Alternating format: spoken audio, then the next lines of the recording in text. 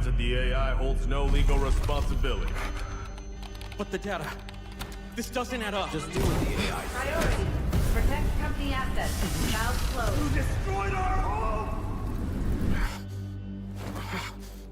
That dream again. Gabriel Mercier, codename N2, role engineer. As a former nuclear facility engineer, N2 was removed from his position following a major incident that escalated into legal proceedings. He later returned to military service and was reassigned to Arctic deployment under CBR and related units. With the originally designated technical specialist unable to fulfill operational requirements, and following assessment review, N2 has been approved as a replacement operator for the subsequent operation. Stun out.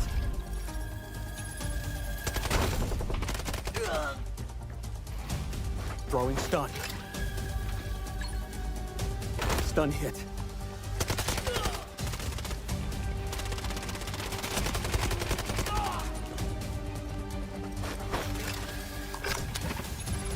Freeze right there.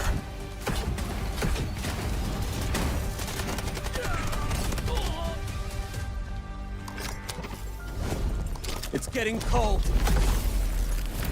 N2 is equipped with a modified grenade launcher, capable of firing up to 6 LN2 grenades.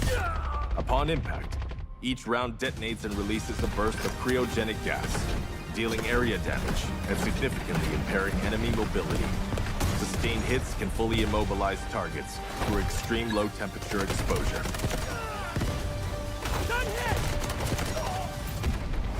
Cold. I can go colder.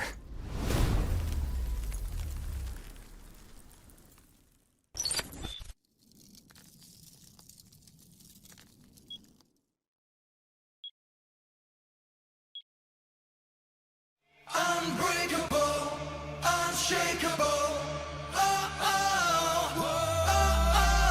Shadows tried to dim my light. They told me to give up the fight. Said I was weak, said I was small, but there's a drum inside my chest, a beating heart that gets no rest. I'm waking up, I'm shifting gears. You can build a wall so high. Watch me spread my wings and fly. You can try to block my way, but hear the words I'm gonna say. 'Cause I am invincible, I am the storm, breaking the silence, I am reborn.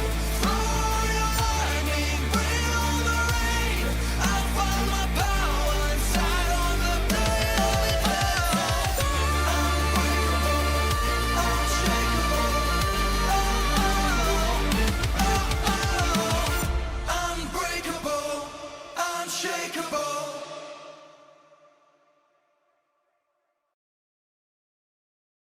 Should we really be sending her to the front lines in her current state? You ought to know her better.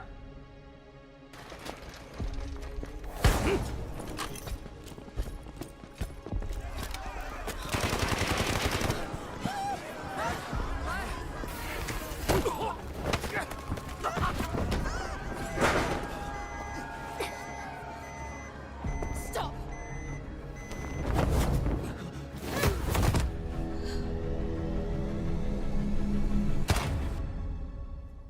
Lena Vandermeer, codename Vlinder, role support.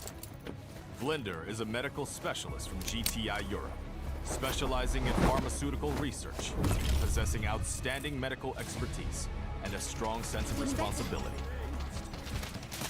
Vlinder's med drones can be deployed to a targeted area, dispersing med-infused nanobots that restore teammates' health, providing them with an adrenaline boost. They may also be deployed on herself, following and continuously restoring her own health for a limited time. Her windmill smoke grenades are guided by gesture censoring tech. Upon impact with a service, the grenades create a cloud of smoke, creating cover for teammates. Smoke grenade out. Vlinder's Flutter Rescue UAVs will automatically target downed teammates, administer medical injections when deployed. Once the injection is administered, I've got you. Vlinder may approach the downed teammate and manually revive them. During deployment, The UAVs may also utilize their active defense system, It's working. automatically absorbing 1 instance of explosive damage per deployment, and applying a buff effect of Linder. Counting on you guys. Vital signs stable. Prepare for rescue. I've got you. It's taking effect. I'm here.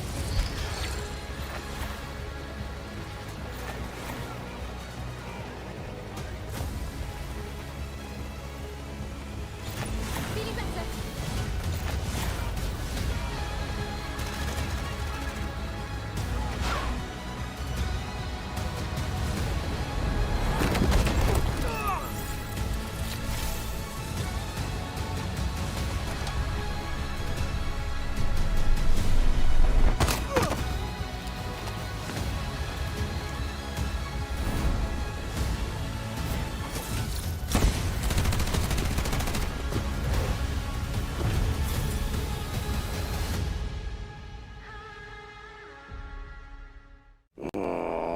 Can't I just have 5 minutes, peace? Everly, we've picked up abnormal acoustic signals in the Eastern Sea. Just dolphins mating. It's that time of year, after all. You won't get away. Luke Everly, codename Morse, class Recon. Morse is a former Navy acoustic intelligence specialist with deep expertise in maritime acoustic environments, making him highly skilled in the analysis and exploitation of sound waves and portable sonar equipment. As an operator, Morse excels in the use of his jammer, a portable sonic device that disrupts enemies by reducing their audio detection range.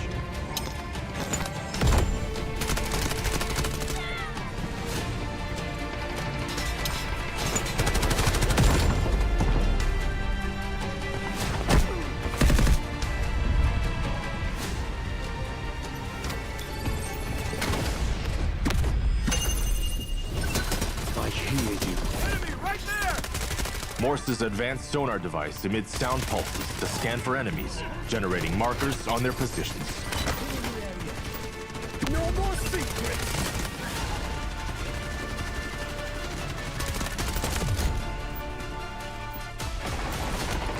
Jammer out! Hoying flash! Sending jammer! Throwing delayed flash! Allied troops engaging! Searching for hostiles! Throwing delayed flash! Sending jammer! Throwing jammer!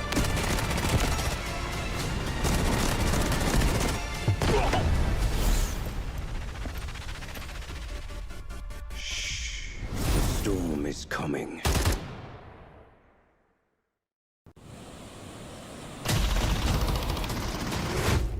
Keep it down. I need to listen.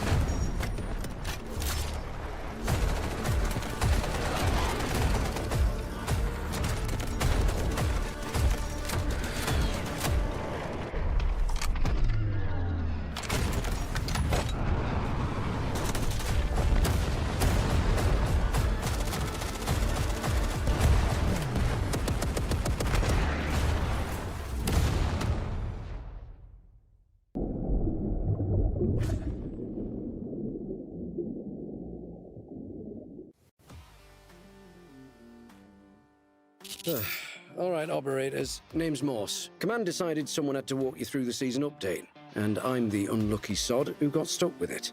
Enough small talk. Let's get into it. The faster I finish this, the sooner I can clock out. Operations first. Zero Dam has changed again. There's a new reed marsh by the water, but there's more to it than meets the eye. The switch extraction point has been restructured too. Expect to see some fierce fights over there. You'll also hear Raven broadcasting about blowing open the vault. Don't get pulled into chasing the signal source, though. 9 times out of 10, it is a trap. Lately, everyone at GTI is obsessed with some parkour competition. Watching them climb walls and jump gaps makes me wonder if anyone here takes their job seriously. Yeah. The rewards are decent, though. Join the circus if you want. I'm more interested in the buried treasure around the field. A lifetime at sea has taught me one valuable lesson. The most valuable things are always hidden deep. So get to digging. Occasionally, I'll leave a bevy behind for someone else to find. We'll get thirsty on the job from time to time, right?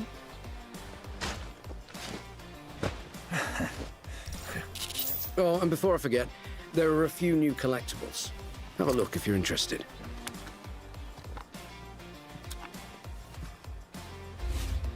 As for warfare, let's just say things are getting complicated. After our mission in Ark Canal went sideways, the Havoc freighter got lodged in the canal. Hazardous materials on board run the risk of leaking. Someone needs to take the area under control, so we're counting on you.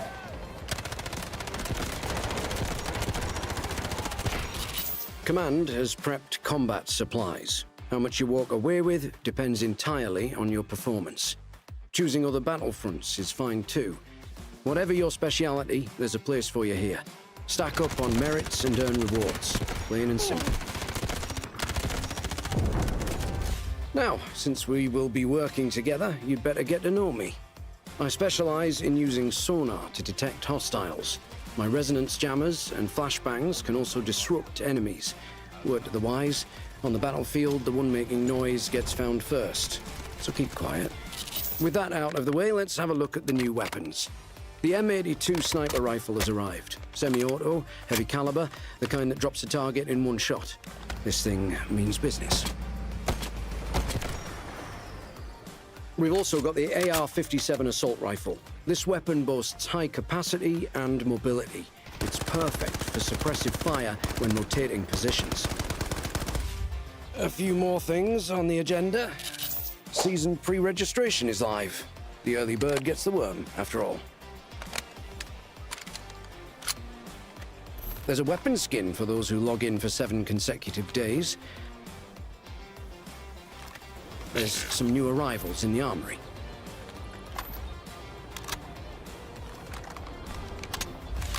Close quarters combat isn't exactly my cup of tea, but if you prefer a direct approach, there's a free legendary knife skin available. Remember to try out the new game modes, and all these combat items are yours.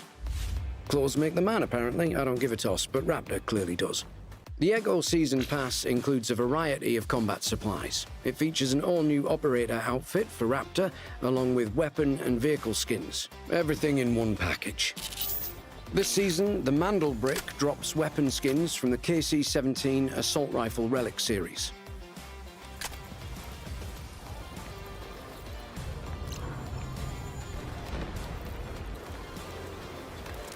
There's also a brand new melee weapon called Falling Star. Just be careful, I don't want you cutting yourself and getting blood all over it.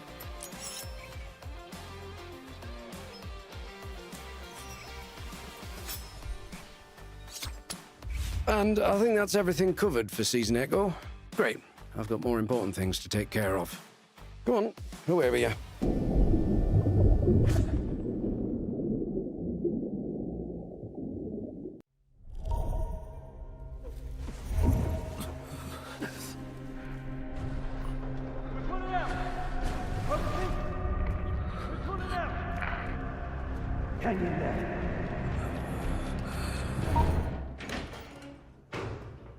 Initiating Operation Ak Canal debrief with Operator Morse.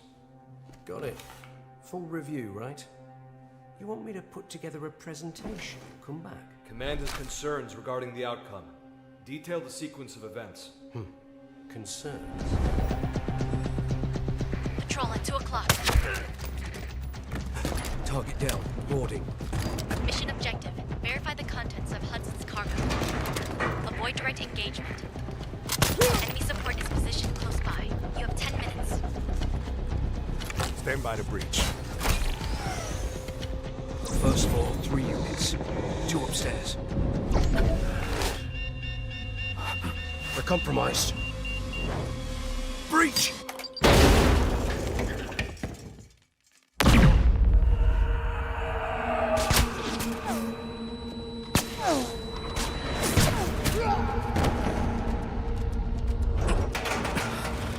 Bob's your uncle. Got evidence.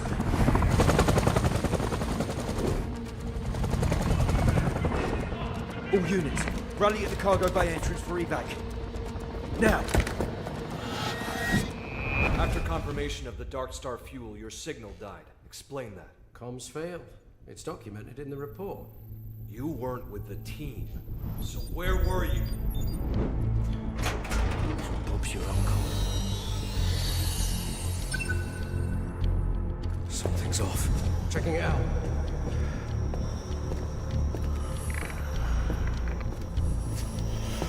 All units, rally at the cargo bay entrance.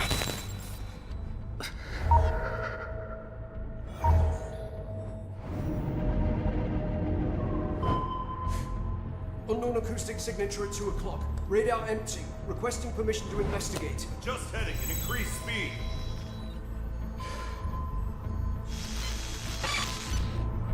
The sound's gone. Torpedo inbound, bearing on 48! Defensives are down! Torpedo range, 600 meters! 400 meters! 200!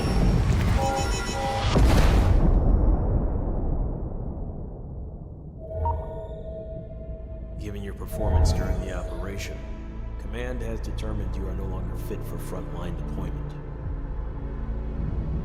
What's that sound?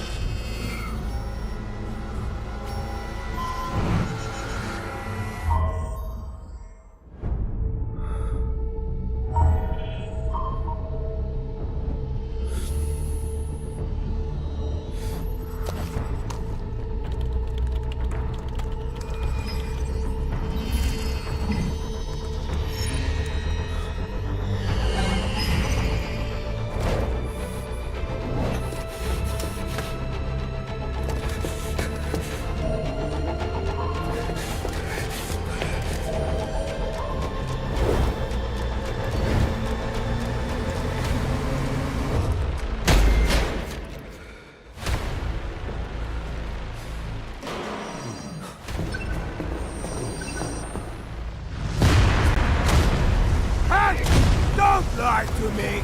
This ship isn't carrying anything good!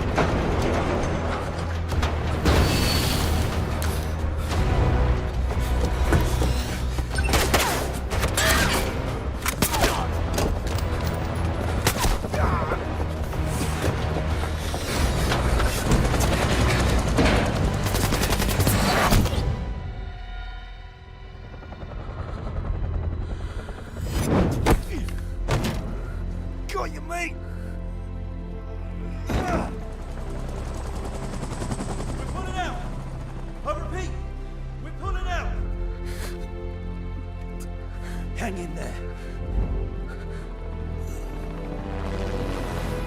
Cargo was confirmed, exposing Hudson's operation. So what is it you're actually searching for? State your reason for joining GTI. I'm looking for something.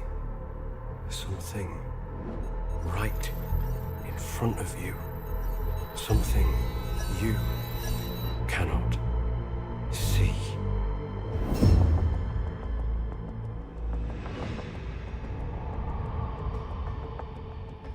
That will be all.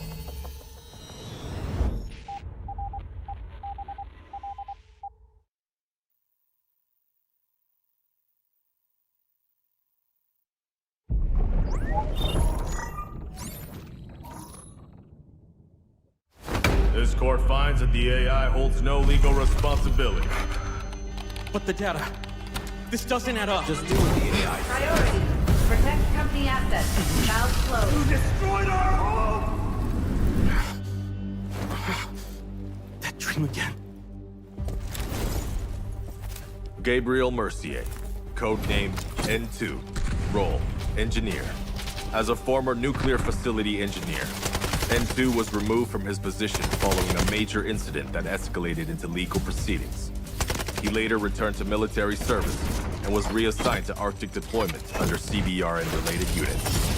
With the originally designated technical specialist unable to fulfill operational requirements, and following assessment review, N2 has been approved as a replacement operator for the subsequent operation. Stun out.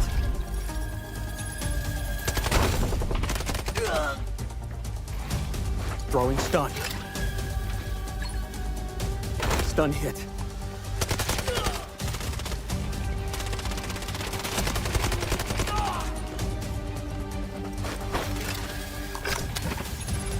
Freeze right there.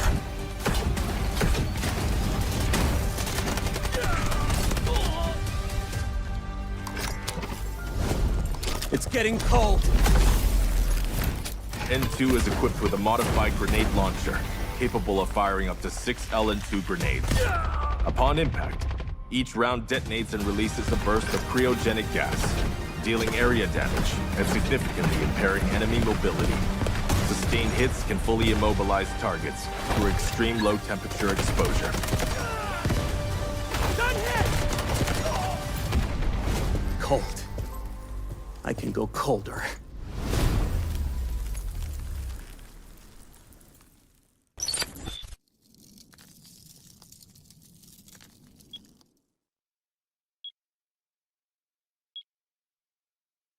Unbreakable, unshakeable. Shadows tried to dim my light. They told me to give up the fight. Said I was weak, said I was small, but there's a drum inside my chest, a beating heart that gets no rest. I'm waking up, I'm shifting gears. You can build a wall so high. Watch me spread my wings and fly. You can try to block my way, but hear the words I'm gonna say.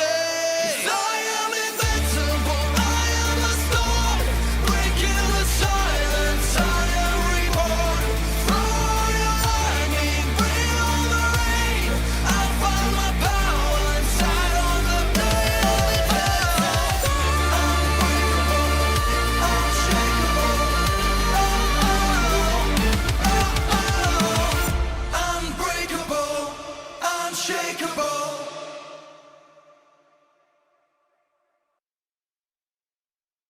Should we really be sending her to the front lines in her current state? You ought to know her better.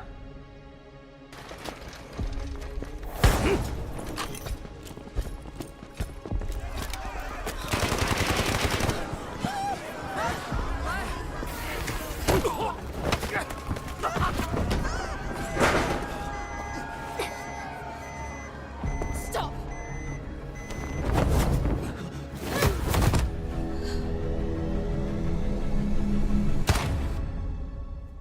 Lena Vandermeer, codenamed Vlinder, role, support. Vlinder is a medical specialist from GTI Europe, specializing in pharmaceutical research, possessing outstanding medical expertise, and a strong sense of responsibility. Vlinder's med drones can be deployed to a targeted area, dispersing med-infused nanobots that restore teammates' health, providing them with an adrenaline boost. They may also be deployed on herself, following and continuously restoring her own health for a limited time. Her windmill smoke grenades are guided by gesture censoring tech. Upon impact with a service, the grenades create a cloud of smoke, creating cover for teammates. Smoke grenade out. Vlinder's Flutter Rescue UAVs will automatically target downed teammates, administer medical injections when deployed. Once the injection is administered, Vlinder may approach the downed teammate and manually revive them. During deployment, The UAVs may also utilize their active defense system, It's working. automatically absorbing 1 instance of explosive damage per deployment, and applying a buff effect of Linder. Counting on you guys. Vital signs stable. Prepare for rescue. I've got you. It's taking effect. I'm here.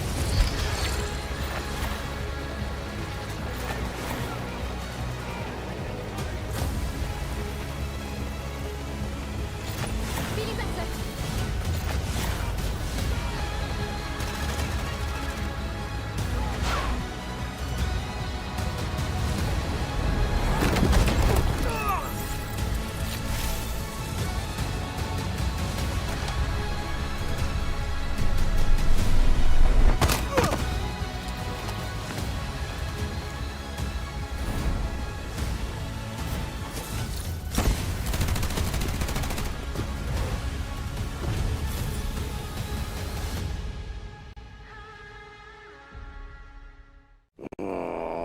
Can't I just have 5 minutes, peace? Everly, we've picked up abnormal acoustic signals in the Eastern Sea. Just dolphins mating. It's that time of year, after all. You won't get away. Luke Everly, codename Morse, class Recon. Morse is a former Navy acoustic intelligence specialist with deep expertise in maritime acoustic environments, making him highly skilled in the analysis and exploitation of sound waves and portable sonar equipment. As an operator, Morse excels in the use of his jammer, a portable sonic device that disrupts enemies by reducing their audio detection range.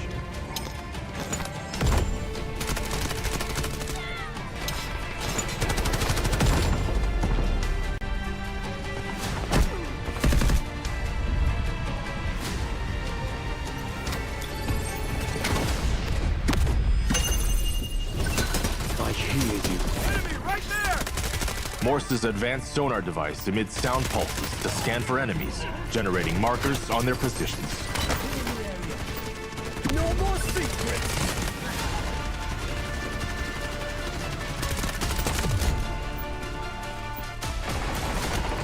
Jammer out! Hoying flash! Sending jammer! Throwing delayed flash! Allied troops engaging. Searching for hostiles! Throwing delayed flash! Sending jammer! Throwing jammer!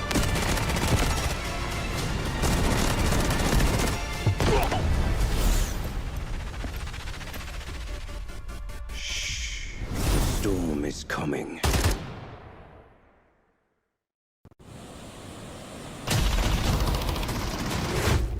Keep it down. I need to listen.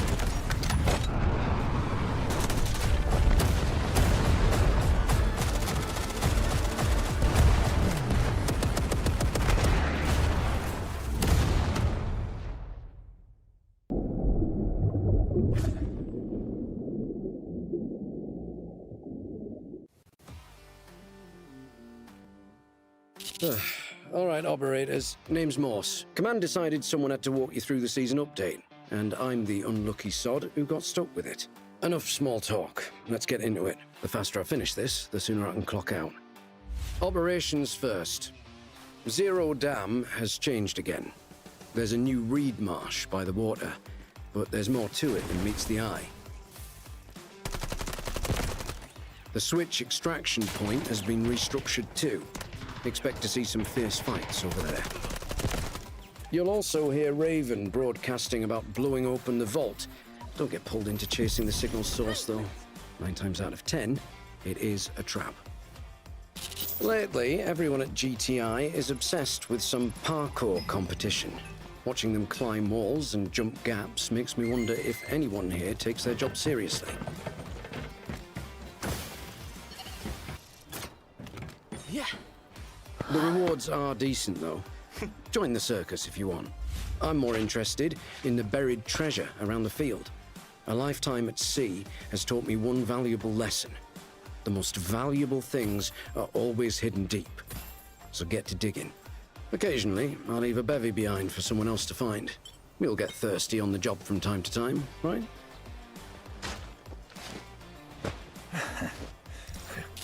Oh, and before I forget, there are a few new collectibles. Have a look if you're interested.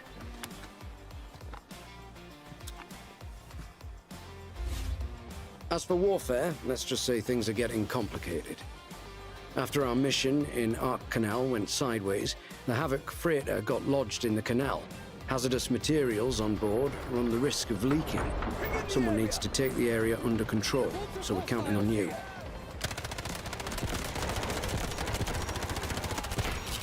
Command has prepped combat supplies. How much you walk away with depends entirely on your performance. Choosing other battlefronts is fine too. Whatever your speciality, there's a place for you here. Stack up on merits and earn rewards. Plain and simple. Now, since we will be working together, you'd better get to know me. I specialize in using sonar to detect hostiles. My resonance jammers and flashbangs can also disrupt enemies. Word to the wise, on the battlefield, the one making noise gets found first. So keep quiet. With that out of the way, let's have a look at the new weapons.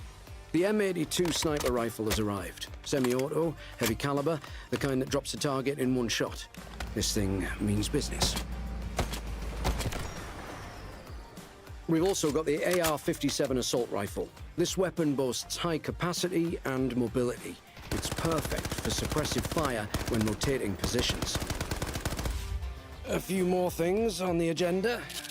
Season pre-registration is live. The early bird gets the worm, after all. There's a weapon skin for those who log in for 7 consecutive days. There's some new arrivals in the armory.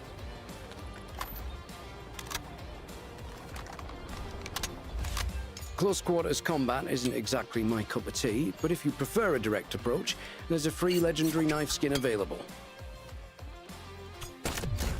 Remember to try out the new game modes, and all these combat items are yours. Clothes make the man, apparently. I don't give a toss, but Raptor clearly does.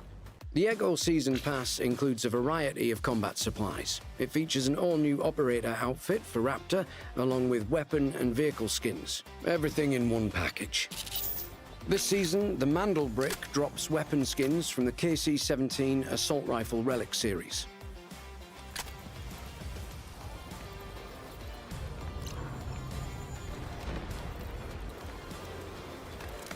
There's also a brand new melee weapon called Falling Star. Just be careful, I don't want you cutting yourself and getting blood all over it.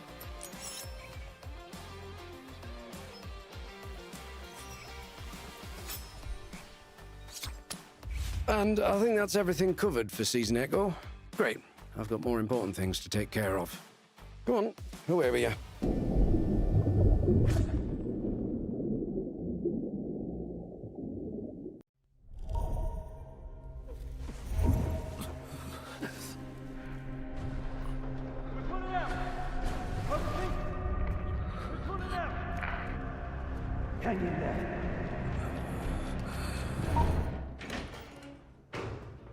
Initiating Operation Ak Canal debrief with Operator Morse. Got it. Full review, right? You want me to put together a presentation? Come back. Command has concerns regarding the outcome. Detail the sequence of events. Concerns? Patrol at 2 o'clock. Target down. Boarding. Mission objective. Verify the contents of Hudson's cargo. Avoid direct engagement. Enemy support is positioned close by. You have 10 minutes. Stand by to breach. First floor, 3 units. 2 upstairs. We're compromised. Breach!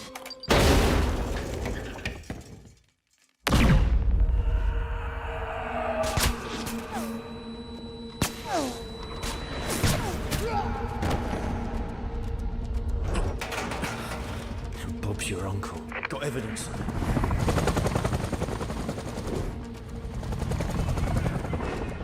All units, rally at the cargo bay entrance for evac. Now! After confirmation of the Dark Star fuel, your signal died. Explain that. Comms failed. It's documented in the report. You weren't with the team. So where were you? Bob's your uncle. Something's off. Checking it out.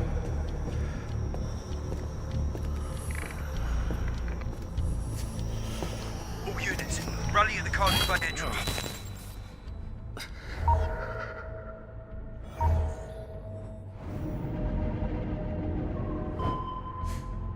Unknown acoustic signature at 2 o'clock. Radar empty. Requesting permission to investigate. Just heading at increased speed.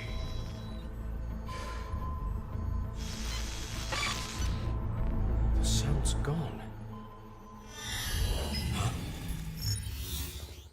Torpedo inbound! Bearing on 48! Defensives are down! Torpedo range, 600 meters! 400 meters! 200!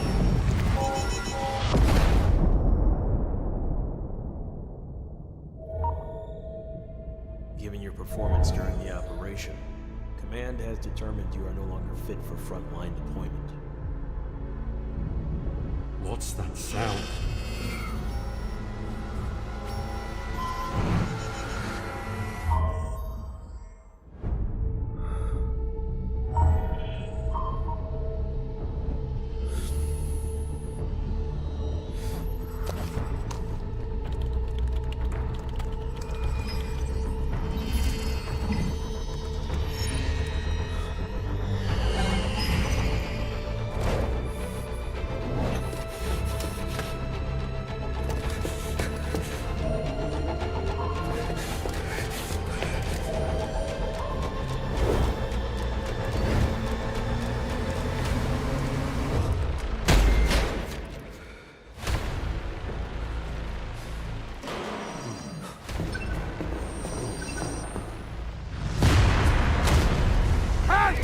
Don't lie to me!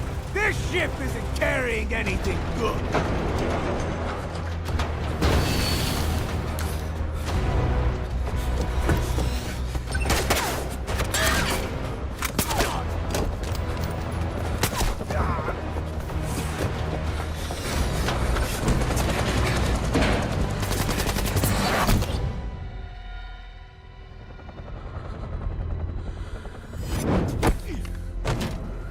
Got you, mate!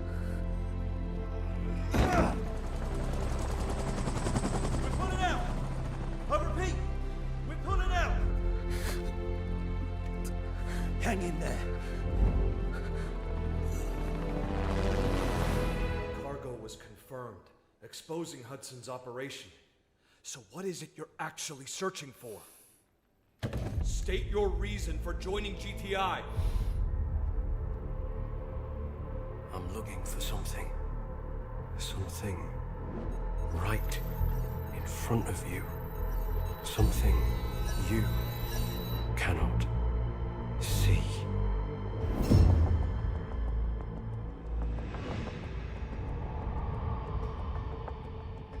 That will be all.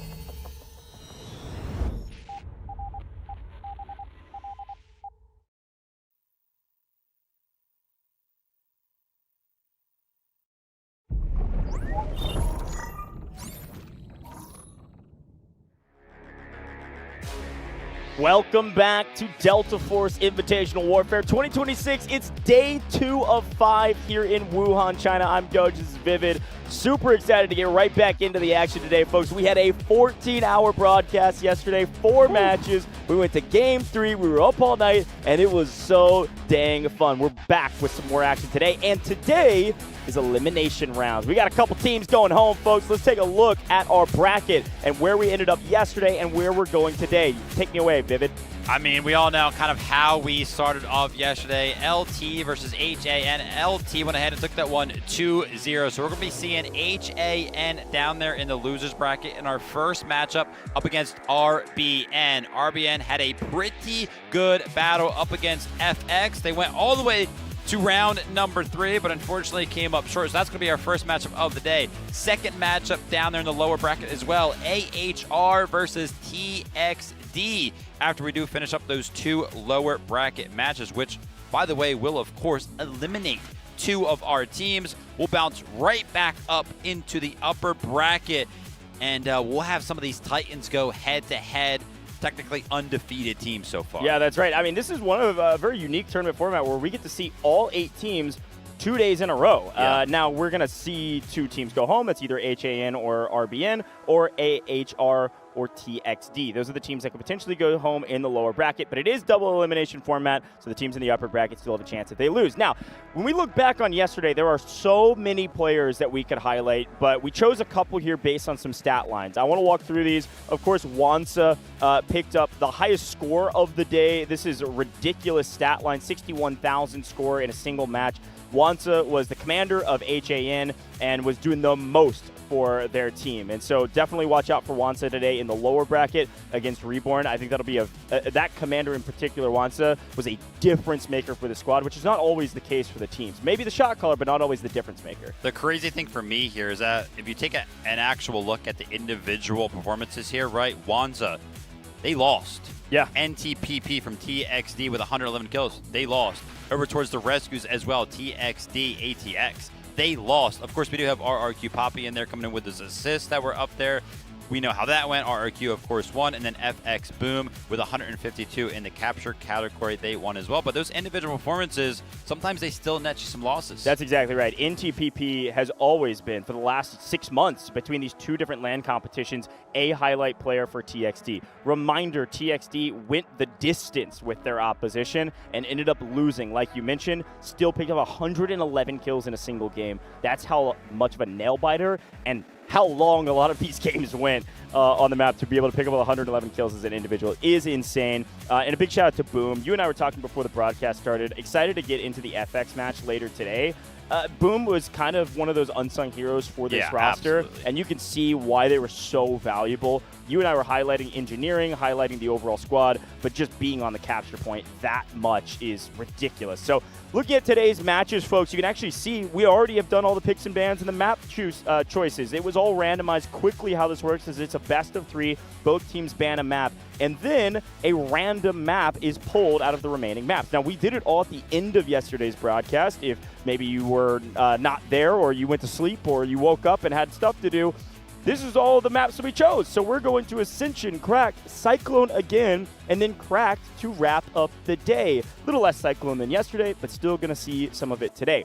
It's a best of 3, though. So once we play Ascension, for instance, in HAN versus RBN, if they're able to trade wins and we go to Game 3, that's when things change. No more randomness. Teams will choose a map, and then team will choose a side, and we'll break all that down if we get there. But great map choices here. Again, randomized, but shout out to our randomizer. We got some cool ones here. We have seen all of these maps yesterday, which is kind of wild because we haven't seen every map in the game yet. But these maps, except for Cyclone, Ascension, and Cracked, were only played in Game 3. So we haven't seen a full attack and defend on any of these maps. Yeah, super excited to kind of jump into the action today. If there's anything that I have learned from the couple of pick and ban phases that we've had so far in this competition, it's that our teams absolutely hate Fault and they absolutely hate Aftershock. Those 2 maps consistently find themselves banned. Taking a look at the team lineups for our first head-to-head of the day. First up, it's going to be HAN, and you kind of already noted it earlier on today. Wanza was kind of the highlight player in terms of how much score he was able to pick up yesterday, and that, of course, is going to be a big advantage for their matchup today. Well, there's so many players I would love to highlight on this team, and we will as we get into the matchup. But a couple quick ones to shout out. Artyom, this is a player we've watched over the last 6+ months in between 2 different LAN competitions that is a difference maker at an individual level. Not every team has those. Sarah Jin, also a huge vehicle operator, a huge engineering stat line player for that team. But they're going up against Reborn. Now, Reborn is such a fun team to talk about because, yes, they did lose in Game 3 in a best-of-3 against FX, but it was really dang close, and this team had moments of greatness. Yes, HAN is a really good team, but the fact that we see RBN and HAN in the lower bracket is surprising to me. Talking about this roster, it's a little bit of a different story. The commander, Jinx Jill, plays a much more support role for this team, oftentimes finding himself in a lob, making sure a Jet can't get into the mix, or potentially just giving nice support calls for the team. But there are a couple standout performances, especially from HR. Almost surprised not to see HR at the top of our leaderboards in terms of the individual slaying power. Second on their team would have like 50 kills, and he would have like 79. Let's talk about our predictions, though. Vivid, I think this is going to be the story all day today. I continue to go against whatever you say. Nice. Talk me through your thoughts here. Listen, I think we were blessed yesterday with some very close matchups. I was taking a look at all 4 of the head-to-heads that were going to be happening throughout the day, and I'm going to spoil you guys on my predictions early. I feel like we're going to have some 2-0s across the board. I just feel like HAN, to me personally, looked like a way better team, and I'm picking them 2-0 right now. Listen, call it bias, call it favoritism, call it whatever you want. I do not care. I'm going RBN until they are out of this tournament. I love these guys. The only team that I rooted for, or not even rooted for, but thought could beat them was that FX roster. They hadn't scrimmed against each other. They felt uncomfortable against them. It was weird back and forth. I believe in the RBM EMEA win here. I think it's going to be a 2-1, though. I think it's going to be very, very close. So I'm really excited to see what happens between these two teams. But we got to head down to the stage and see what's going on as the players get introduced.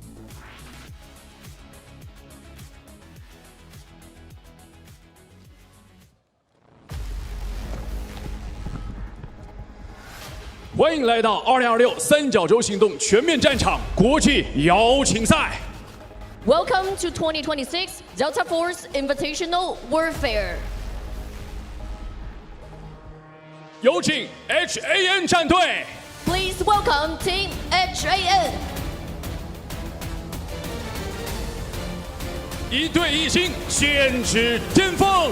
One team, one goal.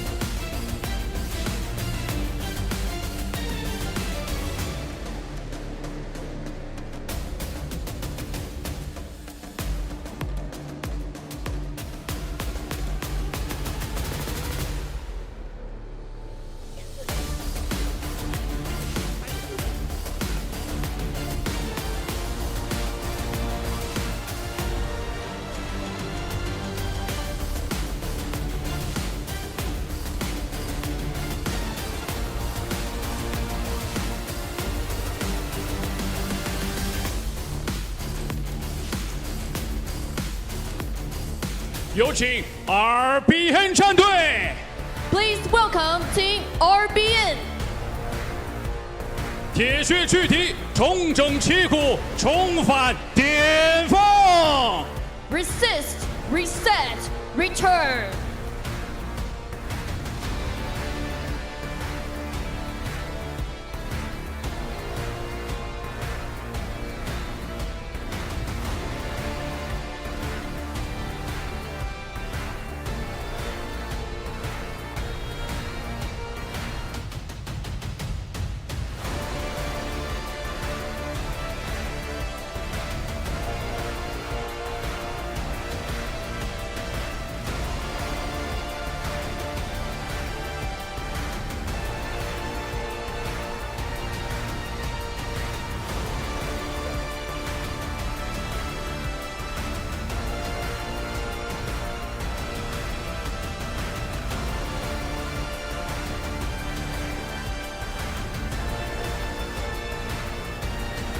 烽烟四起，锐气如虹，热血开战。 Chaos erupts, energy soaring. The battle is on.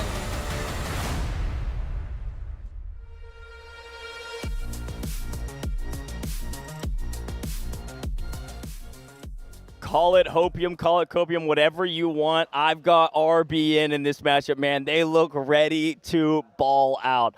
I know it may feel like an underdog story to you. HAN is a very strong team.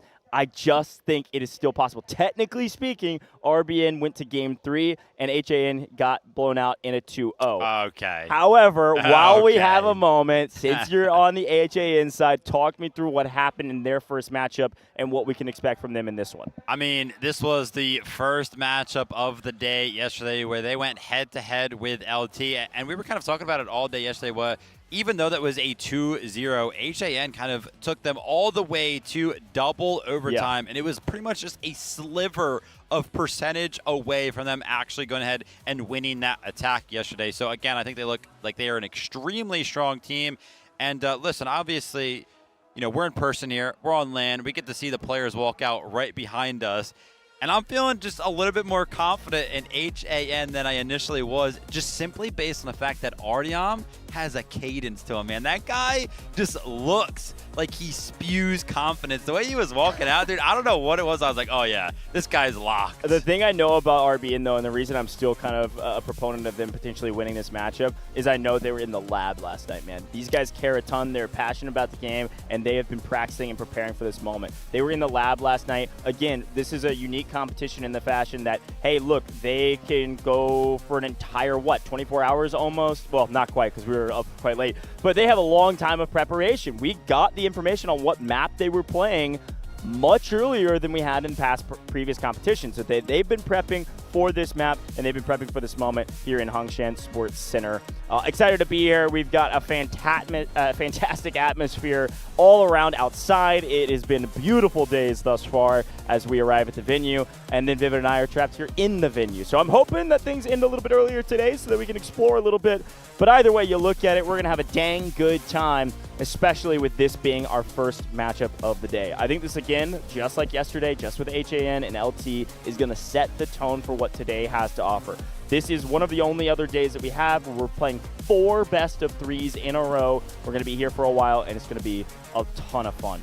Any big standout performers that we haven't mentioned from HAN that you want to highlight as we're watching the players get ready and load into the map? I mean, obviously the individual efforts from Stacks as well, conjoined with Sarah Jin. Always great to kind of see that. I know Hodu was doing incredible work on the engineer role, and that's pretty much what HAN is all about. Obviously, we know some of our teams are just a little bit better in the vehicle economy side of things, and some of those standout performances on the side of HAN are kind of going to be those difference makers kind of coming into a matchup like this. And yeah, I mean, taking a look at the stage, again, all of our players are kind of getting re-locked in. I think it is kind of important for us to note as well, HAN were one of those teams that was a part of the first matchup of the day, and then RBN, they had that second matchup yesterday. So they played, you know, both of these teams played quite early yesterday. You keep mentioning how we were here so late last night, but neither one of these teams was a part of those final teams that were actually here late into the night.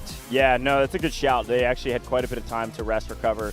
The only player that was here late was Jinx Shield, just to see what map they were playing, which I think is worth mentioning. But yeah, so this is going to be a fun one. Again, let's talk a little bit about what we can expect from both of these teams then when it comes to the map we're playing.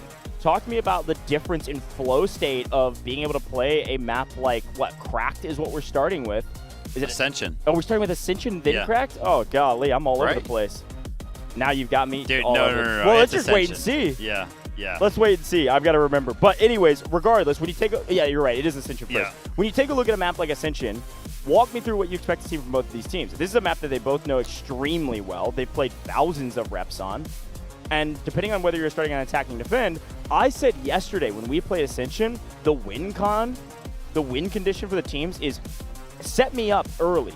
Get on top of the high ground overlooking the A point, and whoever takes control of that high point early and immediately establishes dominance will win the game. So we do know that RBN is going to be started on the attacking side. when we took a look at RBN yesterday, when they were on Cyclone, I feel like that standout performance from Lemon himself, Amor Lemon, as you like to call him, right. was piloting the jet. Obviously, on Ascension, you do have early access when you are on the attacking side to that helicopter. I don't know if the skill set translates well from like jet to helicopter and whether or not it is actually going to be Amor Lemon that's going to be finding himself up in that helicopter.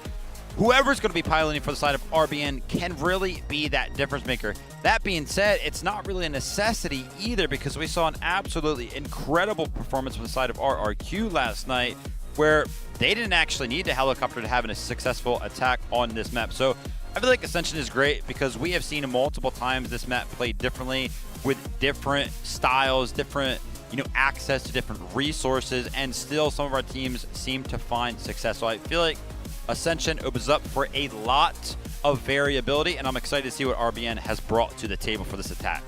Well, our teams are loading in. You can see it on your screen now. Selecting their commanders, which of course we know who their commander will be. Both teams being represented by a commander that's been leading them for a while now. Wansa leading HAN, Jinx Jill leading RBN. Excited to get into this one, and yeah, I'm just so excited to get to Cracked. I was jumping the gun a little bit. Ascension's fun though. Listen, traditionally speaking, chat was saying it last night. We were saying it as well. Traditionally speaking, attack on Ascension has been a better position to be on this map. I don't know how close the win percentage is on the map in competitive play, but I would say traditionally most teams like to be on attack on this map. And so I wonder if maybe we could start things off with a bang. Starting out on attack, could get a sneaky little win here, set the tone, get some momentum, try to hold the line on D. Yeah, I feel like the defense does have to kind of play pretty perfectly and avoid a lot to actually go ahead and successfully defend. Obviously, you mentioned D because that's kind of like the sector we look to find the heaviest defense. Yeah, and I would say too, like the biggest, not problem, but the thing that you have to focus on, you said it, like you have to play perfect on the defense. Mostly true. I think the biggest thing you have to prioritize is making sure that you do the rotation zone to zone perfectly. If you get on your heels and don't set up perfectly for new zone, you're just going to get steamrolled. It's a very momentum-heavy map, which is why it's so nice for the attackers. So headed to Ascension, RBN going to be on the attack. Like we said, they've got an opportunity to kind of shock the world here and put up a map immediately on a top dog, HAN. But both these teams are in the lower bracket, both teams fighting for their life in this tournament. Either team would like to get double-rounded, which is exactly what's going to happen for one of them. So I know it's obvious, but it's worth restating how important and how much of a priority these teams are putting on this matchup because this is the life in the tournament for them. So here we go, folks. Ascension time. It's time to jump into it. Let's see if our attackers can move quickly, and let's see if our defenders can set up well for the transition between A and B, B to C, and all the way to the finish line. It is going to be Amor Lemon finding himself inside of the helicopter. We saw a great individual performance from the skies from him yesterday that did help his team put up a great performance. Unfortunately, as we do know it, since we are in the lower bracket match as it currently stands, it didn't end up panning out for them very, very well, but an opportunity to go ahead and showcase themselves on the stage again today. Now, what's going to be happening in the start of Ascension here? Some back and forth amongst the vehicles. We're going to be seeing this little bit of a fight from the LAV on the ground towards this helicopter, and actually that's a lot of damage onto the helicopter early on right there, but I do see that the helicopter is going to be picking up a couple of kills of his own. Left down to 20% HP. They got to be feeling a little bit nervous. Miang. No way, right? My gosh. Jin Man with a huge pickup on the helicopter early, folks. It feels like we're just getting started into this matchup, and yet again, helicopter kind of just letting itself go down. Once you hit the 20% HP, why are we not flying away? Why are we not trying to keep that thing alive? Such a valuable asset goes down extremely early. I'm blown away that that's the way we're kicking things off. But hey, it is what it is. Got to lock in, got to figure it out without the heli. Amor Lemon will join the troops onto the ground. But I mentioned it already prior to kind of jumping into the map specifically, that incredible performance that we saw last night from RRQ on Ascension. They did it without the helicopter, so they've seen it been done. Hopefully they can go ahead and repeat that type of performance and take a look for the side of the attack. Having access to this boat is really, really awesome as well. And actually some of the attack has you know, in recent times, every single time that we do look towards the Ascension map, prioritizing this flank all the way to the right side of the map, because it does open up some angles towards this hill, of course, and some of the other troops for the defense that make it a little bit easier for you to go ahead and push. But Goj loves to talk about this hill and the back and forth fight, and it is such an important position that, yeah, this is what it's all about for Sector A. Unfortunately, without the help of air superiority, you've got a Lav shooting up onto this hill from the far side of the A sector. It's going to throw a lot of damage at these players. Also battling for the flank positions on the off angles here for the attackers, trying to figure out how they actually want to address this point and where we can go from here. See, our defense is setting up for new Artyom, actually able to take down the tank as well against the attackers. This is a brutal start. And we are able to get that helicopter back into the mix here, a more Lemon back into the air. Hopefully not going to make the same mistake. But a tank down as well means the attackers are a bit hamstrung right now. I'm not sure what their play is. Helicopter can't get too active because the Lob's still going to be peeking at them. We don't have the firepower to hold the top hill. Might have to get a little weird. Worth mentioning too, by the way, our rosters have changed up a little bit. Store Life was a sub yesterday. Store Life has subbed in, and it looks like Fuzor has subbed out. Store Life is joining the likes of Dfiw, John the Bomb, and Rick on that Echo squad, I believe, that is joining this roster. So, shout out to Store Life. We'll see what that substitute can do based on either the map or just the day and how Fuzor is feeling. I myself am trying to keep a close eye on what the communication is looking like for both sides of the teams, right? The commanders being in bottom left and bottom right, respectively, for their teams. And I feel like Wanza is actually getting active on the comms occasionally, but every single time I do take a little bit of a peek over towards Jinxill, I'm not seeing a lot of communication kind of coming out from the side of him. Now, obviously, team dynamics can be different, and actually focusing in here again on this specific fight. This feels like a losing fight for Morlamon. He's got to back up here and get higher in the air, so this can't connect, and that's exactly what he's doing. Nice play to stay alive this time around, backing way up into the sky. Going to reassess, going to repair, and then get back into the action. We do have an AAV now inside the attacking push, so they're going to try to swing up into some high ground here, try to help out their team, but Taeseong is throwing down some covering fire over the top. That doesn't seem to be connecting too much, but it is allowing some of their forward advances of the defenders to actually barrel stuff their opponents and actually find some kills. So, decent job here. Sarah Jin, by the way, rocking the compound bow. Whenever Sarah Jin is not in a vehicle, Sarah Jin is slaying up the lobby. Definitely a difference maker for this HAN roster. Take a look at the map, though. Right above that A sector, you can still see how strong of a stakehold the defense does have on that hill right now. And you want to talk about a stakehold. What about the stakehold in the vehicle fight as it currently stands? The AAV is forced to retreat and barely, like you said, makes it away with its life. Even though we do see some of these retreats sometimes, I'm never feeling too confident because I have seen some Oluwu rockets come flying from across the top ropes all the way across the map and find those final blows, but not going to be the case right here for the side of HAN. And I mean, I feel like the defense has done such a good job at holding off RBN. And you might be thinking, yeah, but we got plenty of time left. We do not actually have a lot of time left in terms of how many tickets we have spent attempting to go ahead and attack so far. We're already down to 130. Yeah, not too dangerous yet, but we hardly haven't touched the point. We've got a couple bodies on it right now, just trying to sneak some percentage their way. You've got one and Krolo down on the low side of this sector, going to force some of the defenders to jump up on top, kind of expose their shoulder to a potential high ground shot. The problem is Starbaxter and the team doesn't have complete control of the high ground. A little bit of help there from what looks like a new tank that they were able to bring into the mix. Clears out the top side of the cliff, and this should give them an opening to play for A here.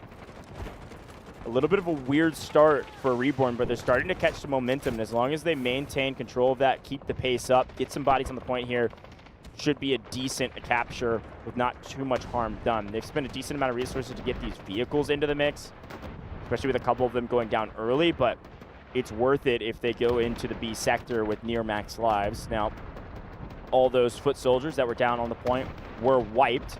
We didn't have any, looks like, medics down with them, or those medics got killed as well. So the team is regrouping, playing for high side, relieving some of the pressure from the high side fight on the cliff by putting bodies at the point. It's a decent trade for them now that they have complete control of the high ground, the far side of the map. We'll see what they're able to do with it as they use their AAV and the tank to continue to shell the point. We still need to get our foot soldiers together and make a coordinated push.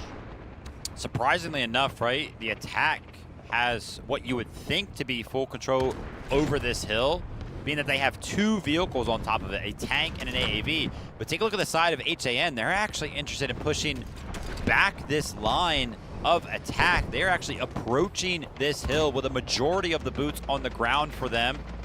This would be a pretty good win for them. If they can kind of hold the line here, hold these vehicles back, kind of prevent them from finding any value, that would be a great win. And I feel like HAN is doing such a good job. Obviously, on this side of the map, they're cutting down these flanks very, very easily. But this is the same exact story. This happened on this side of the map. And if you remember, it happened on the other side of the map as well. But now it is all falling apart. The AAV trying to get active onto the sector itself. And it goes down. Chang Ji-won just put on a masterclass of how to isolate his ones and then take down everybody that was weak. That was a full squad wipe on the back of one single player. That just can't happen. That's 4 lives that you won't get back. It also loses you that position that was relieving a bit of the pressure of the top side. And in the meantime, you also lose a vehicle. I mean, that was a string of bad luck. Jinx Jill in the tank has taken down a couple players in transition, but also quite weak, having to back up. The only player, I think, on the red team, on the attacking team, Reborn, that I'm seeing consistently in the kill feed is Starbaxer and Dobrich. Dobrich in the helicopter gunner seat is actually finding a decent amount of value in the air. So it may look like the heli's not doing a ton, but here's a look at him right now. Shout out to production. Dobrich is finding kills with this gunner seat. Yeah, doing a good job. 12 total as it currently stands. So definitely finding value out of that helicopter. Miang on the other side of things is kind of just trying to pepper and pressure the helicopter so that way it can't find as much value. And when you do actually take a look at the value of that Miang is getting in terms of just kills, he's actually got 0 so far, but we know his role, playing his role very, very well. And like you mentioned, the push does come in. They do have a little bit of control over the sector, but now the tank might look to go ahead and start to get in the mix because we have actually entered the ticket disparity for the side of RBN, where this might start to hurt their pushes coming in. And HAN, they know exactly how they can take advantage of this. They can do it on the back foot of an urgent redeployment. Yeah, a lot of green bodies are going to flood the point and be willing to die because they know they can get back into the mix very quickly. The attackers have a nice setup here, but unfortunately their assault vehicle gets blown up, and all of these support operators on the defensive side don't actually die. So you're still going to see a force on the low side, keeping bodies on point and keeping the attackers from being able to full capture this. Look how many red bodies are going down right now because of Sarah Jin, because of Barbell. This is a fantastic hold with a couple defenders. It's just not quite enough. Just barely need one more player for the attack. It is enough. They revive enough players just for a moment to hold. Finally, it goes down. Holy cow. I was about to lose my breath there. Nice job from Reborn to be able to restabilize. Frankly speaking, I know it felt bad, and our statistics show the same. Gosh. Look at Chang Ji-won going massive. He and Sarah Jin on 20 kills, doing everything in the slaying department for this defensive team.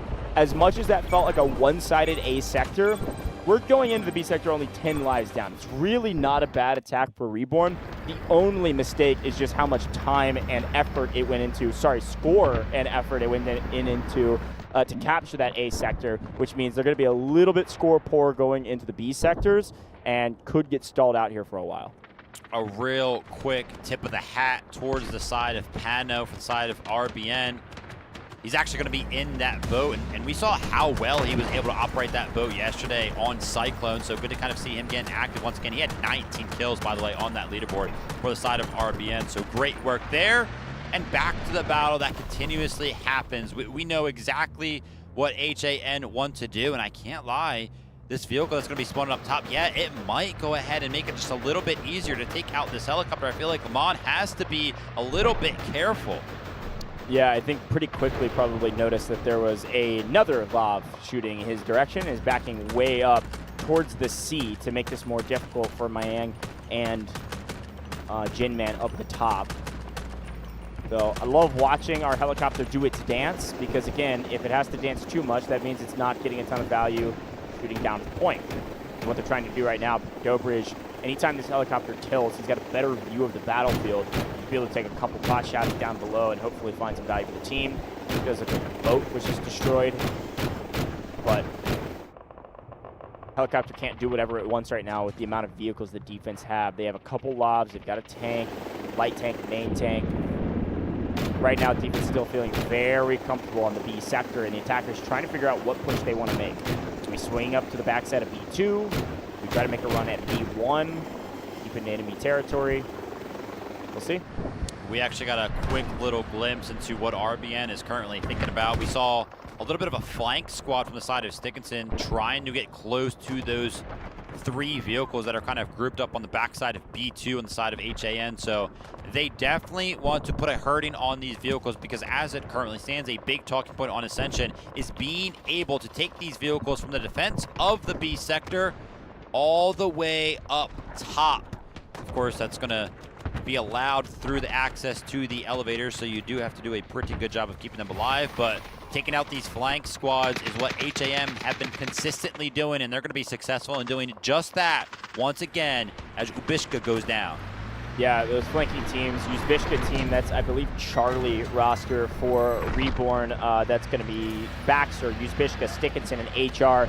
That's been the squad that has been the strike team, if you will, the flanking team that opens up windows of opportunity for this the entire team, rather than even just their squad. They play as a squad very well. They've been playing together in actually both game modes a ton over the last couple of years.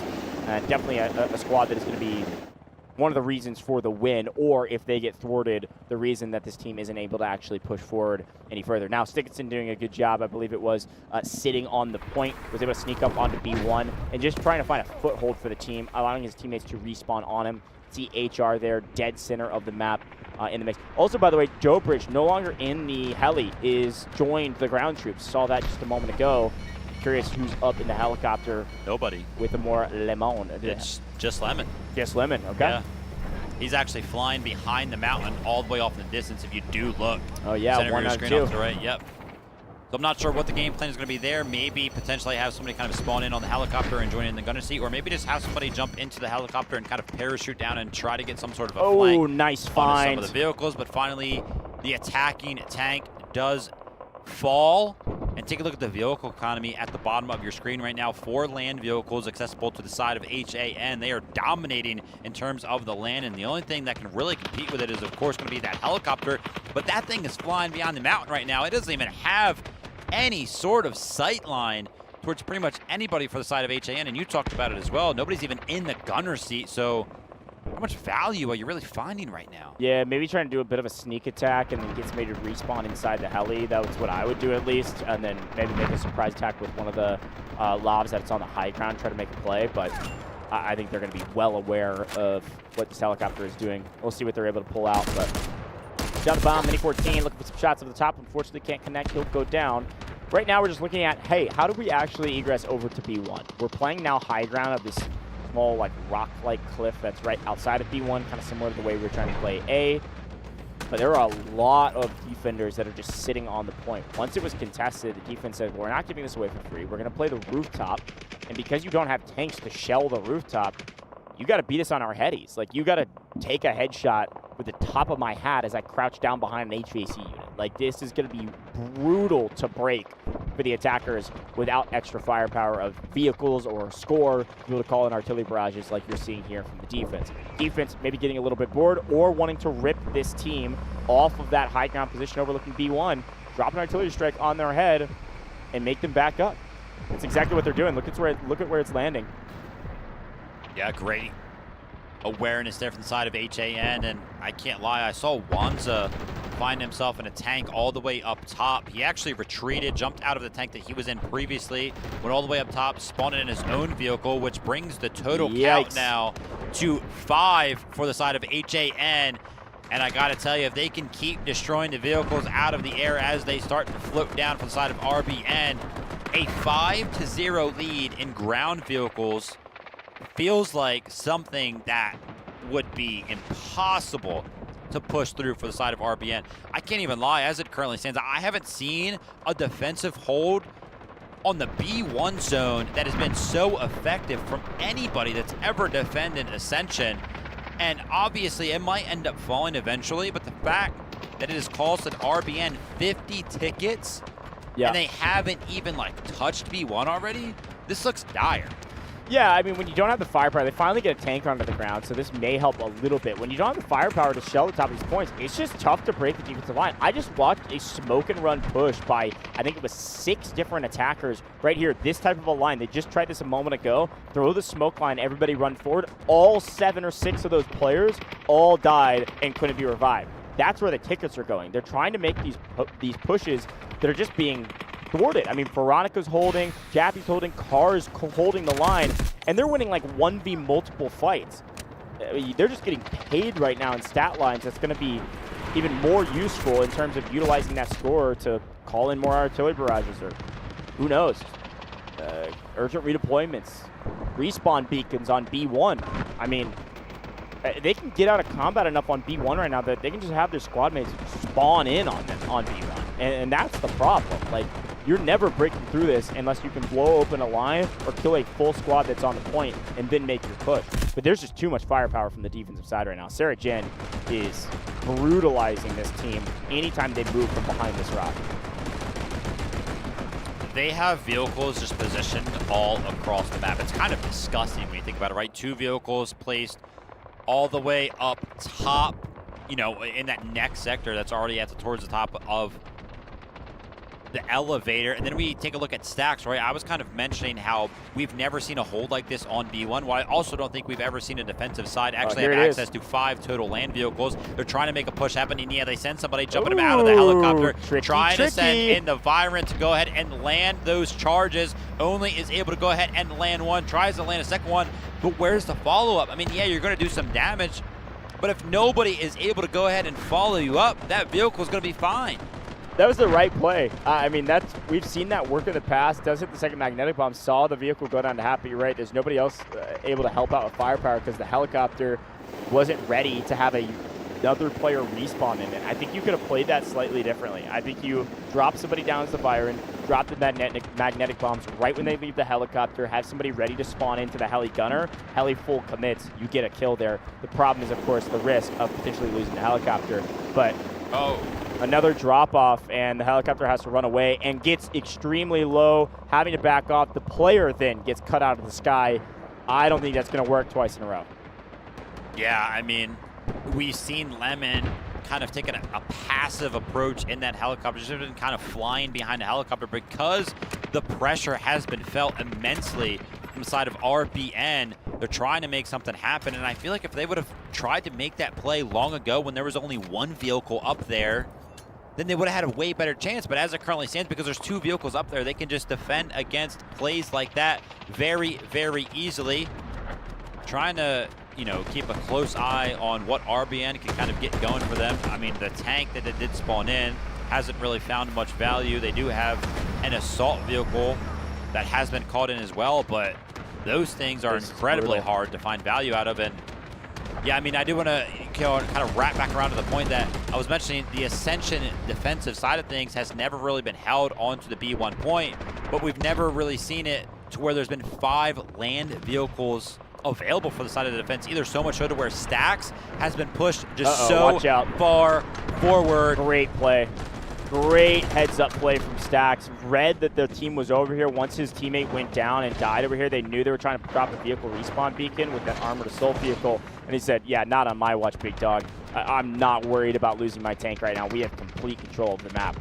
And a great heads-up play. By the way, it's so funny because we do see Stacks making the aggressive play, but he's actually not even the one that got the final blow onto the vehicle. It was Wanza, who again is all the way up on top of the mountain in his tank. So just a coordinated attack from both of the tanks all the way across the map from one another.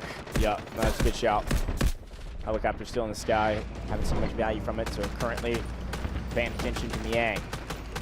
Lav not having to work and worry about the heli because of vehicles up on height at C sector. So it's going to shell around the point and continue to make it extremely difficult for these attackers to go anywhere.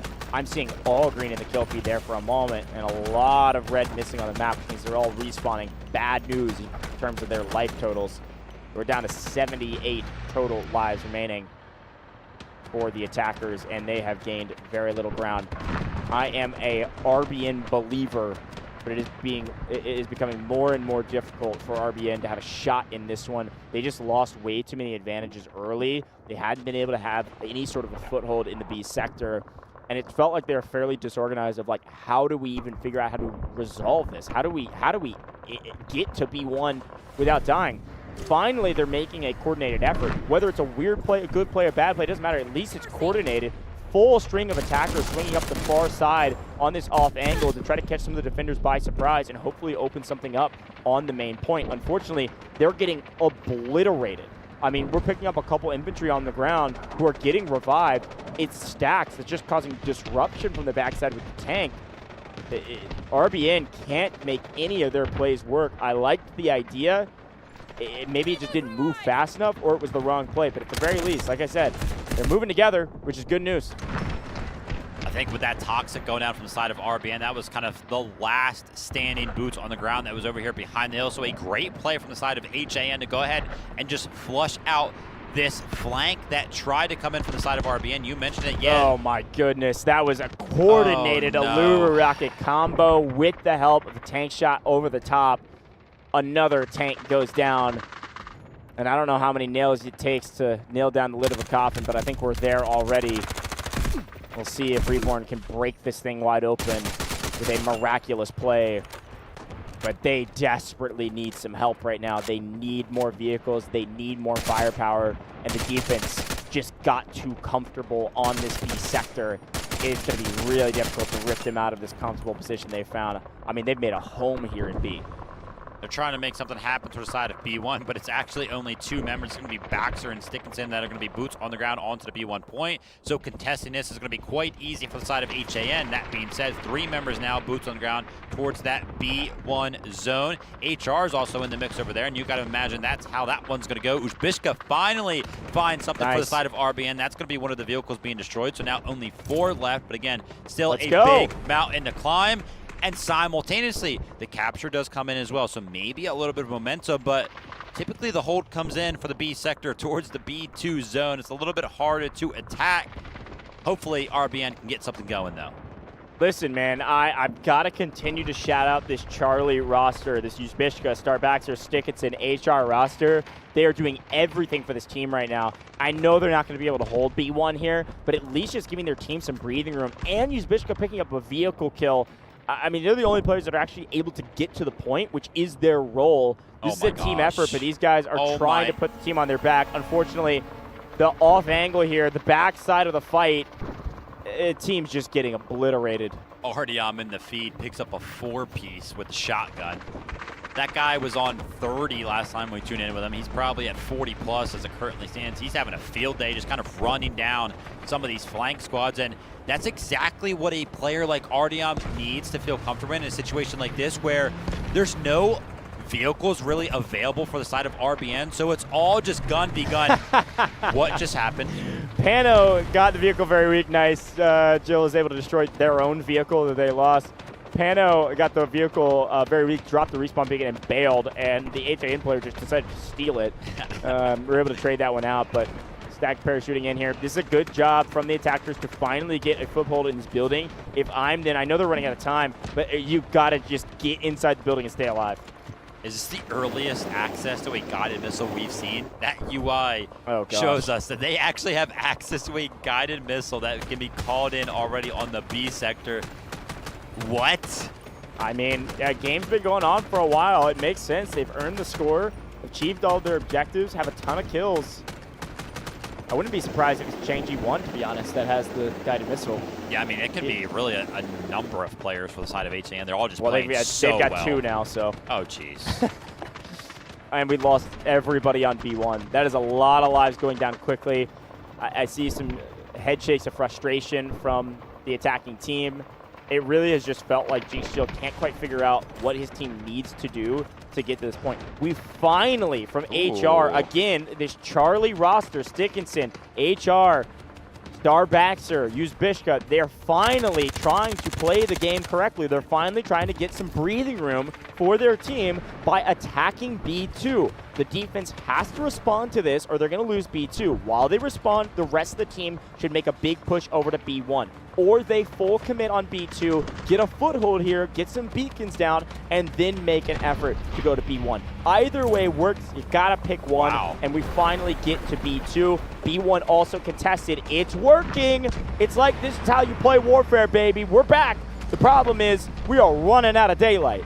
As you can see right there, the assault vehicle going to be destroyed from the side of RBN, and now finally this respawn beacon is going to be used from the side of HAN, but they're kind of just funneling in toward the side of the gunnies of RBN. That being said, they just overwhelm the building. They do go ahead and reclaim B2. While all that happened, RBN was able to go ahead and pick up B1, so actually the margin right there was very, very small.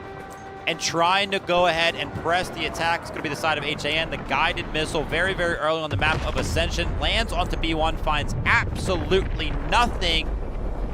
Yeah, smartly the attackers, again, once they had their strike team go to B2, they took B1, and then they full sent. I like this play quite a bit, and they're actually getting paid for it in the kill feed. Some trades back and forth, but I'm seeing a lot more attackers on the map than usual. This second guided missile, I think it's going to land near B2. What? If they guess correctly, they'll get a couple with it. No, sent to B1. That is two fully wasted guided missiles, and we do have one in response from our attackers.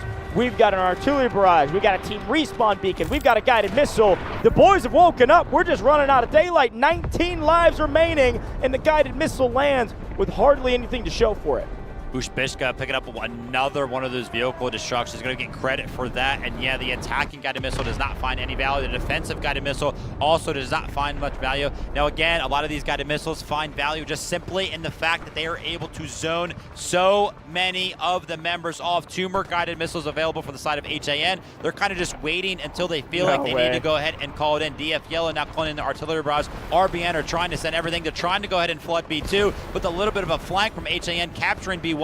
Is going to be such a big thorn in the side of RBN. That is a hero play from HAN's Jappy there. A solo recapping B1 and getting his squad to respawn on him with that respawn beacon. A hero play from HR here. He's got to wipe this entire team by himself. If there's anybody who can do it, it could be HR. He finds one, looking for more. He is holding the line here on B1, forcing this defensive team to have to address him. And while that's happening, his teammates are coming in for the backup. It's going to be HR on B1, the rest of the team over here on B2. They're holding. They could take it, and a guided missile will land. Let's see if it finds more value this time than others. Yes, it will find 2. That is Chang Ji-won's.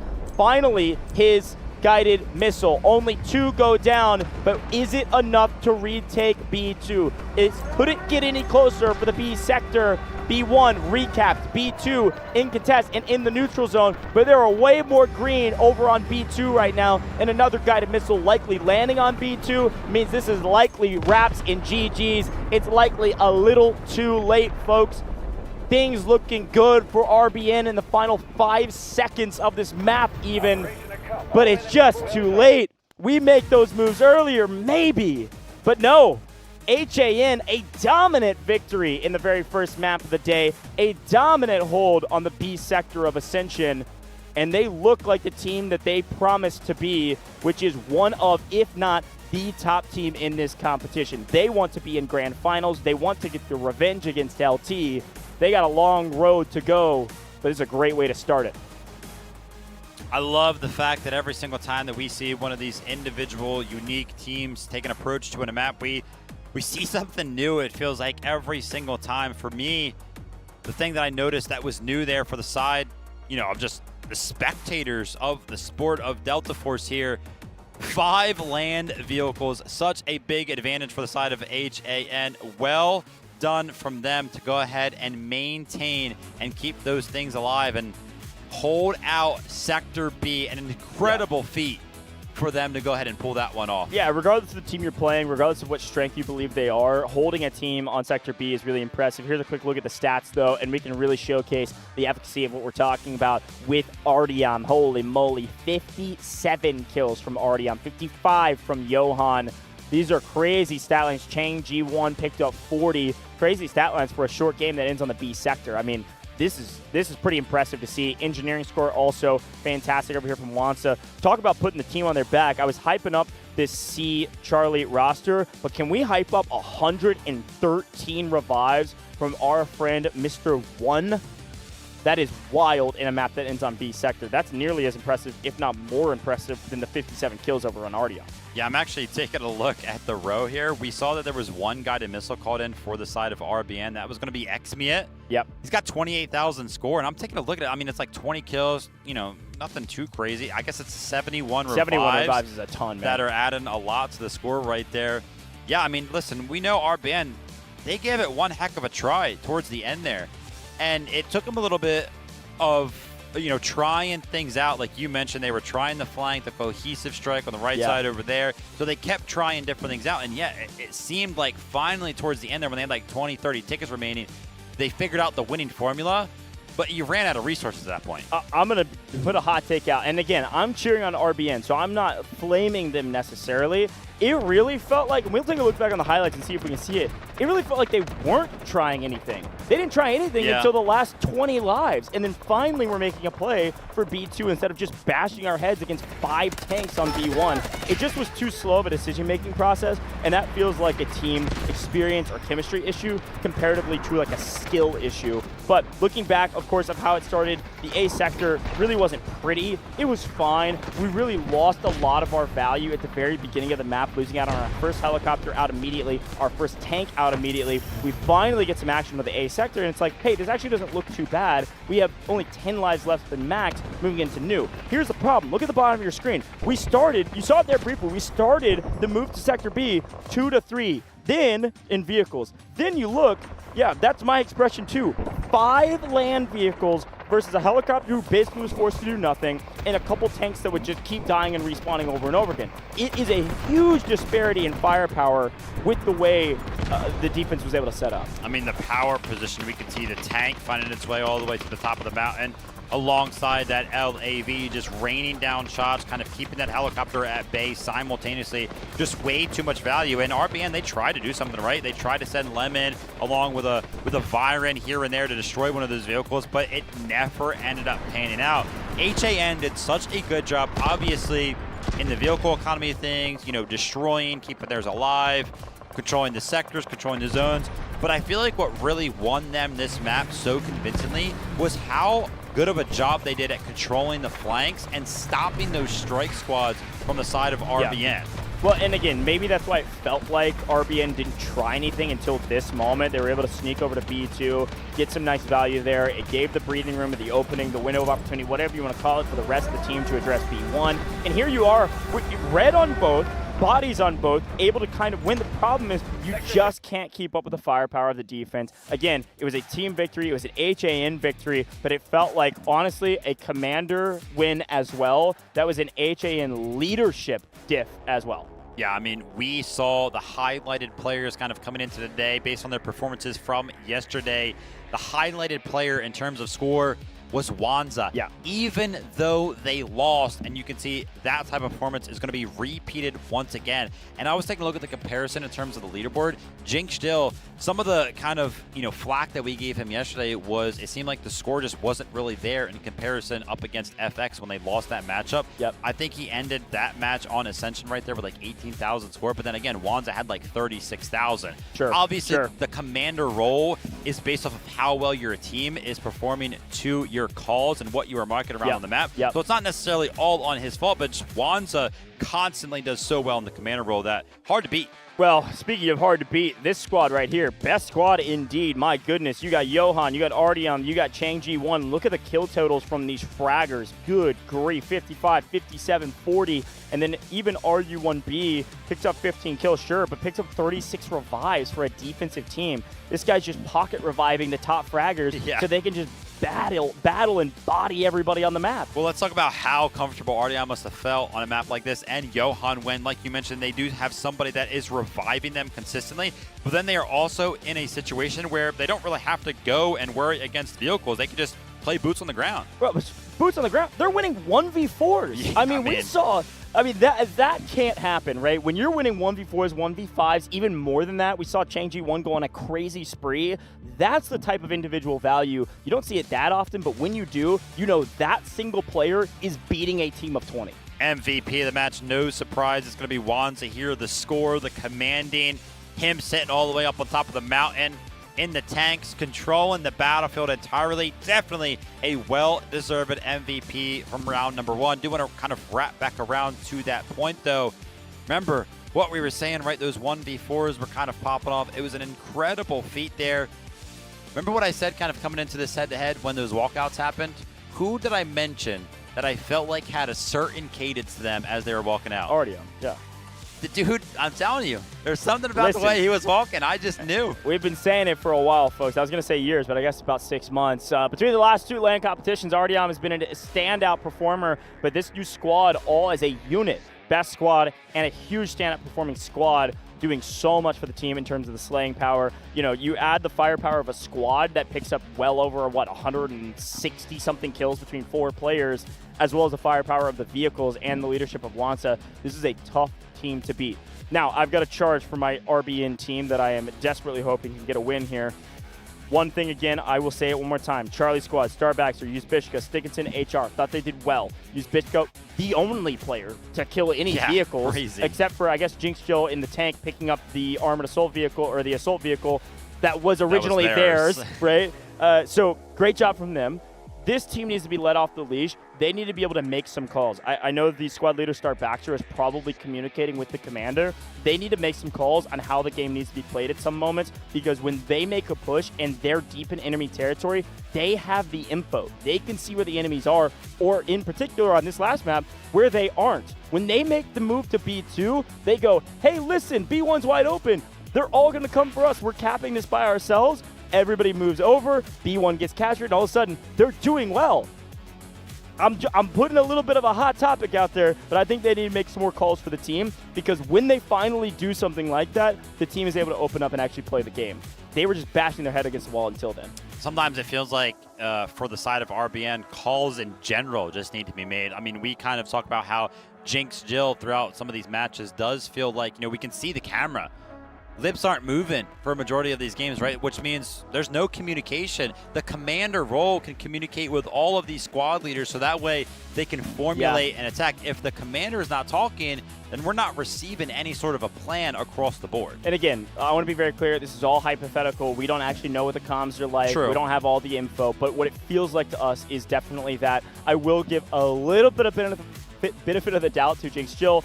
It is, a full squad. There's 5 commanders all talking at the same time, basically. It's 5 squad leaders talking with the commander for a total of 5 people all talking, so you don't have to be constantly chirping. Some teams do have a commander that is constantly chirping, right? Wormy didn't do this either on the FX team. It was quite quiet and translate back and forth. That was mostly a language barrier that they were having to do some middleman translations. But some of our other commanders, I think LT would be a commander that I'd put in this category. I would put RRQ in this category as well. I mean, they were yapping. That was a kind of one leadership mentality that does work. It oftentimes could get everybody on the same page. So maybe, that is the charge to Jinx Jill without all the info. Hey, you take charge. Don't worry about anybody else. Tell everybody to shut up and do what you tell them. Oftentimes, I say this in traditional sports, I say this in esports, you don't always have to make the right play the perfect play. If it's done with full confidence with the entire team, you can still be successful with it. Absolutely, and we did see just a couple moments ago, so all the players kind of rejoining the stage. They do get the opportunity to go ahead and take a little bit of a break, but then they also get the opportunity to go ahead and kind of formulate a plan over towards some of the big monitors that, kind of give them an opportunity to have a little bit of a powwow, kind of join together all of their thoughts. They're going to be swapping sides, and some of the drawings are actually coming out right. Some of the plays that they are kind of expecting to go ahead and try to pull off when they do go ahead and approach the attack here. Great to see kind of HAN, again, taking just a quick moment to try and make sure that they are all on the same page. Talking strats, we can't reveal them all here on main stage, but I'll be curious to see what this team can do. Now, as much as we're harping on RBN and saying, wow, what a frustrating one from them, it's not over. I mean, this could easily still go to Game 3, which is what I predicted. all it takes is that RBN has to hold at any point on Ascension. It doesn't have to be A, B, C. It can go all the way to the finish line. You could hold them at the Spire. You could hold them after the Spire falls. It does not matter. A team like HAN needs to take every single point in order to capture and win on the attacking side and win in a dominant 2-0 fashion. Can they do it? Absolutely. I still believe that RBN is scrappy. I still believe they can hold the line somewhere. Do I think they'll hold at Sector B? Probably not, but I do think they can hold by the time we get to Sector C and beyond. Absolutely. RBN, a team that was kind of coming into this competition and getting praise from some of the other teams, maybe unexpectedly, right? They were feeling like, hey, listen, RBN, yeah, they actually look pretty good, especially when we go head-to-head against them in the scrims, but they've got a lot to go ahead and prove here because there is only one round that separates them and elimination. And I mean, I'll say it.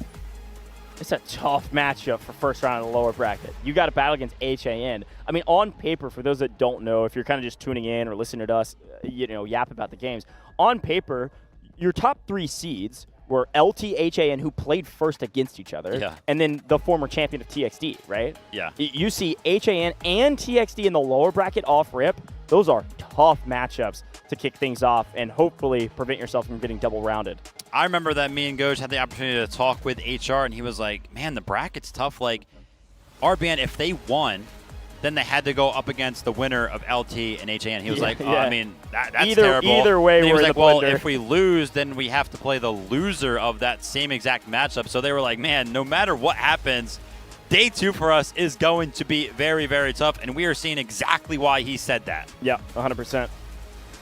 Be honest, there's not really a weak link in the whole competition. Does look like, by the way, Store Life taking out Fuzor back into the mix.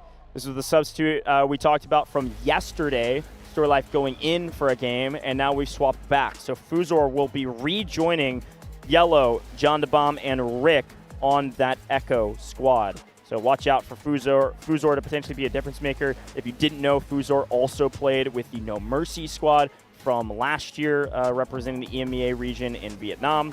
So good to see Fuzor back competing again, moving back into the active roster. Now, after a map like that, not to be too much, hardcore against this team because they are the team I'm cheering for. Maybe make a couple more subs. I don't know. Change it up. Get something new. That one was brutal. Absolutely, but we know how this works. They're going to be swapping sides. HAN on the attack now and RBN on the defense. Taking a look down the line here for some of our players. Trying to get a little bit of a sneak peek into the emotions. I mean, I feel like HAN have kind of hardly shown emotions, right? Even when they win, it's just very, very cool, calm, and collected. And they're going to have to be cool, calm, and collected as they go ahead and storm the beach of Ascension. Here we go, folks. Of course, we have to pay attention to the eyes in the sky. It is Stacks up in the air, a difference maker in the tank on defense, now trying to be a difference maker in the air on offense, and already a more Lemon taking a bit of damage. Sarah Jin, by the way, joining Stacks up in the helicopter. This is giving me deja vu to 6 months ago. These guys are menaces in the sky, as Sarah Jin has already picked up 3 kills in the first couple seconds of the game. Yeah, seemingly already finding a little bit more value than the opposition. -4. Just in the last round, yeah. Putting up incredible numbers so far, and picking up kills like that is going to make the approach to this hill so much easier. You would imagine that some of these kills are actually happening on the hill right in front of the attacking line for HAN. Go ahead, Goj. I mean, I know you see the kills coming in for the helicopter. What is happening in the skies? Yeah, Stacked is flying well, and Sarah Jin is shooting straight. That is a lot of damage coming in from the sky, and a lot more damage right on top of the commander's head himself. Jinx Jill goes down, and Stacks once more. Stacks and Sarah Jin aren't comfortable. Air superiority. This is going to be a huge difference maker for the attack. This is going to open everything up for the point. They win height. They got tank alive. They are swinging onto A without any opposition. What a brutal start for RBN. Please don't tell me that HAN are going to capture Sector A on 180 tickets. Okay, as I say that, they do go ahead and lose 2, but that's pretty much nothing. And you can see, yeah, the attack there from HAN in the helicopter. Okay, stop, Sarah Jin. Sarah Jin's on double digits already, man. What is going on? Brutal. Anyway, the approach in terms of the helicopter. Oh, and then Ardion picks up a 3-piece. I mean, what are you going to do? What can you do? This is a tough team to beat, man, and everything is working well. The thing about Ascension 2 that's worth reminding people of, especially in competitive, is that if you come out of the gate swinging and that first blow lands, like that helicopter taking down Jinx Chill, you have so much momentum. It's all gas, no brakes. You don't have any score systems to be able to use from the defensive side to slow you down. It's a huge win right now for the attackers, and they're very easily going to be able to take that early win and capitalize on a full sector win and move over to B without any problems. This helicopter is doing whatever it wants in the sky. Oh, no. The vertical approach, flying right above the vehicle, is a little bit scary sometimes because you are putting yourselves kind of behind enemy lines and right above a lot of Allurus, but there it is. HAN going to be capturing Sector A, and no surprise as the momentum is just way too much for RBN to go ahead and handle. Some of the shots are going to be landing onto the helicopter, but Stax is going to be feeling confident and hitting some of these maneuvers, upside down, left, right. Just so good. Clean driving, clean flying, taking quite a bit of damage. Going to have to back up a little bit. But the defense set up on B1, trying to get a foothold here early, set up maybe a couple respawn beacons, some ammo crates to be able to throw their utility down aggressively. They want to stop the bleeding. If they're able to stop the bleeding, there's maybe a chance that they can hold here for a little while. And the AA goes down with the coordination of the team and the help from the skies. And then a couple of Luru rockets. We are down to a single tank from the side of Jinx, Jill, and the defense. And I don't think this tank's going to be able to help out anything in the sky unless it gets extremely lucky. So we're going to see Stax and Sarah Jane continue to rack up the total. Stax has 23 assists from the air already. Take a look at the top right. I saw Sarah Jane just pick up another 3-piece. You thought Sarah Jane was picking up a lot of kills before. They're going to be uncontested in the skies. It is about to get crazy for the stat sheet. Listen, I saw somebody in chat say, Stax is in the heli, it's wraps. 23. I agree. 23 kills. 24. For Sarah Jane. 25. I mean, we're about to teach everybody their numbers like we're in kindergarten because Sarah Jane is walking us through all the way to 100 by the end of this game. This is ridiculous. I mean, there's just nothing you can do. You've lost all of your AA. You've lost all your anti-aircraft. This is like shooting fish in a barrel, literally, except it's people on top of a mountain without any cover. I hope this is at least somewhat respectful to say, but this looks like Sarah Jane is playing a pub right now. It's namely just because we lost the vehicles. We weren't able to protect the vehicles. And what do we have to do? Amor Lemon just has to jump into the anti-aircraft gun that's on the ground, that's built into the game or built by the team. We build one up top and at least put some pressure on the helicopter. That is a must do. By the way, in the meantime, we haven't been talking about the capture that they're doing on the point, but they're getting both. The B sector's fun. It doesn't matter if they get B sector, they got to get them all. I'll keep reminding you of that, but. So here's the thing, is that if RBN quickly just go ahead and try to defend the C sector, give up B, then the helicopter will be pretty much nullified because the C sector is indoors. And also RBN have kept their tank alive on the ground at the bottom of the elevator as well.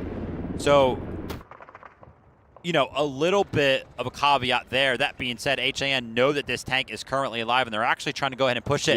You know what they've done, Goj? They stopped capturing B2. They don't want to capture B2. They want to go for this tank. They want the tank destroyed before they go to the C sector. It's under heavy pressure right now. There's a strike squad. It's going to be Artyom and co. They're trying to go ahead and put the pressure on. They're trying to go ahead and put the damage down.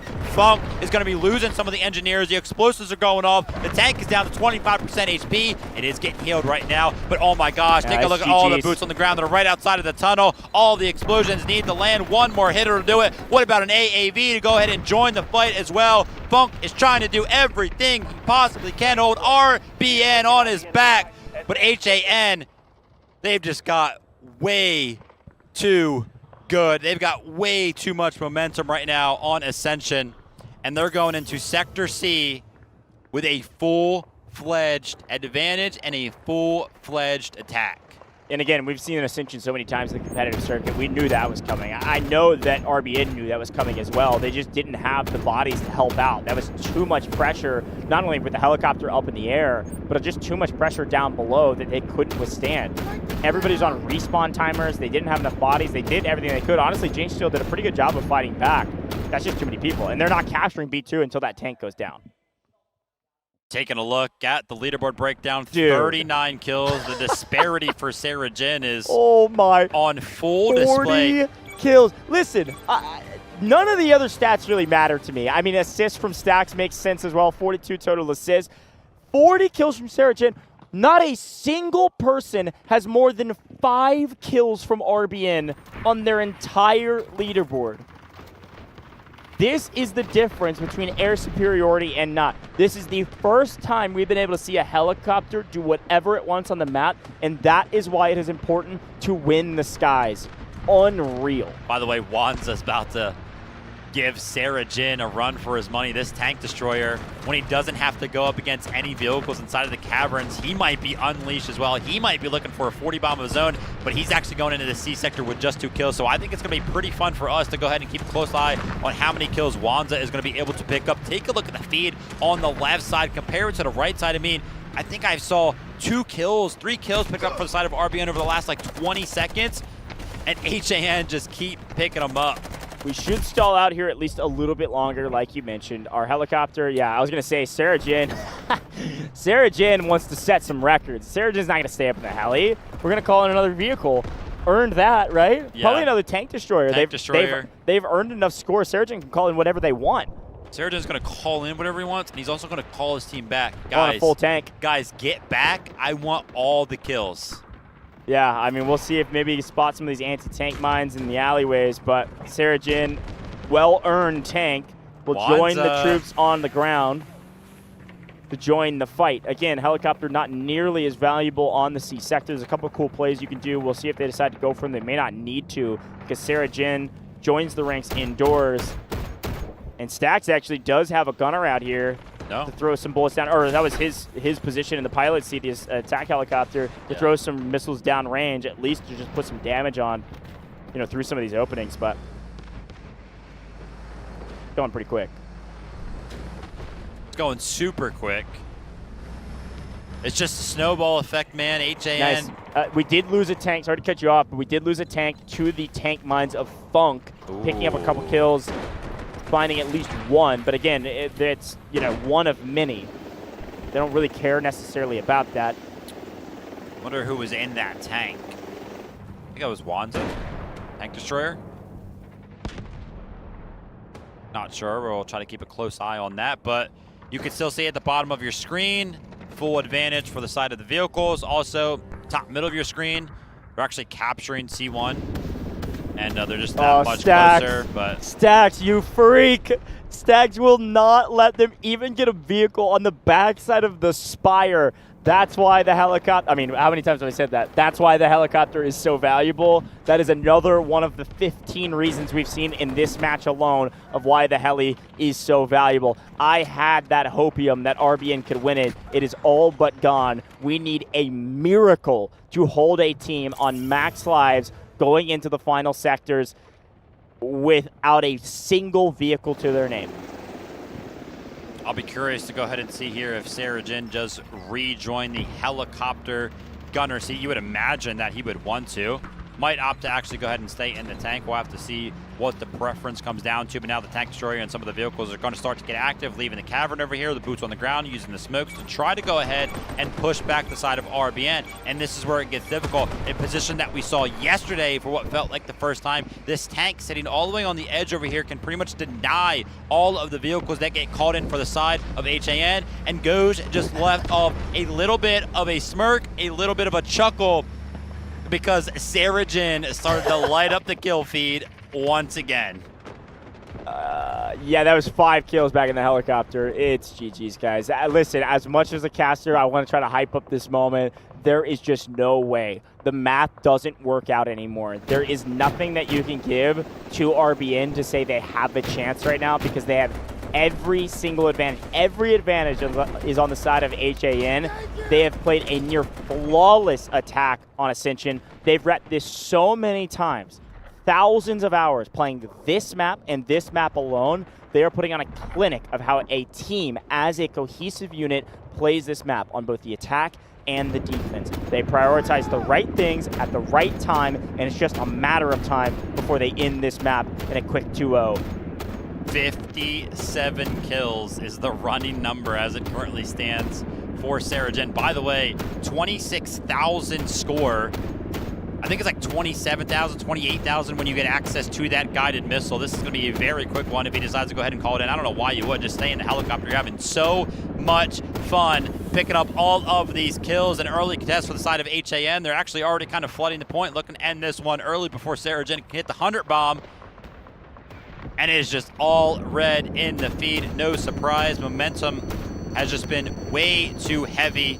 RBN, they're still trying to fight back, still trying to land some of the missiles, but their efforts have just been thwarted time and time again, and that is going to be the same exact story as, Saragen's name feels like it is just in multiples of like 3 every single time we take a look at the kill feed.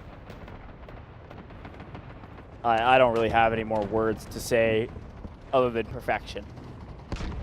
Clinical I love Ascension. Perfection. Ascension, oftentimes, this is not the first time, we get to see near perfect 20-person gameplay of prioritizing the right things at the right times. Jinx still knows it, just a matter of time. There's nothing they can do. I think many of the RBN players don't even have double-digit kills, unfortunately. They haven't been able to live for more than a couple seconds because of what Saragen's been able to do, folks. Yes, that did say 72. You are not dreaming. Saragen has now 76 kills from the helicopter and the tank through the course of what is probably the fastest attack we've seen on Ascension yet. This is a brutal one, but that's the way warfare goes, folks. It's not always a nail-biter. It's not always a good game. If you find the right moments to grab the right advantages, you can steamroll even a very good team. Jinx Jill and the team has earned enough score to call in an urgent redeployment. The problem is they're just spawning in to their death. Brutal way to start today. Remember, this is an elimination match. HAN had to go ahead and win this one to keep their hopes and dreams alive. Unfortunately, for the side of RBN, they are going to be going 0-2 here at Dfiw 26, but HAN winning that one on Ascension very, very quickly in 2-0 fashion. They went against some Titans yesterday. They felt like they had something to prove here today. Hey, listen, just because we got 2-0'd yesterday does not mean we can't take down some of these teams, the rest of the competition, in similar fashion. An incredible feat, holding on the defensive side of things on Sector B, absolutely stomping with vehicle prowess on the attack side. And it looks like it was just a walk in the park for them. There's like no emotion on the side of HAN. They showed up, they were here for about an hour. Now they're gone. Dang. Vivid, you were right in the prediction, man. I had some hopium. Well, I've yet to be wrong, but...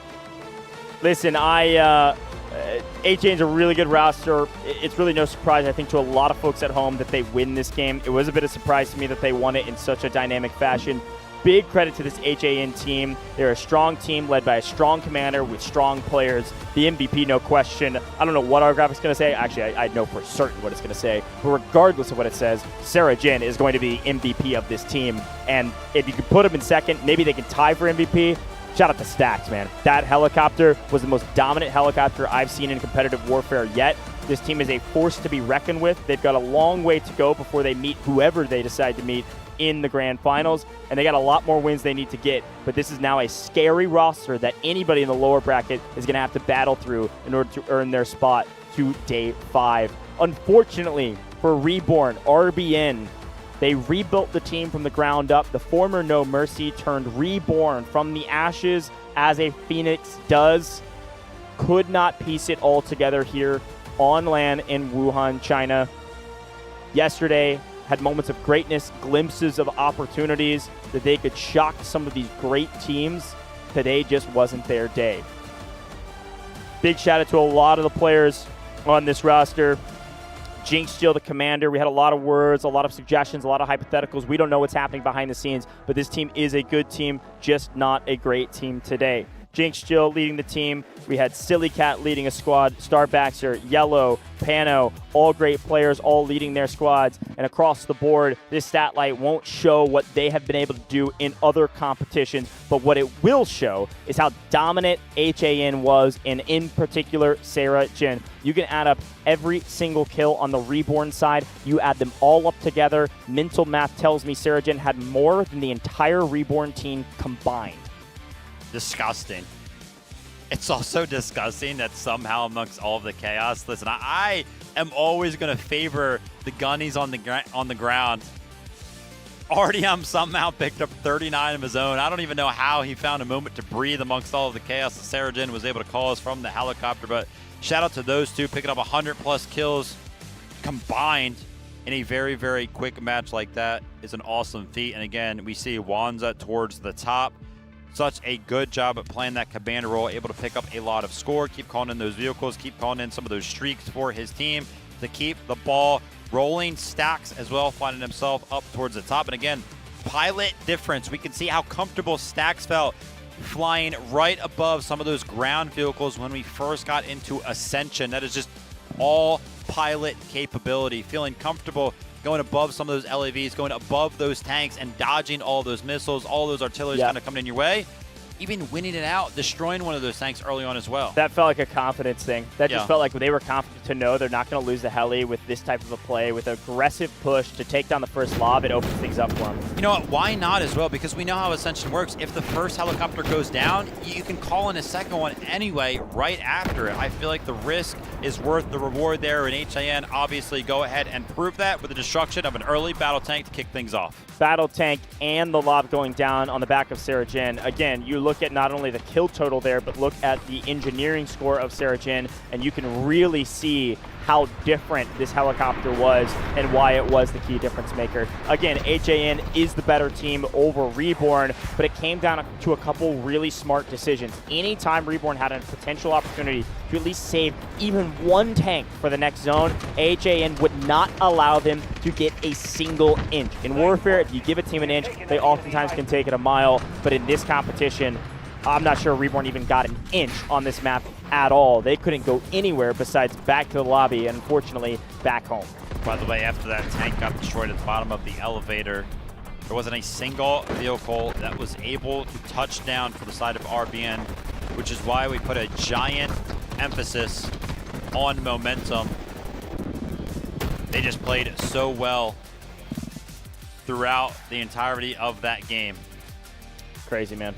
A lot of frustration for Reborn. I mean, I would be too. That's just one where you can't get a foothold anywhere. You're just going to be frustrated, and it's going to be frustrating until the game is over. They couldn't find anything to go their way, and HAN did a good job of putting the pedal to the metal. I feel like I'm repeating the same things over and over again because, frankly, that's what happened in every single sector. Yeah. Nothing changed. The only thing to talk about. There was no change of pace. There was nothing that slowed HAN down. And if you can't slow HAN down, you can't slow any team down in this competition. They're going to roll over like you are a dead body, which most of the time that they were. It was a brutal way to win, hardly a celebration, because again, this was a clinical win for them. It's not that Reborn is a bad team, it's that HAN played a perfect game. How do you beat a good team that plays a perfect game? It's nearly impossible, and you can see even from Yellow, he gives them a little bit of a round of applause because, well, they certainly earned it.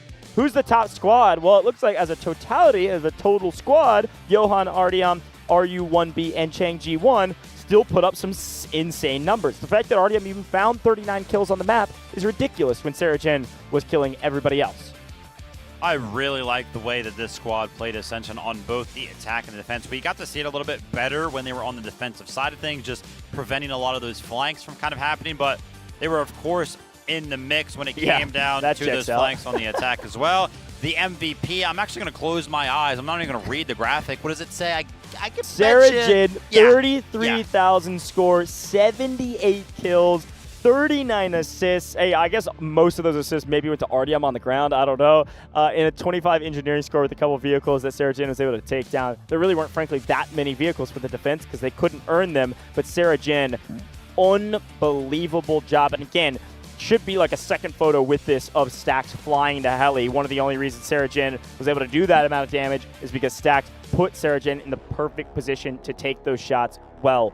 That is how you use a helicopter, folks. You put that into your VOD. You go watch that one back if you want to learn how to be a better Warfare player. That was systems right there, textbook play from a great roster. I'm excited. I do believe we're going to get an interview with HAN after that one, if I'm not mistaken. We'll get a chance to hear from them and see what they thought. I'm sure they'll say a lot of the same. We practiced that a ton. We repped it. We executed the game plan, and it worked for us. But it will be fun to hear it from the horse's mouth. Now, Vivid, you and I have a score to settle. You are obliterating me in predictions, and so I have gone off the rails for my next couple of predictions. Okay. Hopium or otherwise, I wanted to see Reborn do well. I'm excited to talk a little bit more about the next couple matchups today, because folks, you're going to be with us all day today. We got 4 total best of 3s. We got 3 more matches coming up your way, so don't go anywhere as we get into this interview or anywhere else. We've got some great matches coming up, and I think some more nail-biters, much like yesterday. We went on for a long time. Saw a couple 3-game series in a best of 3, which doesn't oftentimes happen in the first 2 days of a tournament like this. Yeah, I love the fact that the way the bracket kind of pans out these first couple of head-to-heads. Of course, there is so much at play here because it is an elimination head-to-head. But then when we bounce back up to the upper bracket, we should be having those giant head-to-heads, those teams that have kind of proven themselves that they are capable of winning some games on the big stage.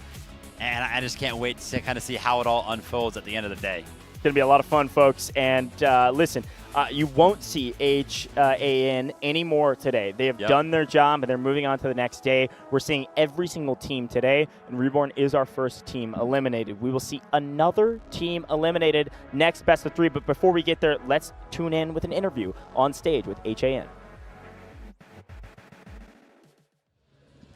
Hello， 各位，欢迎来到赛后采访。我是汤。我们这次赛后采访邀请到了 HAN 战队的指挥官翁萨，有请翁萨和各位打个招呼。So Wonsa, please say hi to everyone. Hi everyone, this is Wonsa from Team Han. 首先要恭喜拿这场比赛的胜利。今天的第一个问题是，赢下这场比赛之后的感受如何？如果给全队满分100打个分的话，他们今天的表现能有多少分？ So the first question for you today is, how did you feel after winning this match? And if the maximum points is 100, how many points will you give your team? Of course, better than yesterday, yeah. And yeah, I think this is the first step towards to be a champion. And I'll rate this match as 90. 那么翁萨表示，这场比赛他们的发挥显然要优于昨天，而且这只是他们通往冠军的第一步。要打分的话，他会给队伍打到90分。 非常高的一个评价。第二个问题是，对于翁萨来说，这是他第3次参加全民战场的比赛，并且是第2次来到中国参赛。想问一下，这一次和前2次最大的不同是什么？ So Wonsa, we know that this is your 3rd time of Warfare tournament and your 2nd time in China, right? So what's the biggest difference? I mean, we got some better hotel, better food, and better venue, as you can see. So I'll say we can be in a better condition this time. Yeah. 翁萨选手表示，这次最大的差异啊，其实是不管是场地也好，还是酒店住宿也好，还是食物，都比上一次要好很多，条件很好，所以他很开心。更好的一个环境，能给他们更好的参赛的一个表现。下一个问题是，今天其实，在攀升的防守方当中，你们使用到了双 A 车去针对到对面的5支，这出什么样的一个考虑？ So Wonsa, in today's match, we noticed that as a defender, you used the double AA vehicles to counter their armored helicopter. Why did you do that?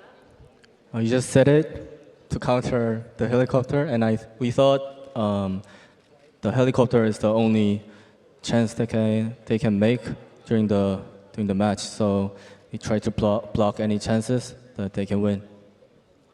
翁萨选手表示，作为对方而言，直升机是他们能够打破他们阵线的唯一战术，这也是为什么他们选择了使用双 AA 车的战术。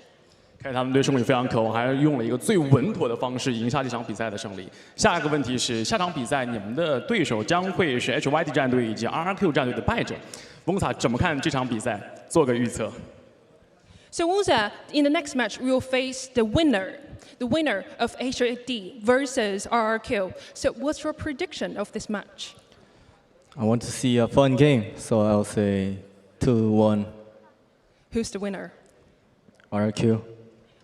翁萨选手做出了他的预测，他认为在下一场比赛当中，胜者将会是 RRQ， 而且比分将是2-1。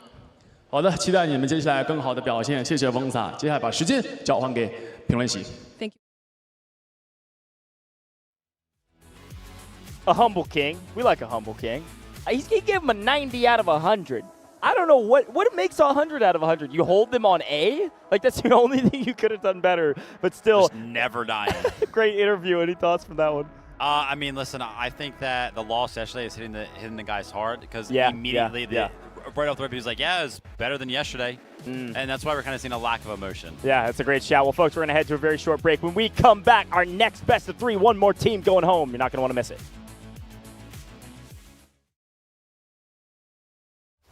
This court finds that the AI holds no legal responsibility. But the data, this doesn't add up. Just do what the AI says. Priority. Protect company assets. Child closed. You destroyed our home! That dream again. Gabriel Mercier, codenamed N2, role, engineer. As a former nuclear facility engineer, N2 was removed from his position following a major incident that escalated into legal proceedings. He later returned to military service and was reassigned to Arctic deployment under CBR and related units.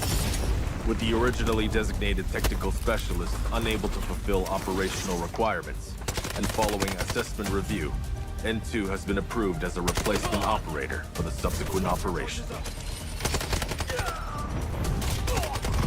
Stun out.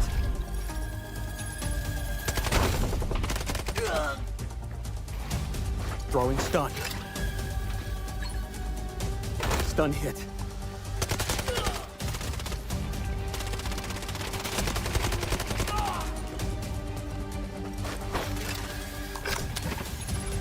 Freeze right there.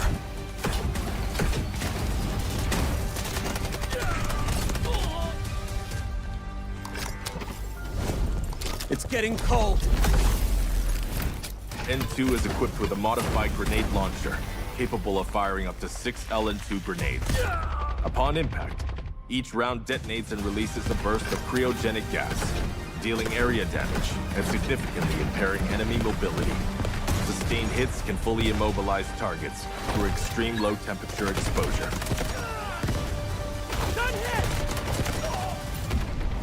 Cold. I can go colder.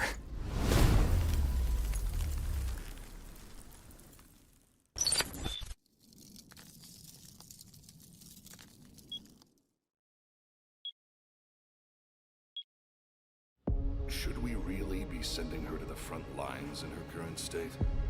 You ought to know her better.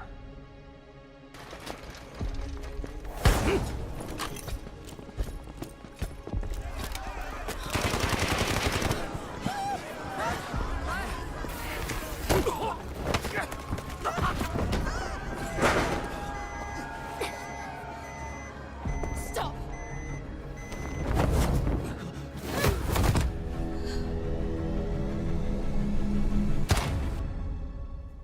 Lena Vandermeer, codenamed Vlinder, role, support.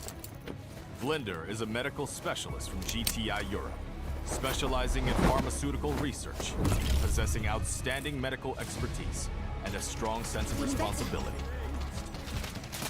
Vlinder's med drones can be deployed to a targeted area, dispersing med-infused nanobots that restore teammates' health, providing them with an adrenaline boost. They may also be deployed on herself, following and continuously restoring her own health for a limited time. Her windmill smoke grenades are guided by gesture sensoring tech. Upon impact with a service, grenades create a cloud of smoke, creating cover for teammates. Smoke grenade out. Vlinder's Flutter Rescue UAVs will automatically target downed teammates, administer medical injections when deployed. Once the injection is administered, Vlinder may approach the downed teammate and manually revive them. During deployment, The UAVs may also utilize their active defense system, automatically absorbing 1 instance of explosive damage per deployment, and applying a buff effect of Linder. Counting on you guys. Vital signs stable. Prepare for rescue. I've got you. It's taking effect. I'm here.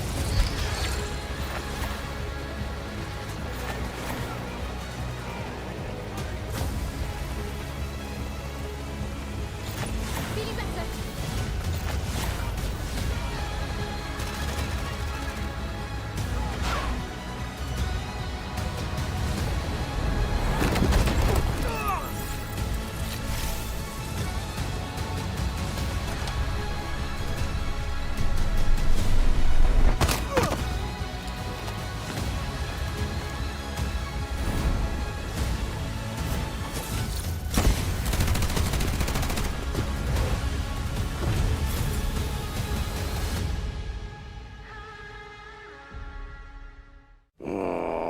Can't I just have 5 minutes, peace? Everly, we've picked up abnormal acoustic signals in the Eastern Sea. Just dolphins mating. It's that time of year, after all. You won't get away. Luke Everly, codename Morse, class Recon. Morse is a former Navy acoustic intelligence specialist with deep expertise in maritime acoustic environments, making him highly skilled in the analysis and exploitation of sound waves and portable sonar equipment. As an operator, Morse excels in the use of his jammer, a portable sonic device that disrupts enemies by reducing their audio detection range.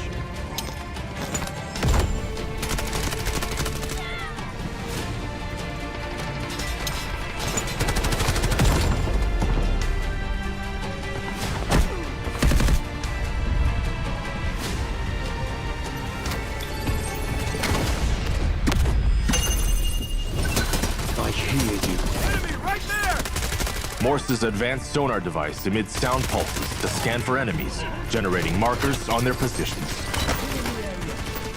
No more secrets!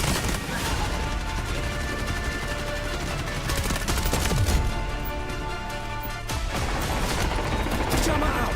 Point flash! Sending jammer! Throwing delayed flash! Allied troops engaging. Searching for hostiles! Throwing delayed flash! Sending jammer! Throwing jammer!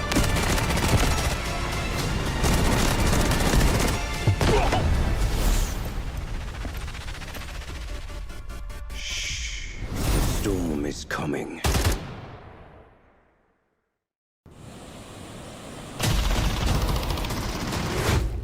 Keep it down. I need to listen.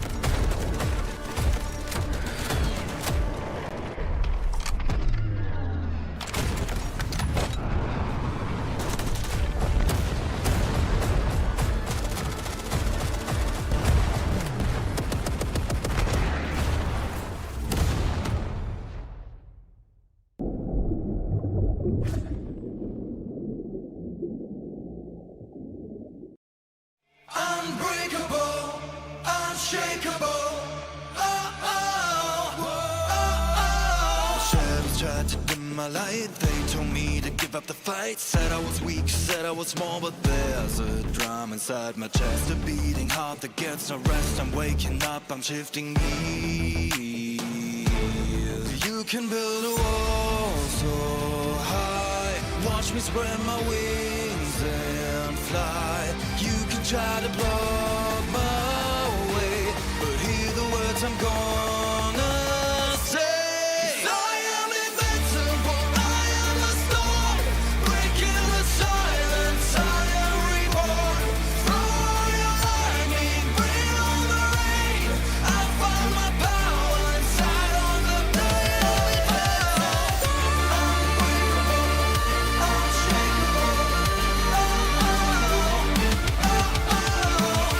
Unbreakable, unshakeable.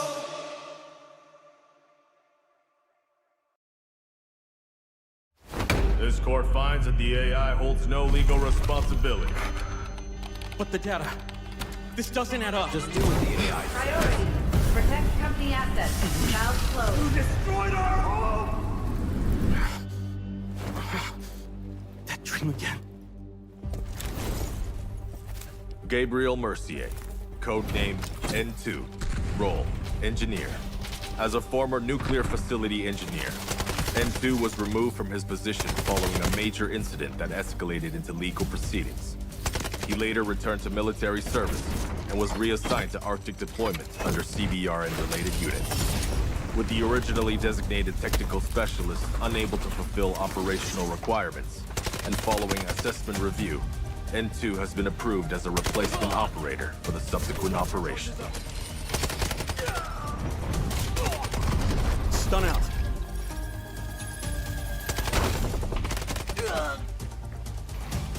Throwing stun. Stun hit.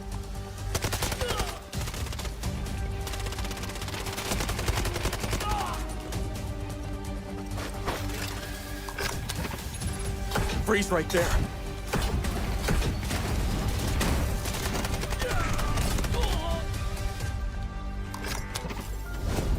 It's getting cold. N2 is equipped with a modified grenade launcher, capable of firing up to 6 LN2 grenades. Upon impact, each round detonates and releases a burst of cryogenic gas, dealing area damage and significantly impairing enemy mobility. Sustained hits can fully immobilize targets through extreme low temperature exposure.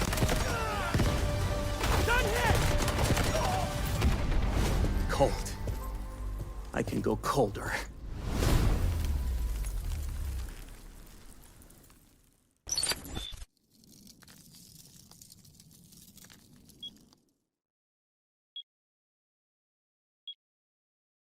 Should we really be sending her to the front lines in her current state? You ought to know her better.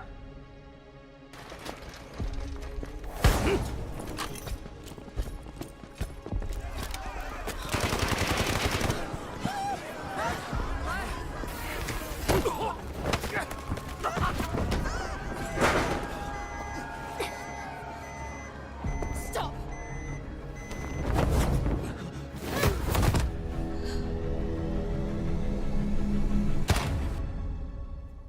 Lena Vandermeer, codenamed Vlinder, role, support.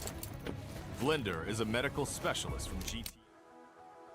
Welcome back to the Delta Force Invitational Warfare 2026. We're in Wuhan, China. I'm Coach Dfiw, and we've been having a blast today. We did 4 huge best of 3s yesterday. We had a quick one to start things off. Unfortunately, Reborn, our EMEA regional team, did get sent home. But we got another matchup for you folks. We got to keep moving, and it is another elimination match.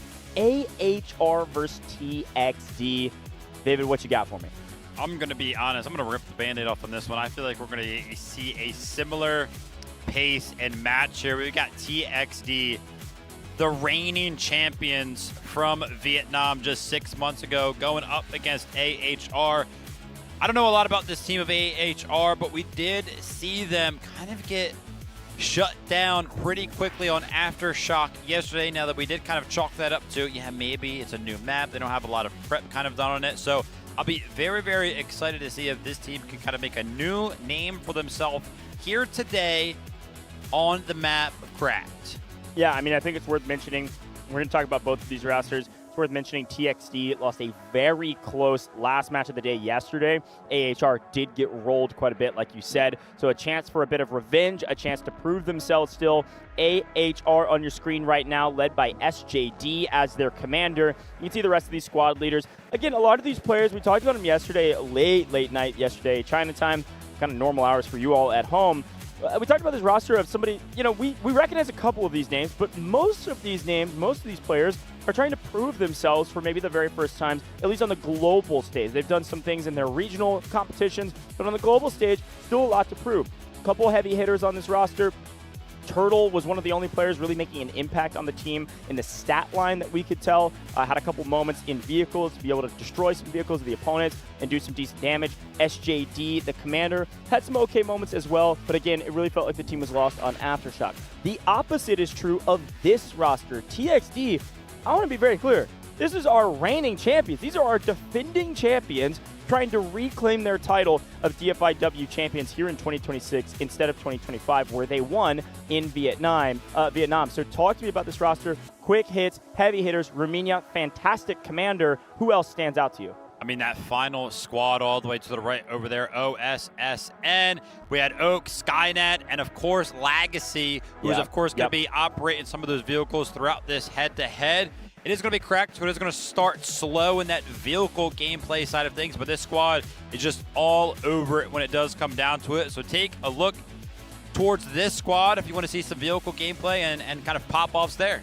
I mean, and we of course have to re-mention NTPP, top individual fragger in the entire day of competition yesterday. Even though they ended up losing in their matchup against RRQ, still a very fun one to go back and watch as well. Predictions, though. Not often do I say this, Vivid, but we are one in the same mind. We both said 2-0 TXD. We've already kind of mentioned why. Fine. What do you got for me? Why TXD 2-0? Why is this not going to be as close as it could have been? Again, we're kind of jumping into the competition now. We have seen both of these teams play. You know, kind of coming into the event as a whole, there were some big question marks, right? Like, how are these teams going to look when it comes to, you know, region versus region? Because for performance speaking, you know, we only really know how good they do on the regions, but now we have seen both of these teams play on an international stage. You talk about how good TXD played yesterday. Unfortunately, it just came up just a little bit short up against RQ. That was a great matchup. So TXD, they still look good even though they did lose. That's true. On the other side of things, AHR, man, I just never really saw anything that I was like, yeah, you know, they can kind of continue on in this competition as somebody that can take down a team like TXD. Again, the only little thing that I will be looking out for from the side of AHR today is that the map could play a big part of this. It's a good shout, especially because we are playing Cracked on this matchup. And so this is a map, there are no excuses. If you play bad on Cracked, you just played bad. There's no little wrinkle that we can throw up like, well, Aftershock's the newest competitive map. Oh, you didn't know how to play, so you don't have VOD review of that team playing Aftershock. Whatever. Everybody's played Cracked 1,000 times. We played the two oldest maps in the original maps in the game, Ascension and now Cracked. We're going to get a chance to see both here on main stage again. This is going to be true raw skill. I do expect the same. 2-0 TXD. I think you're going to see a very clinical textbook win from TXD.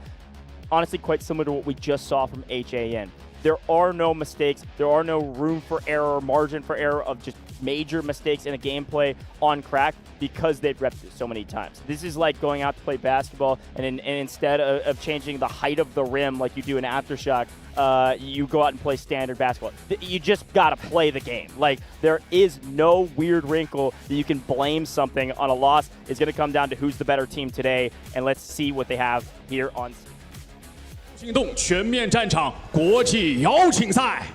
Welcome to the 2026 Delta Force Invitational Warfare. 有请 AHR 战队。 Please welcome Team AHR. 倾力一战，随风出击。 Deep grind, one stage.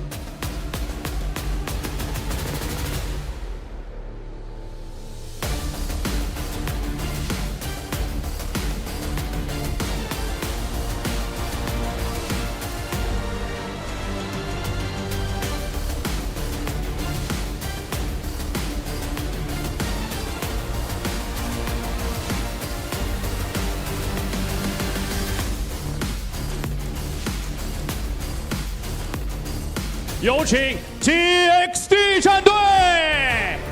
Please welcome Team TXT. 我们就是 Tuxedo。 We are Tuxedo. "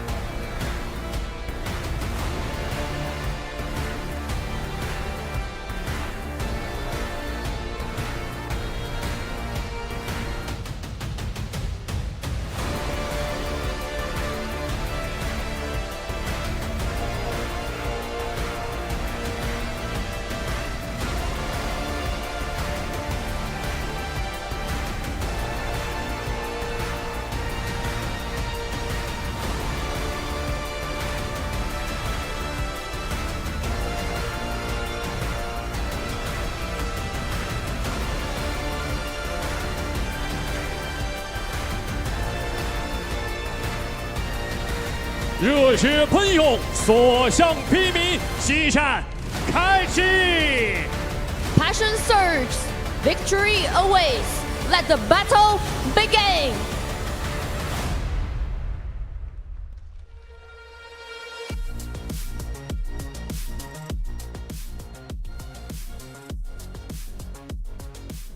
Let the battle begin, and I think the Commanders were so locked in, they didn't get a chance to do that fist bump right before we got started, but snuck it in there right before we jumped back. Great intro as per the usual. I'm loving these walkouts. Every team showing us who they are, what they came to do, which is to win. Battle's about to begin. Vivid, we already talked about predictions. 2-0. TXT, the top team here, continuing to try to say, listen, we did the exact same thing when we played in Vietnam last year. We went down to the lower bracket. Maybe we got there a little bit earlier this time, but we went down to the lower bracket and still got to the grand finals and still won. True. We're looking at a potential grand finalist about to play. Again, highlight some of these players on TXT. Who do you got? Who do you want to see more from? Who do you want to see execute the game plan effectively? I mean, the squad, you mentioned one of the star-studded players of the squad, of course, NTPP, but the rest of the squad does a very, very good job as well, specifically Nail 2G, always kind of being involved, whether it be amongst the flanks or whether it be in the vehicle side. You know, when it comes down to destroying things, XA also on that squad does a great job, and Poco as well. So that's what makes some of these, you know, star-studded players very difficult to actually handle, is because when we take a look at some of their specific squads, kind of in similar fashion to HAN alongside like Artyom, is that the rest of the squads are just so good alongside them that it just enhances them just a little bit more. And I feel like that is the exact same thing we're seeing here with the Bravo squad on the side of TXT. Well, you know, I was looking down at the roster, and as I look through, we know all of the roles, right? We know that when you look at OSSN, you look at Oak, you know that they're going to be in the vehicles. You know they're going to be playing engineers. You know they're going to be looking for vehicle destructions. Like, we know all the roles of the TXT team.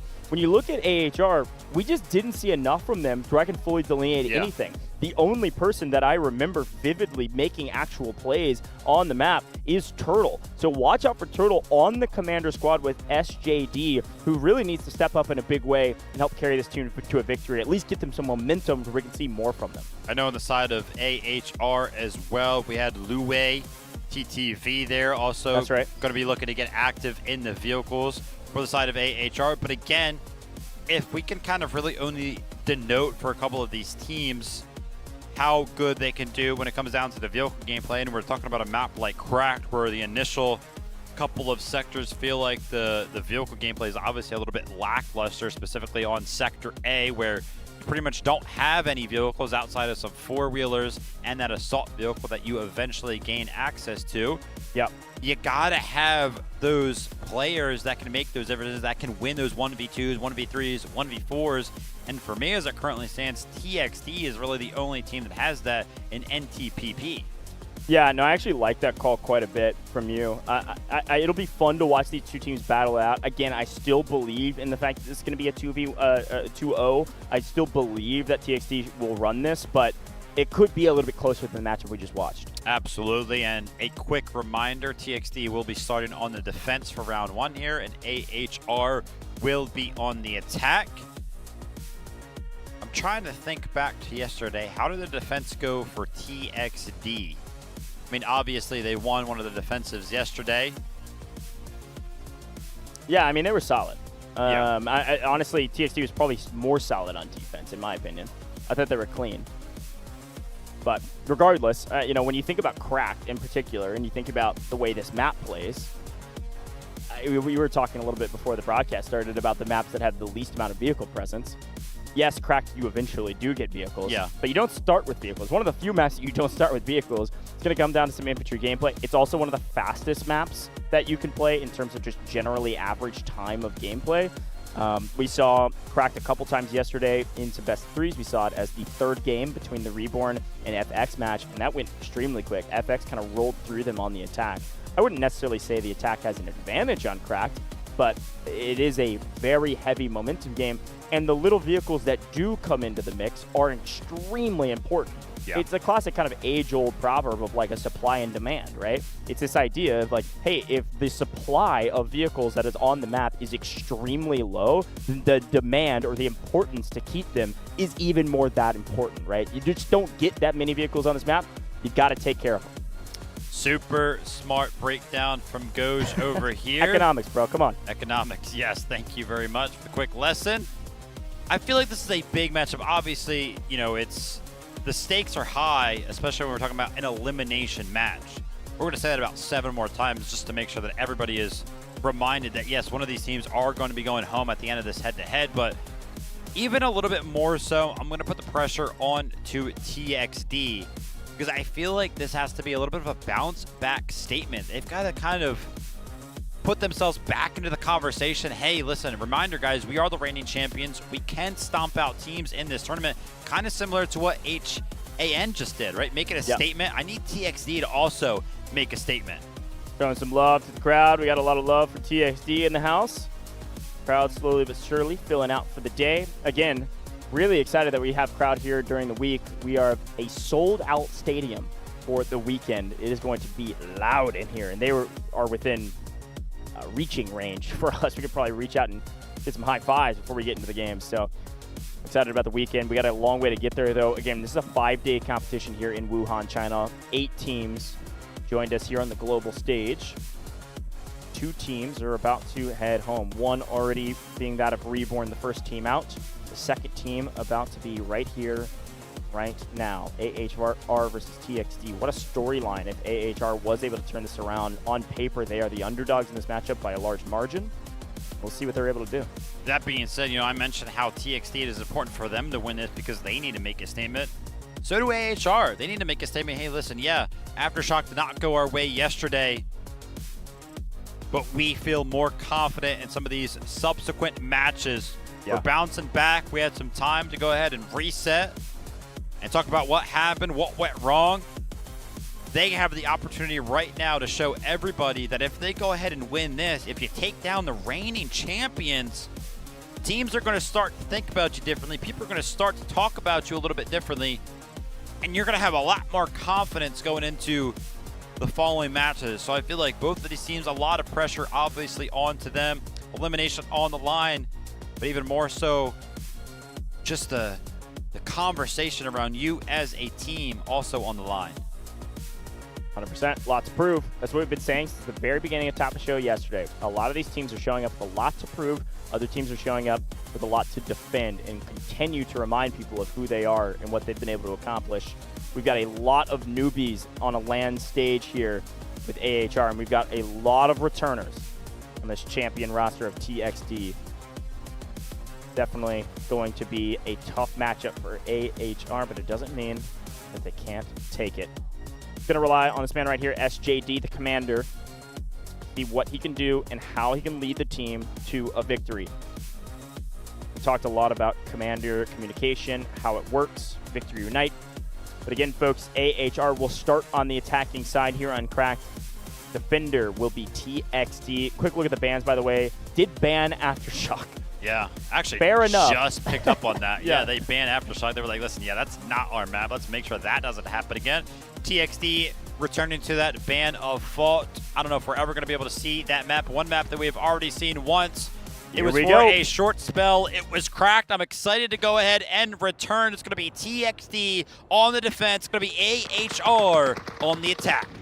Let's see what the original setup is, and currently the setup is full squad plus some on an ATV going for a huge wrap to try to catch maybe some defenders unaware. They know that the attackers will likely play for this high ground. Maybe they got here a bit quicker than they were expecting, though. Outnumbered and outgunned at TXD. A little bit surprised by this play. I like the idea.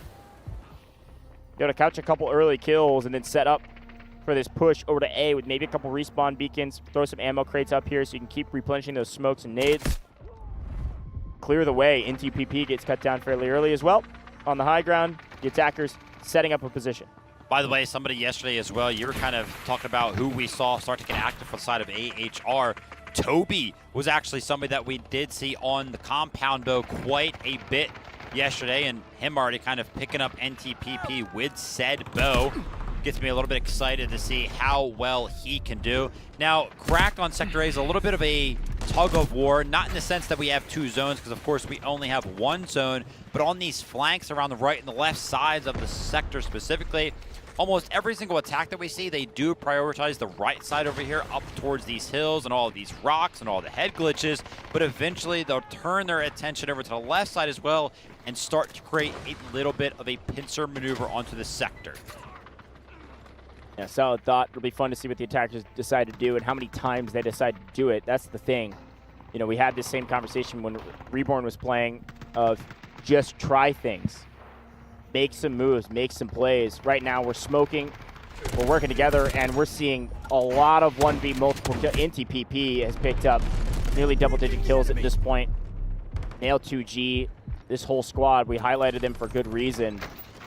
They're finding a lot of kills to make sure the attackers don't get a strong foothold over here on the flank, because it'll help them set up for this capture point. Sonar device coming out right there, kind of giving some information over to the side of Nail 2G. He can, you know, obviously go ahead and convey that information. Hey, listen, there's 7 boots on the ground over towards this way. It can kind of dictate how much you want to actually invest in terms of your own boots on the ground. How do you want to go ahead and defend this? A lot of players over here. I tell you, yeah, it's very, very tough, but the stingers on these head glitches super, super hard to go ahead and flush up because the revives keep coming in. But nice. An absolute flood from the side of AHR. This is actually working very, very well. Yeah, I actually like this play a lot. The attackers really working together as a cohesive unit. Again, it doesn't matter if it's the right play, as long as you do it with confidence and with a full unit of attackers, this could go really well for them. When you play together, you can win together. Attackers on the far side, though, that we were paying attention to have all but been wiped. We've got a couple folks spawning in still, and this group now swinging around the other side to try to pinch onto the point. The problem is we're getting outgunned right now, and so we're not actually able to get onto the point or cause meaningful damage to the defense, who have set up easy respawns, easy players that can back off out of combat and let their teammates respawn back onto them. Still a lot of work to do if they want to take A. Absolutely, and his smokes, the value that they find is incredible, because that pretty much is the only way to find some cover when you do have to make some of these rotates over from your cover to said sector. But look at this giant flank coming in from the side of TXD. Typically, it's the side of the attack finding themselves on the flank, but that unfortunately does get cut down. That was going to be Syndrex with the opportunity to go ahead and clean up, but he being stopped short in his tracks. But take a look at the sector itself. It is all green. TXD still have full control, and it looks like they're working towards getting full control of the flanks as well. The tickets are joining in pretty fast. We're at 140 available for AHR. They've lost 40. Yeah, these big pushes are nice because you do have a lot of medics there that are able to help out and get people back on their feet. But if the medics go down quickly, or the entire squad, or a couple squads working together, get obliterated, nobody's coming back for those reses. And that's exactly what's been happening. We've lost nearly 50 lives in a blink of an eye. And again, I like the idea from AHR here to move together as a unit. It just hasn't worked yet, and that type of a play does get punished pretty aggressively in that resource of lives and tickets.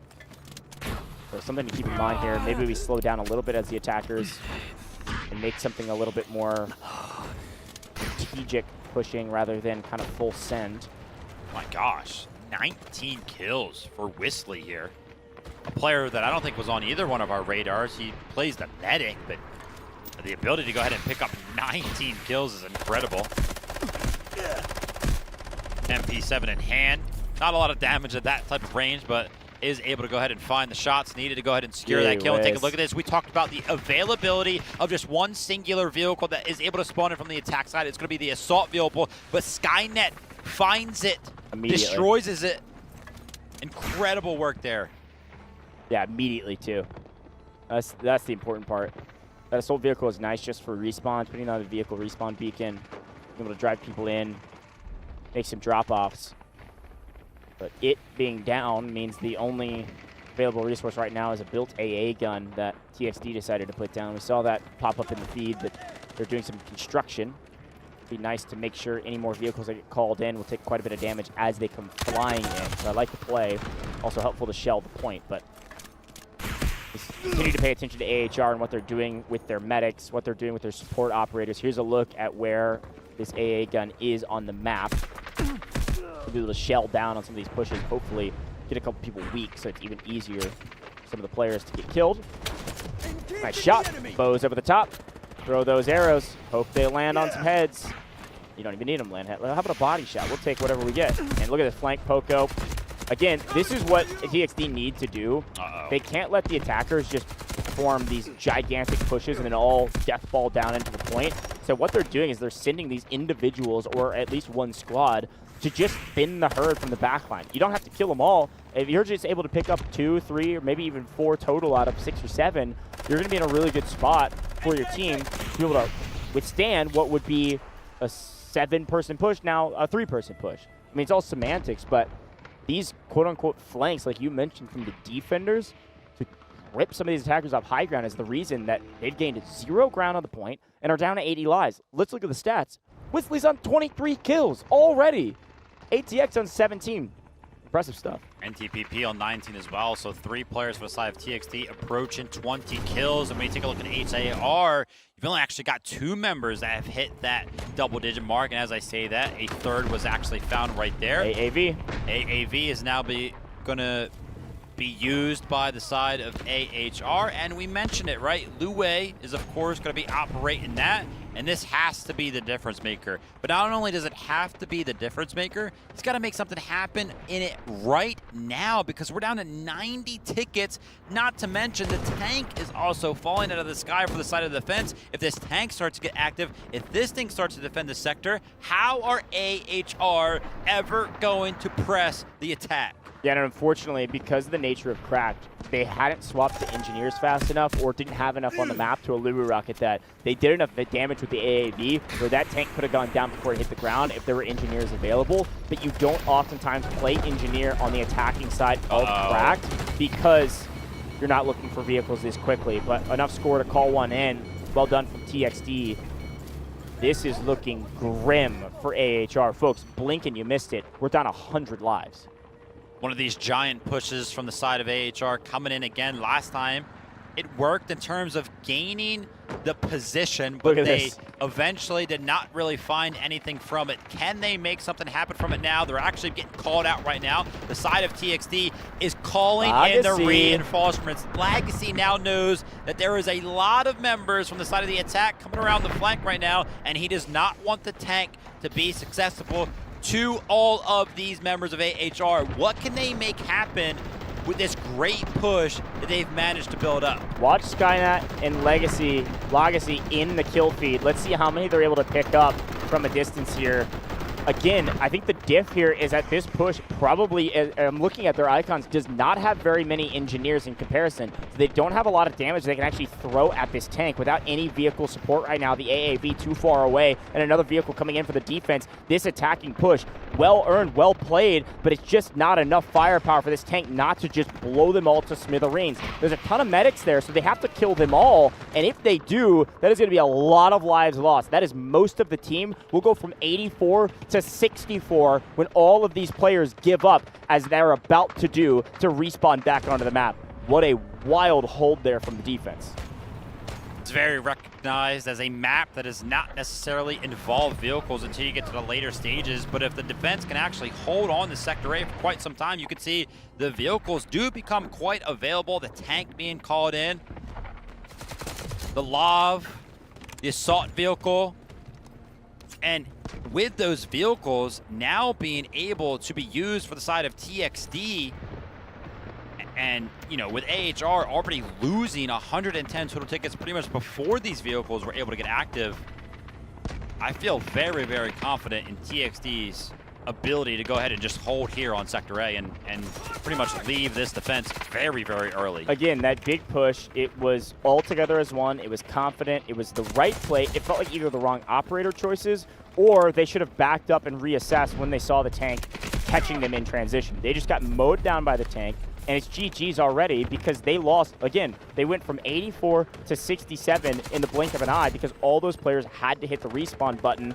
Once they respawned in, all those tickets get eliminated. So boom, all of a sudden, we're down 120 lives. We haven't hardly touched A, and by hardly, I mean we haven't brought down a single percentage point on A. Cracked A is a difficult one to take in comp, especially if you can't get any motion with vehicles in the early stages. You can't get that armored assault vehicle up onto the point. We actually had that interview with Wormy when they played this map, and you saw him pick up like 5 kills via a spree of splatters with the assault vehicle because he recognized the other team didn't have engineers. It seems like TXD was ready for this. They put that AA gun down early to make sure any vehicle that the attackers called in would be eliminated immediately. So far, again, as expected, TXD playing textbook warfare. Constant thorn in the side of AHR has been NTPP, and Squad just constantly finding these flanks, trying to go ahead and mow down some of those medics. You can see he's actually the only one a part of this squad that's making the peaks. Everybody else on the squad is just interested in staying alive and making sure that the respawns can kind of come in for the side of the defense, so that way they can maintain some sort of a foothold off to the left in these rocks. It's very well played, very well thought out, and even though NTPP does go down after picking up a couple kills, those revives are of course going to come in from the side of AHR, but then NTPP himself is just going to be able to respawn right back on that side of the mountain and continue to pick up all those kills. And as I say that, take a look at that, he does go ahead and do just that. This is brutal, but we are working on getting together, making a plan. We see SJD was yapping down there in the cam. I'm hoping that this game plan that they've chosen will be a good one. TXD is on the hunt, though. If they know that their win condition here, they're doing a great job. But if they're able to get the AAV down, if they get the only vehicle, the only thing causing a ton of damage down, they will win. And that's exactly what happens. Uluru rockets galore. I told you, TXD was willing to invest a bunch of engineers off rip here on the first map because they know if the attackers get a vehicle and we're able to destroy it, we have all the momentum. And that was Oak yet again. We talked about him as the vehicle destruction aficionado. Bang, they pick up another one as well. Oak, thanks for making us look smart. That's 2 vehicles down by his hand. Oak and his Echo squad, they're just so good together. I can guarantee you that all of those Allura rockets finding them their way over towards the vehicle simultaneously was the entire squad just being so cohesive. And again, listen, it's just more of the same. NTPP is cutting off all of this access point that HR wants to have. And look how many numbers HR is sending their way. This has been one squad, a squad of 4 members for TXD that has been able to fend off what feels like 2, 3 full squads for the side of AHR. Look at this. They just mow them down. They can't find any ground. Here come the vehicles to go their way. Here come the lifelines. You've got to get both under the ground, and it's only going to be 1, or is it going to be nil? There's 0 vehicles going to hit the ground healthy. This one might land, but Allura rockets about to follow up. You can only imagine. Bang, 1 goes through, but luckily, or skillfully, the engineers keep it alive. Still a small victory that I'm not sure will yield any real results, but we take the victories where we can get them. And with that small victory, the attackers make a move. They're going to push down towards the point and try to draw the defenders down onto the actual A sector as Oak finds another vehicle destroyed. And we've actually got a floating vehicle back over here that finally somebody spawns into. Yeah, great job by Morning right there. I was going to say, I don't think AHR is aware that this vehicle has even spawned back here, but Morning is left all alone. There are no engineers to go ahead and back him up right now. They need to go ahead and get some repairs onto this AAV before it is knocked out. If there are Allura rockets available for the side of TXD, I am scared, but it looks like full HP for the AAV. Now they have AAV. They have the tank available. Can they make something happen on the push? They've only got 30 tickets remaining, and the tank destroyer is going to get knocked out of the sky. TXD is locked in. They know exactly what's happening all around the map, and they are in full control.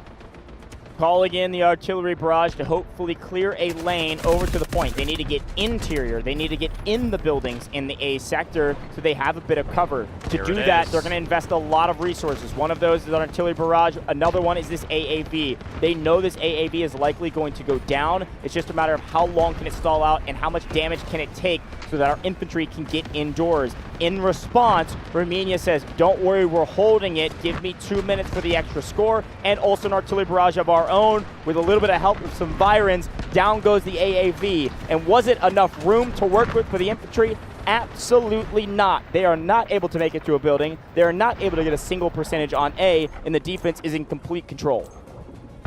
Dfiw was in such a good position up here on the rocks to go ahead and help out the AAV, right? The Legacy tank started to get active. How did AHR not find any return shots? Try to trade out some of those vehicles right there. It's going to be a big one for the side of TXD, and now they just have to do more of the same. They have the big advantage in terms of the vehicles, right? 3-1. They just have to hold off AHR for a little bit longer. I will also say a big credit to TXD for that AA gun placement. It's actually finding a crazy amount of value with helping out the team take down these vehicles. Now they have a vehicle advantage, not seeing quite as much, but it was a great play early to give them this vehicle advantage and then allow them to hold it.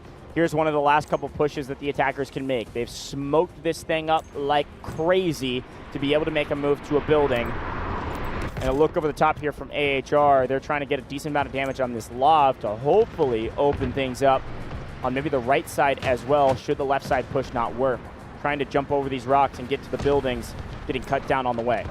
An obvious lack of follow-up there on the initial lure rocket that does land. This is going to be SNNSP trying to hit some shots here towards the tank. Help take that one out. Tank is going to go ahead and hide. But that is all you really need to do. Make the tank hide so that way the attack falls apart. 7 tickets remaining. The tank is down to what feels like 7 HP. Only one more explosion has to land. And the dreams of AHR taking the first round of this head-to-head have all but dwindled. They've been destroyed just like their tank. Romania is going to go ahead and deal the final blow to that one. And it's about all she wrote. Just a formality at this point. 3 tickets remaining. TXD will have no problem picking up a couple of stragglers here and there. There's going to be 1. There's going to be 2. Woo, buddy. There's going to be 3. And TXD return to form on Cracked. In the lower bracket, they make quick work of the defense against AHR. And I called it out. TXD, they looked very, very good yesterday. AHR, I didn't feel the same way. And in the head-to-head, it crumbled very, very fast for the attack. Clinical. It was textbook, as predicted. They caught every advantage that they wanted and more. Frustrated. Reasonably so for AHR. They've got to figure out what they can do on the defense to emulate what TXD was just able to accomplish. Already posing for a pick. Respect. Well earned. Dang. I mean, they earned that. Already? Brother, we didn't even lose a percentage point on A. I'd be posing for a pick, too. Here we go. Posing for a pick. Bang. There it is. Yeah, listen, that was expected. I'm not too surprised. But at the same time, it is still like a big laud and congratulations to that team because they were able to execute their game plan perfectly. I thought TXD did a good job of making a couple of hero plays. That squad, NTPP and the like, they obliterated the backline of the attackers, and it's the reason this team was so successful in their holds. Take a look at the stat lines. Whistly picking up 38 kills on a one-sector game is ridiculous. But MNY also picking up a 30-piece himself, and NTPP another 30-piece. 3 fraggers for the side of TXD. And again, it just felt like squads of TXD were able to fend off multiple squads of AHR. And when you take a look at the stats, it just makes sense. They were just finding more kills, winning out their gunfights. Romania playing that commander role very, very well. Finding himself all the way towards the top of the leaderboard. And man, it's not often that we get to say crack comes down to the vehicles on Sector A, but this was one of those cases where it did end up happening. Yeah, and I'll shout out Skynet, by the way, with the highest engineering score in the lobby. Well earned. Skynet and Legacy working together in the tank at the tank gunner. as well as the AA gun to make sure that the vehicles of the attacking team were basically inconsequential.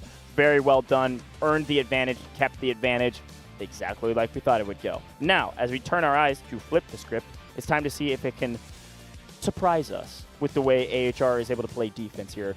Folks, you know the game plan on Cracked. You know how to hold this point. Here's the thing, if AHR, I don't know if it's a hot take or if I'm just being a hypothetical Harry. If I'm AHR, I don't full send on holding A. It is a very difficult point to hold in comparison. We'll see why in the highlights that TXD was so good, but I think if things start getting a little mixy, AHR should hold their score for the B sector at least. Absolutely, yeah, I can kind of agree with that.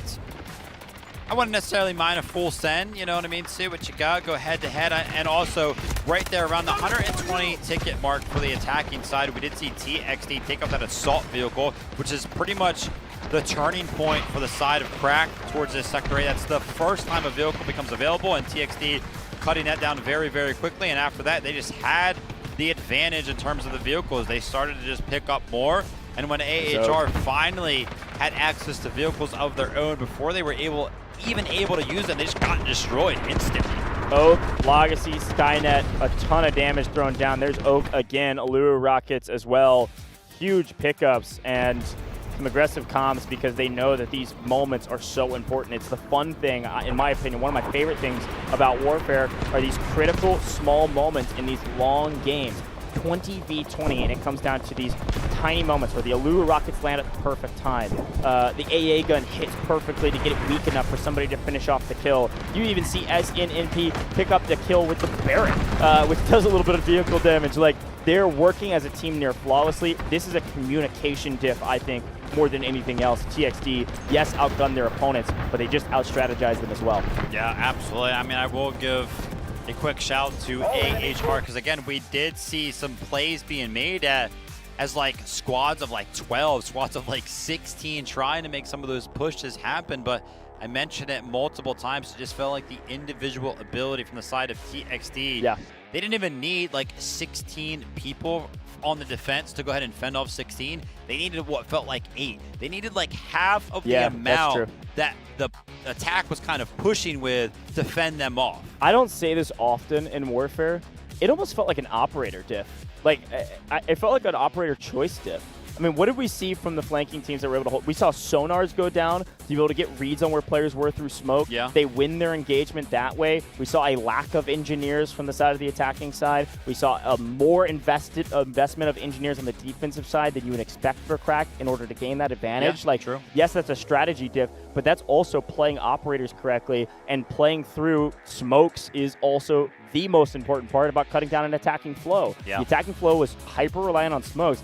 Defensively, they were able to work their way through it. Yeah, absolutely. It begs the question, how often have AHR seen a Sector A go that long? Because it does start to turn tides when the vehicles do start to spawn. They did not make the adjustments, and a squad that also did not have to make any adjustments. They played the same exact position pretty much throughout that entire game, all the way into the rocks on the left side. They were fending off AHR entirely. It's going to be the squad here: Nail 2G, NTPP, XA, and Poco being the best squad. Yeah, I mean, take a look at their kills and assists. I mean, they emulate each other. They were all working together. They played with each other. NTPP picked up the most kills, but then the most assists go to Nail 2G because they're hand in pocket, holding hands and killing everybody on the map. I mean, this squad is certainly the best squad on the map in terms of stats in a one-sector game like this one.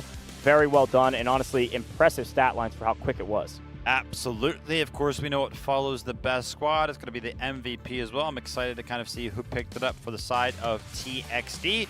I feel like momentum has been gained now, right? A little bit of a reset after they did lose yesterday. Reminder, these guys are the reigning champions. They won 6 months ago on land in a similar environment. They did lose yesterday in their first head-to-head, but it looks like a return to form. Again, I want to give a big shout-out to Whistly here, picking up 38 kills. Might be a fault of our own. Obviously, also playing the medic, picking up 21 rescues. Might be a fault of our own, me and Goges. But I feel like this guy was not on our radar to be somebody that was going to be the top frag for the side of TXD. Yeah, and again, when you know some of these rosters, you and I have been around the block now that we recognize a lot of players. I recognize Whistly's name. I remember Whistly playing. but TXT just have a lot of heroes. They have a lot of standout players. NTPP comes up most often when you think about fraggers. Whistly is, yes, somebody else that we can look to, but not always the hero. In this map, picking up 38 became the hero. Also, you've got to recognize the fact that they have rescues on their stat lines means he's playing a medic operator. He's playing a support class, and not often do you see them just outfrag their opponents because they're more focused on getting bodies up. But you do see that more so when they're on the defense. So makes sense Whistly was at the top of the leaderboard. Once they move to the attacking side, can't imagine that he'll be quite as an impact player in terms of actual slaying out. Could still be MVP, though, if he picks up a crazy amount of revives, because we know that helps us score out a ton, and is maybe even more important oftentimes on attack of getting the revives than even getting kills. Listen, Whistly has now put himself in my spotlight personally. Over the course of this next round, when we do flip sides, I'm going to be paying close attention to him specifically. I want to see him have another performance like that. Maybe Crack is just his map. MP7 in hand, Stinger, and he just knows where to be. Knows where to find the kills. He's slapping people around even from distance with that MP7. So, hey, whatever it takes, man. I love it. Excited to jump into it. But, folks, of course, we are going to be swapping sides. These are all best of threes. So if our team TXT is able to get a win here, that is all she wrote for this matchup. And unfortunately, AHR will be the second team to head home and be done in this competition, 0-2 overall in matches, if that happens. However, I am hoping for AHR's sake, you're able to turn it around. This is going to take a decent amount of mental resilience. They just got stomped. It's difficult to come back from that at any level on sports, esports, or anywhere in between. You've got to have the mental resilience to say, no, we are a good team. We can compete. Let's turn it around on defense. And again, I constantly remind you all of this because it used to work in a different way. It doesn't matter how far TXT gets. It doesn't matter if they capture A and then get stopped on B. They've got to go the distance to close it out here. They may get a priority side selection if there's a tiebreaker, but to win, they have to take every single point and take the entire map to get that win. So, might seem obvious, still important to remind you that TXT still have an entire map to go, not just a single point. Now, I think when we look at AHR, since we have a moment here, let's highlight a couple players. Big shout out to Lin Yi, one of the only female competitors competing in this competition on the Bravo squad here for AHR. A big shout out to Flash, squad commander or squad leader rather, for that Charlie squad as well, an impact player for this team. But again, I think it's going to come down to our commander. One of the only commanders, by the way, that I noticed that plays a support operator. Who's that? Picking up revives. SJD was playing support operator for the team. So on the defense, that might change. Yeah. But interesting strat. Yeah, awesome to kind of see. Love, taking a look at Cracked here. And this is going to be the first time we're going to be flipping sides between two specific teams in the head-to-head. So that's going to be great to see. Listen, I mean, TXT, I feel like that was a great momentum shift for them. And what kind of hurts me, actually, is that AHR are, on the verge of being eliminated, but unfortunately for them as well. I mean, when we take a look at how they performed yesterday, they got 2-0 yesterday. Yeah, I know. They're down 1-0. They have not won a map yet. We really do need to see these guys win a map. They are here for a region. They won their regional qualifier. They are a winning team. They are used to winning. We just got to see them pick it up just a little bit, pick up that momentum, find something that works for them. Again, it feels a little bit like a confidence issue. I don't know. I mean, it's tough sometimes to have that confidence when games haven't been going your way, especially when you get stomped to be able to turn it around. But it is definitely doable. What they need is one momentum shift, one small win when they're on the defensive side to be able to hold things down and say, take a breath and say, hey, we've got this. We've got a potential to win if we're able to maintain this small advantage. So we'll look out for that, especially if they get an early vehicle elimination or something. Could go their way. That could kind of turn things around and get them excited. So we'll see, folks. I'm excited about this one. I say the word excited all the time when I'm at Dfiw because it's that dang fun. We had 4 best of 3s yesterday. We went until like 3 a.m. or something. I don't even know what time it was here in China. It was a blast. 14-hour broadcast. Today moving much quicker because of some early sweeps. Yeah. I'm hoping for AHR's sake that we slow things down a little bit and maybe get a game 3 here. Some early sweeps, some different maps being played. And yeah, like Goose mentioned, we're going to be jumping into 4 total matches today as well. We do have 2 more head-to-heads left, and that's going to be the upper side of the bracket. So Titans up there, both teams, of course, winning their initial head-to-heads. You don't want to miss it. If you are interested in what maps we're going to be playing later on, back to Cyclone and back to Cracked at the end of the day as well. So make sure you guys tune in and see how those ones pan out. And yeah, I'm excited to kind of jump back into this and see if TXT can win this one 2-0. I feel like that's where this is kind of leaning. Yeah, I think so too. Listen, a couple fun notes here. Okay. We won't see, even by the end of today, we haven't seen Fault, which has been banned every single time, I think, on one side or the other. We haven't seen Threshold yet, which is crazy to say, because of how many times we saw it in Vietnam and how many times it's played in the competitive circuit in general. We haven't seen Trainwreck yet, and we won't see it by the end of today. So kind of interesting that we have 8 total maps, and we won't see 3 of our maps at all in 2 full days of competition. Yeah, I mean, we could potentially. Yeah, we could see it as a game 3, but a team would have to choose that map. Yeah, exactly. Which I don't think they're choosing Trainwreck. Like, oftentimes these maps that teams will choose are, I call them the classic maps. It's the maps they have the most reps on, they feel the most comfortable on. Yeah. And usually, we talked a lot about this yesterday, the team that chooses the map is the team that lost the tiebreaker. Right. Right? So the team that won the tiebreaker gets to choose the word side, so they get to choose the side once the map is chosen. Because of that, oftentimes, the maps that are chosen are Cracked or Ascension, where the attackers often can still get a win. On paper, those are a little bit easier for the attackers compared to something like Threshold, I guess. Yeah. But anyways, little fun hypotheticals for us, as always, to talk about as we prepare for this game to get started. A couple other notes as we quickly have gone through the day today. I am looking forward to those upper bracket games. I think they will probably be a little bit closer. Might see a couple game 3s. You're not so sure. Get a chance to see FX compete again on main. Get a chance to see the top dogs, if you will, on paper, the 1 seed, LT back on stage again. That'll be a fun matchup coming up actually fairly soon. And so be prepared, folks. Flying through today. Ooh, a couple subs. Actually, a couple subs for the same team. Wait. TXD pull Legacy. Legacy. And they pull CVVT, moving in KKN and Zombra. Zombra is a staple on this roster. Zombra played in Vietnam last year for Dfiw 24-25. Yeah, I mean, almost all of this roster did. I was looking through their previous history. It's like almost every single player is the same. But I do remember Zombra in particular being a rotational sub for this team. But one of the subs they didn't pull is Little Egg. Do you remember Little Egg? Yeah. Heli operator. Yeah. If I remember correctly. True. So once we get to a helicopter map with TXT, you might see Little Egg pop in. I wonder what the reason for those subs were. I wonder if production could help us out on the back end and see if they gave any reasoning or if they just want to try some people out. Feel like they've got the window of opportunity to do so on Cracked. Yeah, I mean, I feel like Legacy kind of feels like a staple in terms of the vehicle gameplay side of things for TXT. So that's a little bit surprising to me to see that substitution be made. But again, I mean, maybe honestly, maybe they're like, Legacy, we want we want more entry fraggers to get us onto these points. Because again, the attackers don't earn that many vehicles. Yeah, but that's the point. You do get vehicles. Yeah, eventually. And he's been the main operator every single time. I don't know. That's like, I mean, I was about to make another sports reference that half the people or more won't understand.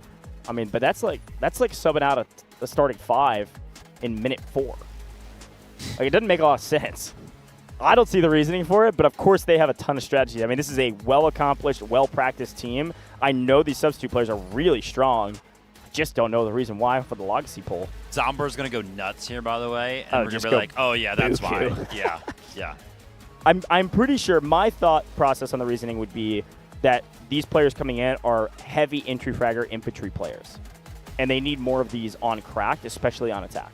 That's my thought process. So we'll have to keep a close eye on what operators are chosen specifically by Zombra and what operators are chosen by KKN as well, because we want to know why that kind of substitution was made. I mean, you're up 1-0. You're feeling confident. I don't think they made any substitutions yesterday when they were going up against RRQ. So very, very interesting to see a big adjustment coming in. Here we go. TXD have the opportunity to 2-0 in the lower bracket right now up against AHR. They've got to do it from the attack side on Cracked. Here we go. TXD going to be in the red. AHR going to be in the green on defense. Not looking for just one sector. Got to get them all.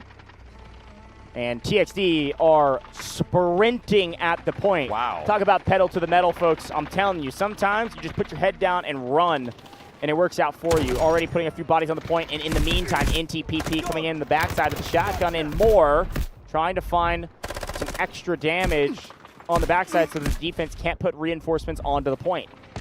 cause enough of a distraction to where they have numbers advantage, and this A sector is ticking away.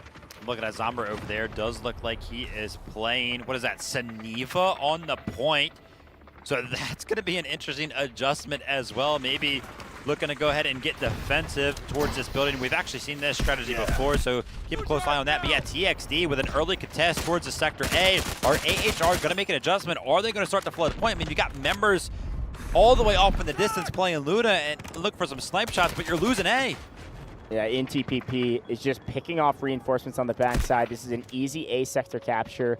I said that the defense needed to hold their resources for the B sector. I didn't mean that you give away the A sector in 6 lives. This is a brutal start, unfortunately, for AHR. Let's see if TXD can keep up the pace. Dude, there's something in the back of my mind from Vietnam, remembering, I wonder if Zombra is a one-trick Saniva. There's something in the back of my mind of this TXD team playing on trench lines and Zombra on the Saniva operator. I don't know. Somebody can correct me if I'm wrong. If you're that deep in the bag of the global Dfiw rosters, I would love to know. Or if you're a fan of TXD watching at home, let us know why you think the subs happened. But a Saniva, whether it worked or not, I'll call that a success. A very quick capture of A, and immediately the attack is sprinting at B1, and they've already got a tank ready to rock and roll. This is Skynet, one of the best vehicle operators in the game. Going to pick up a lot of damage on the potential vehicle here of Louisville TTV. Yeah, I mean, the AHR side of the tank needs to find some value here. It needs to kind of put the team on the back and start to make something happen. NTPP is probably going to be our first player to enter that double-digit mark for the kills. Looking to play the head glitches all around the B1 sector. He is getting absolutely flooded right now from the defensive. He's not going to be able to fend them off, so he does go down. And taking a look at where some of the other attackers are positioned. By the way, as soon as the sector did get captured, I did see Zombra go ahead and hit the respawn. So probably changing was operators. To go ahead and change the operator. So I don't think it's going to be a Saniva one trick. But again, that building on that sector A, Saniva can be finding some value over there. But a quick change of strategy. And now AHR actually taking a quick opportunity to take it to TXD, trying to go ahead and push them back off of this hill. They're trying. A couple respawn beacons here can help. Just keeping bodies around B1 potentially. They can work their way through the onslaught of the attackers on the opposite side. High ground achieved. Players on point. B1 in control by the attackers. Pretty significantly able to put a foothold onto the map. They will then work their way to B2 from B1 while still maintaining control of it. How are they going to do that? The classic. Skynet is going to sit on B1 with a tank, and all of our infantry is going to move over towards B2. I did see Whistler. I mentioned that I wanted to see him back in the spotlight. Did see him picking up some kills with that MP7, so still potentially in farm. This tank is getting active for the side of AHR. I don't know if I've ever seen a tank over here all the way to the right side trying to cut off some of these rotations. So an interesting kind of little position here for the tank to be finding itself in. And it looks like it is actually finding a lot of value in combination with the gun up top, and Skynet is still off in the distance. This is very, very common on the side of the attack. They want to keep that tank alive, so it does play a little bit of a passive role, but it still finds value towards the side of B2 with some of those shells raining in. Attackers slowed down a little bit here, trying to assess how they decide to push together as a unit. Skynet still finding a bit of damage from distance with the tank, but is SJD successfully holding B2 and making sure that they get some extra score. That'll be nice for them to add some score, potentially call in another vehicle to give them a small advantage to kick things off. Remember, this is one of the players that actually got subbed in here. This is going to be KKN. Playing the role of the recon, looking to maybe get crazy on the flanks. You mentioned that potentially they wanted members to get active, to be in the front lines, and not necessarily seeing that right now, but maybe they wanted somebody to go ahead and flank. The respawn beacons are important for some of these attacking flanking positions. And Rui on the Mini 14 has been pretty much in a similar position throughout, right? On Sector A, we saw him very, very far away from the zone itself, and it's going to be a similar position here. Playing the Luna, which, you know, is very, very common in public warfare games, but we actually feel like we don't see Luna a lot on the competitive side of things. Yeah, I mean, there's other ways you can kind of see through smoke, if you will, or get info through smoke. Luna is kind of the classic way to be able to do that, so not a bad idea for the B sector to be able to help your team with the crosses between B1 and B2, but still Take a look at what Poco is able to do on this backside. The attacker is setting up a pinch, kind of keeping the defense trapped around their point. He's doing a pretty good job, actually, of trying to hold these flanks. Unfortunately, oh my gosh. SNNSP. You won that?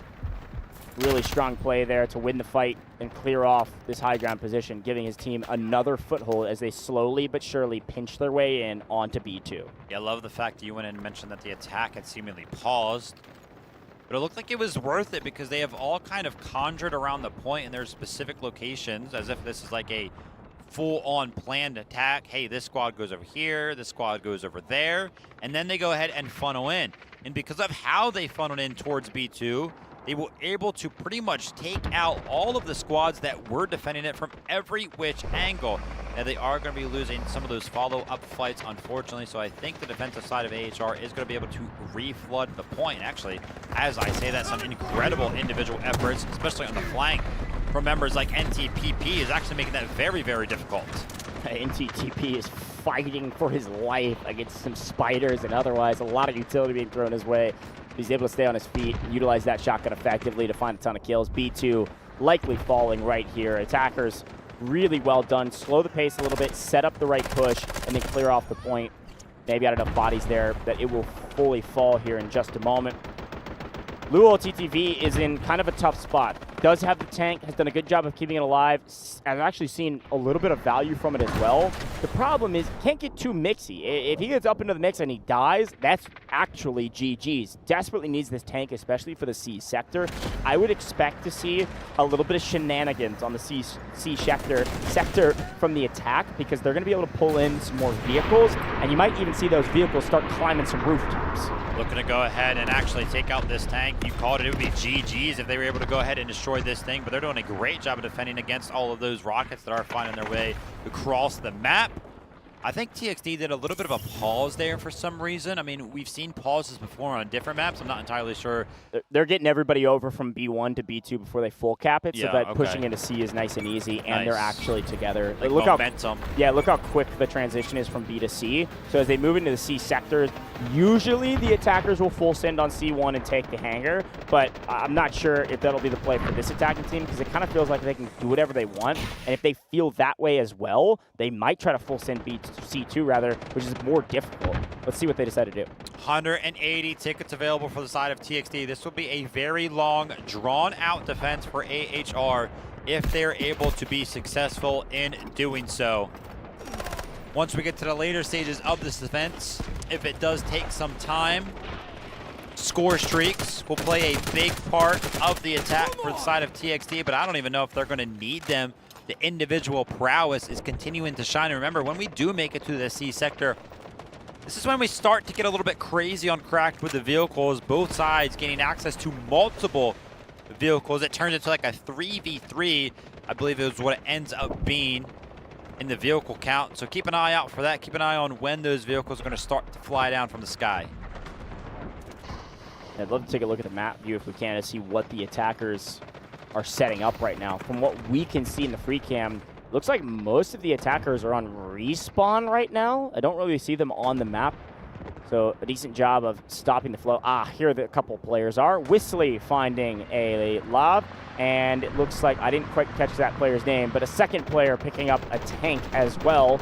So vehicles coming in for the attack, and again, this is what I was talking about. These vehicles are going to get mixy because they can afford to. They've got the advantage. And there's a small moment on Cracked where the attacking side has a big advantage in the vehicle gameplay. It's going to be right now. You can see they have 3, and it's just to 1. HR on the defensive side, I believe they do gain access to a couple more vehicles around this time as well. But because the vehicles have already touched down for the side of TXD, it gives them a big advantage in terms of having access basically to these vehicles, so that way they can help destroy them as they fall down. Well, I mean, quick shot here too. I mean, they just don't have the score to call in vehicles. That's the other problem. The AHR just haven't found a ton of kills, haven't found a ton of score to call in more of those vehicles. They did just get another successful objective. That might be enough. Should see AHR likely call in another vehicle here shortly. I think it's too late though. Again, I mentioned the vehicle's already in for the side of TXD. If they do call in a vehicle, they're just going to swarm it with rockets and tanks. Yeah, cut it down before it lands. Yeah, I agree. So keep an eye out for that. A big swarm towards the side of C1 by some of the boots on the ground from TXD. Looks like they're going to go ahead and gain access to that one. NTPP, very rare loss of a head-to-head battle for him there, and we're gonna see one of these cheeky spots, aren't we? I told you. I knew TXD was gonna try something crazy. They're gonna climb some buildings. They're gonna get some high grounds with these tanks. Cracked is one of the unique maps like that where it's got some verticality, but it's quite short. So you can kind of finagle your way up onto some of these rooftops with the tanks. We've seen it in the past. Pretty classic strat. This is gonna be funny. They decided to do it. Now, again, somewhat as expected, they were waiting for their vehicles. They then made the push. C1 now in complete control out the hangar for this TXT roster. They're going to set up for new and prepare for this push over to C2. So far, everything very clinical. Yeah, absolutely. Rui here. Still playing that Luna, still in the Mini 14, and finally the tank does make its way up to the rooftops. Be interested to see where this one goes, what kind of an angle it can actually find, and look at that, off in the distance, those two vehicles are finally making its way down to the ground, but just like I called out, Oak is going to be able to go ahead and pepper both of them down. One's already destroyed, the tank's under heavy fire, 10% HP remaining, and it's going to be destroyed halfway before it actually reaches the ground. The tank was trying to defend, but what can you do? Yeah, that is tough. They have the right vehicles. You called it out perfectly. They had the advantage, and because they had the advantage, when those vehicles were called down, there was just no way they're hitting the ground fast enough. They have the right lob. They're ready to rock and roll, and so because of that, they maintain a vehicle advantage, and they've got some tanks on high ground. So this is just a slow walk to a victory that desperately needs a miracle from AHR. I mean, for Lue here, he's been in the tank for quite some time. I don't want to be too critical, but only 8 kills so far. He's been in this thing for quite some time. Over the course of multiple sectors, an urgent redeployment from the side of AHR. That's going to be a very, very early one, right? Like TXD haven't really even pressed the attack. They had 2-3 bodies on point, and it pulled out an urgent redeployment for the side of AHR, and it's not even really working. It's because they saw this push coming from the attackers. They knew they needed to sack some bodies in order to be able to cut some of the attackers down with the pace of play they were playing. So they wanted to be able to respawn immediately and jump back onto C2, even if they died on the far left-hand angle there that you just saw. So I don't hate the idea. They didn't lose C2, not yet, but that is a significant score investment when they haven't earned that much, especially when you consider that they just lost 2 vehicles just a moment ago. They're going to be vehicle poor, they're going to be score poor, and all of a sudden you're going to see a team like TXD, who has plenty of score going around, maybe call in a few artillery barrages or something even more desperate. Here's a couple more vehicles, the rest of their score, and a couple freebies coming down, all of which will be cut down. See you later. No chance this vehicle is hitting the ground. Where's that last Allure rocket? See ya. There it is. I'm telling you, TXD's chemistry is perfect.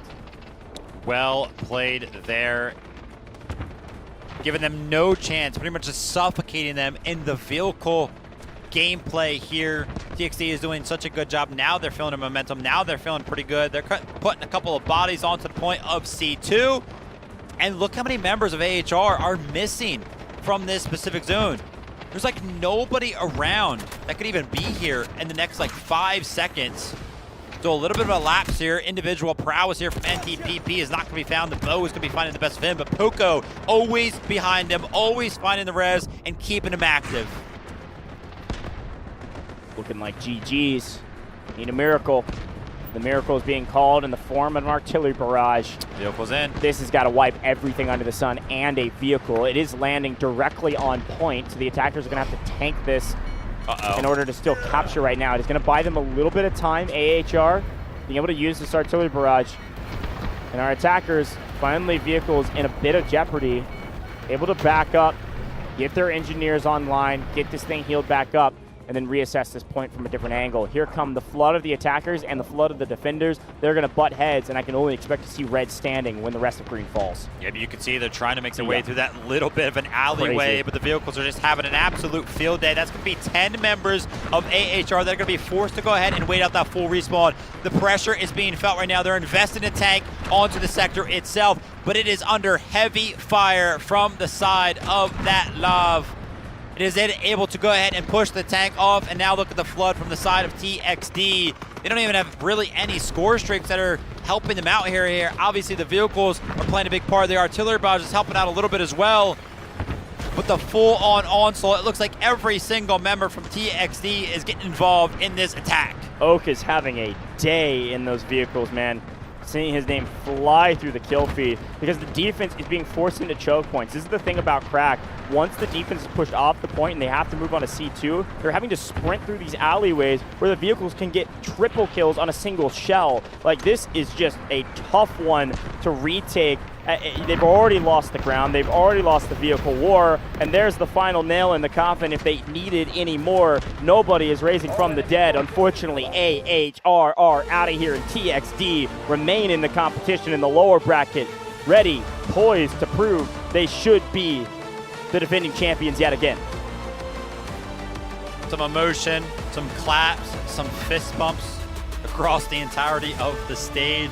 Great to see that the team is feeling good. They did not want to exit the competition early. That one meant a lot, man. Again, we wanted to see them prove themselves. They put up a very good fight yesterday. Unfortunately, it was not enough. And then today they returned to form. This is the TXD that it feels like we know in dominant fashion. 2-0. They're going to be moving on until tomorrow. Look, I gotta say, it's a tough shake. You go down to the lower bracket, and you either have HAN or TXD as your matchup. I mean, come on. It's like a second winner's bracket down there, man. I'm telling you, listen, we only brought 8 teams to the global finals here with Dfiw. All champions in their own regions. All teams solid. Somebody's got to lose. There's 4 teams, man, that are looking tough. I'll be honest. I'd put a 5th one in there, but we'll talk about them in a moment. Congratulations again to TXD. Expected, but still well-earned, showing us what textbook warfare looks like, what practice does. It helps you make perfect, and they were perfect on Crack.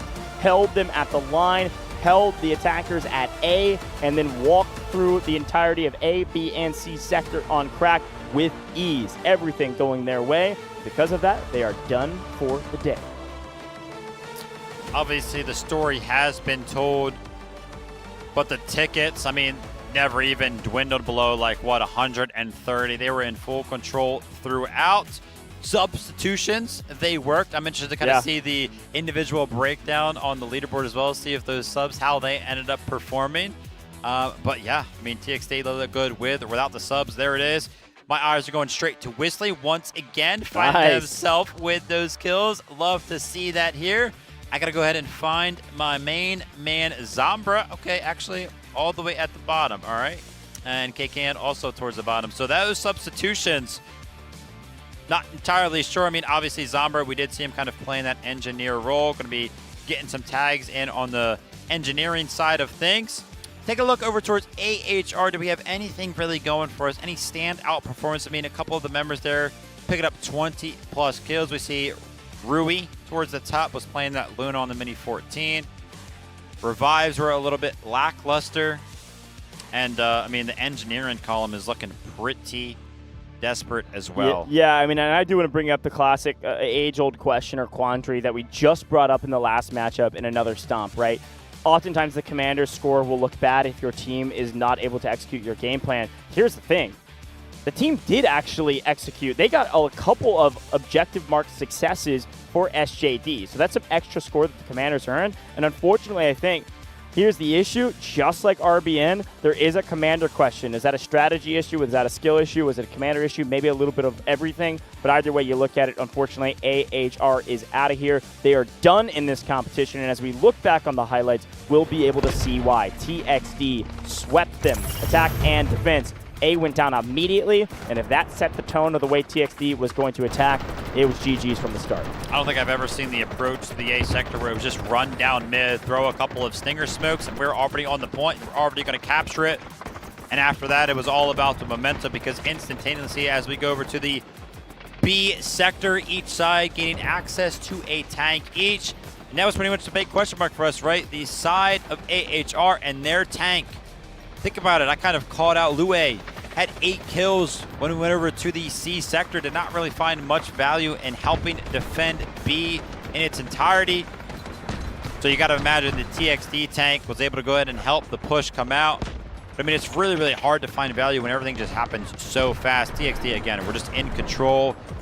They went ahead. They put an emphasis on the vehicles that were falling down from the sky. There was 2 chances for AHR to to kind of find those vehicles to help them out.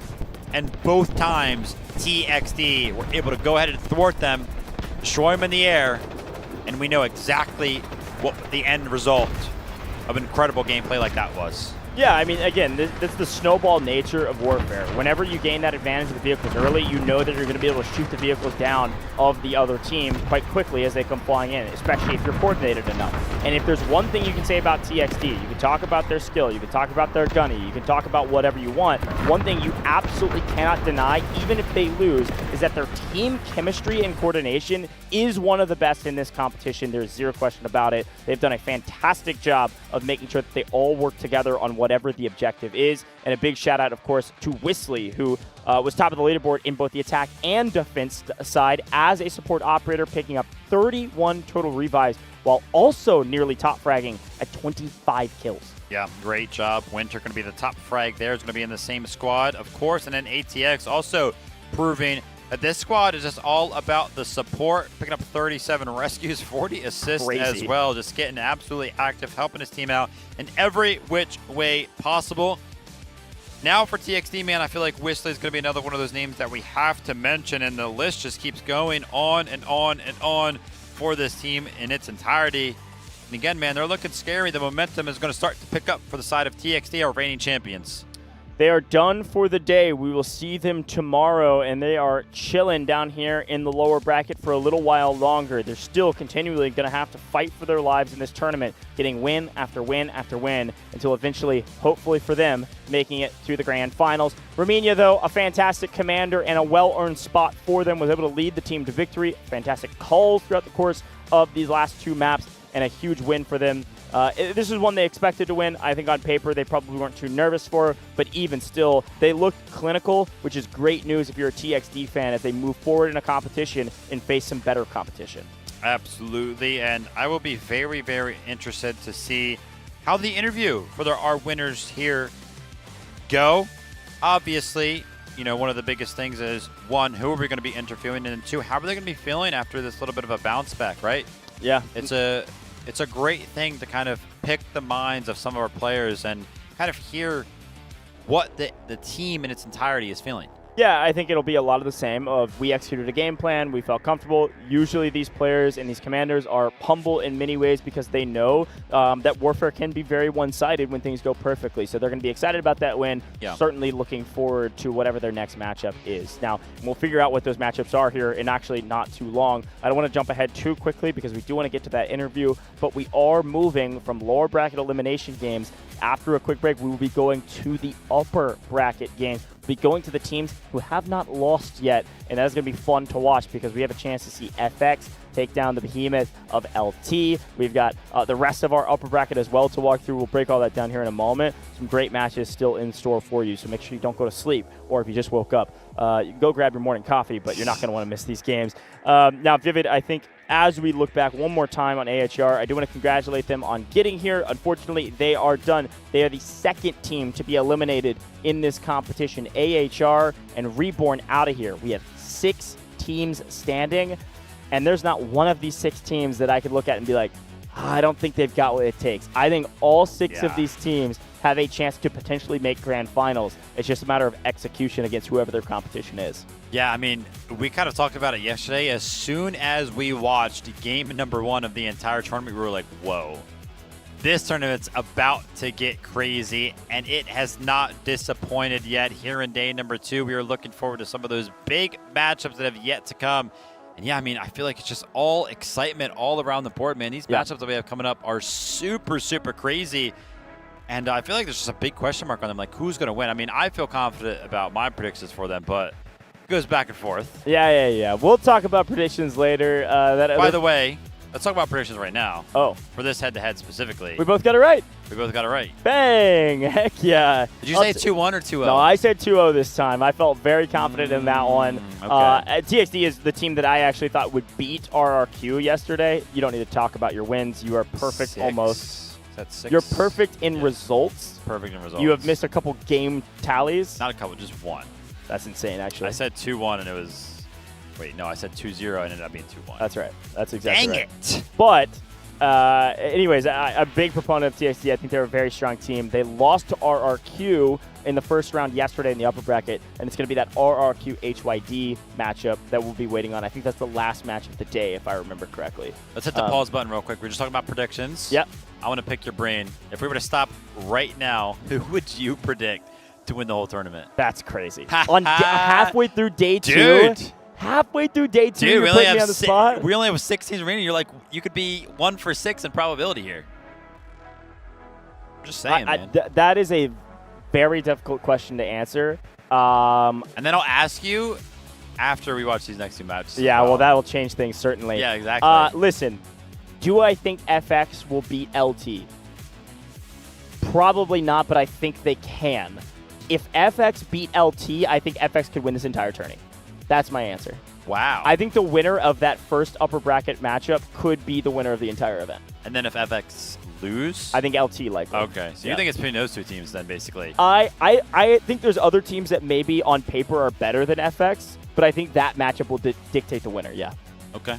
I'm extremely biased, though. What about you? You can't put me in the spot and not take it? I'm thinking RRQ. You think RRQ is going to walk all the way to the finish line and win this whole dang thing? Yeah.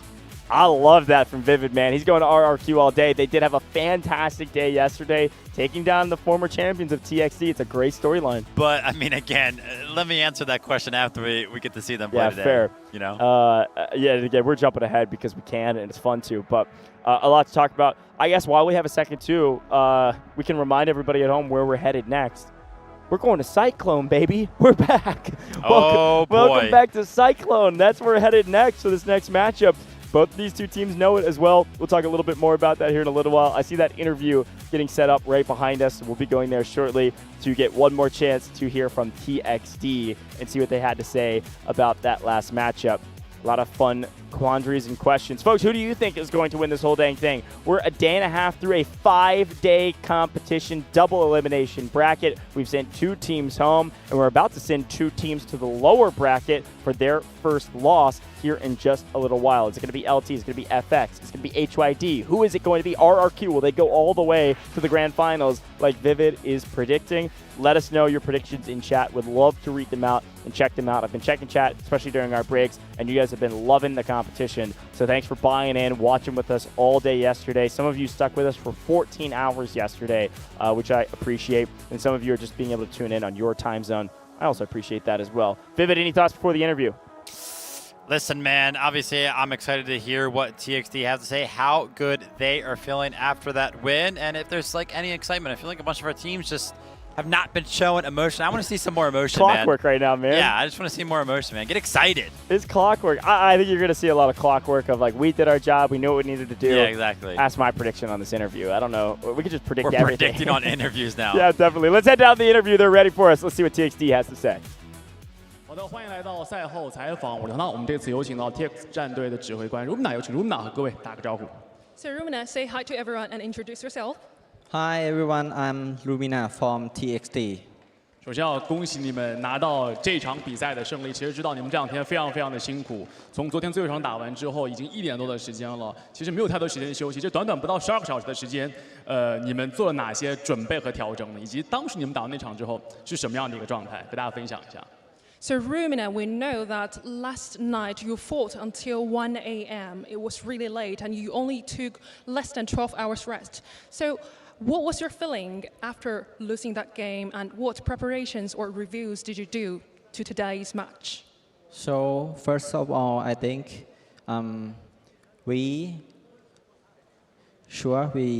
feel upset and disappointed, and yeah, it's really impact from my team. But from we know that, and we take to the hotel, we have some meetings about our mistake and what to do, what to fix it, and that's it. We play on it today.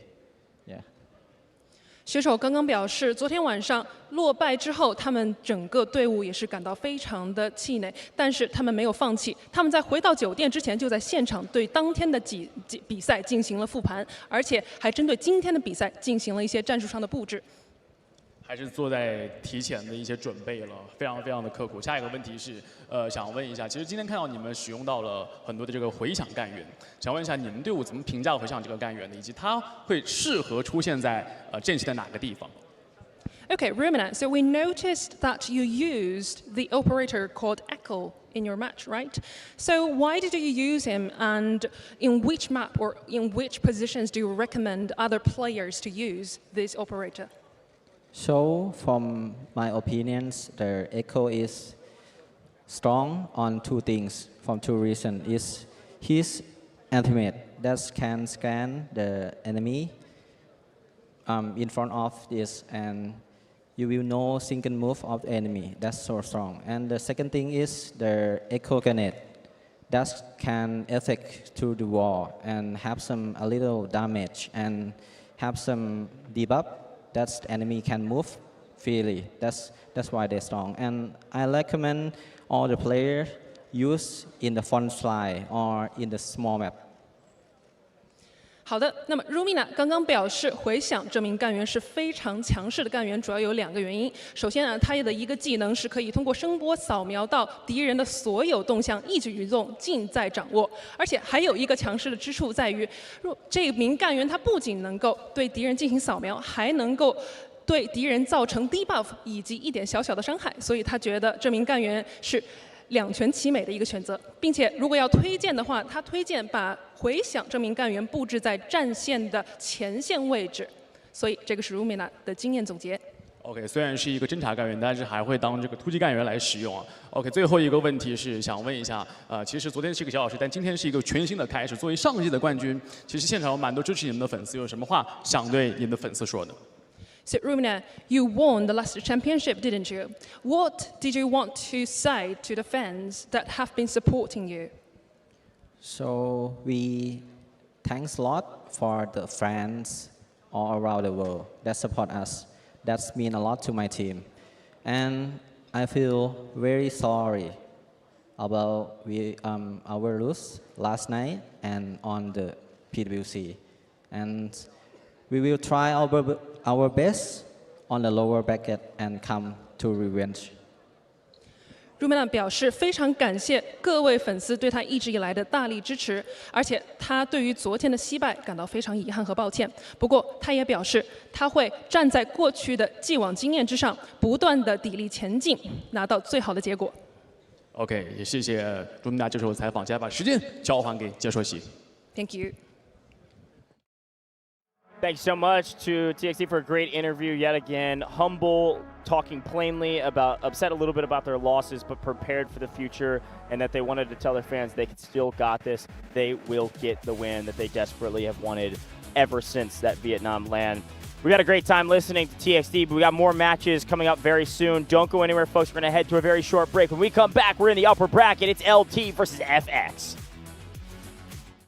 This court finds that the AI holds no legal responsibility. But the data, this doesn't add up. Just do with the AI. Priority, protect company assets. Valve closed. You destroyed our home! That dream again. Gabriel Mercier, codenamed N2, role, engineer. As a former nuclear facility engineer, N2 was removed from his position following a major incident that escalated into legal proceedings. He later returned to military service and was reassigned to Arctic deployment under CBR and related units. With the originally designated technical specialist unable to fulfill operational requirements, and following assessment review, N2 has been approved as a replacement operator for the subsequent operation. Stun out.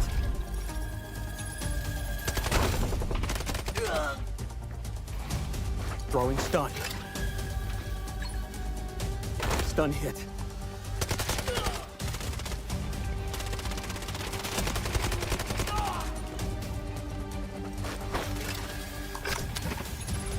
Freeze right there.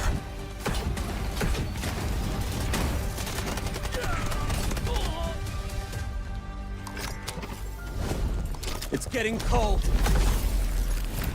N2 is equipped with a modified grenade launcher, capable of firing up to 6 LN2 grenades. Upon impact, each round detonates and releases a burst of cryogenic gas, dealing area damage and significantly impairing enemy mobility. Sustained hits can fully immobilize targets through extreme low temperature exposure.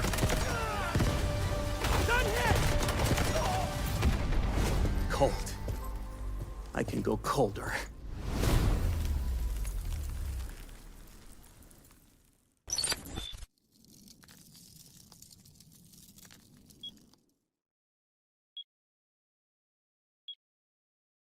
Should we really be sending her to the front lines in her current state? You ought to know her better.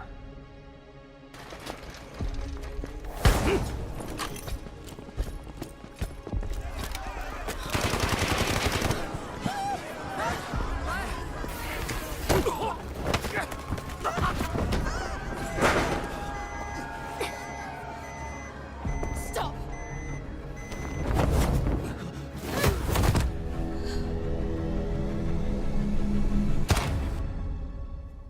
Lena Vandermeer, codename Vlinder, role support. Vlinder is a medical specialist from GTI Europe, specializing in pharmaceutical research, possessing outstanding medical expertise and a strong sense of responsibility. Vlinder's med drones can be deployed to a targeted area, dispersing med-infused nanobots that restore teammates' health, providing them with an adrenaline boost. They may also be deployed on herself, following and continuously restoring her own health for a limited time. Her windmill smoke grenades are guided by gesture censoring tech. Upon impact with a service, the grenades create a cloud of smoke, creating cover for teammates. Smoke grenade out. Vlinder's Flutter Rescue UAVs will automatically target downed teammates, administer medical injections when deployed. Once the injection is administered, Vlinder may approach the downed teammate and manually revive them. During deployment, the UAVs may also utilize their active defense system, automatically absorbing 1 instance of explosive damage per deployment, and applying a buff effect to Vlinder. Counting on you guys. Vital signs stable. Prepare for rescue. I've got you. It's taking effect. I'm here.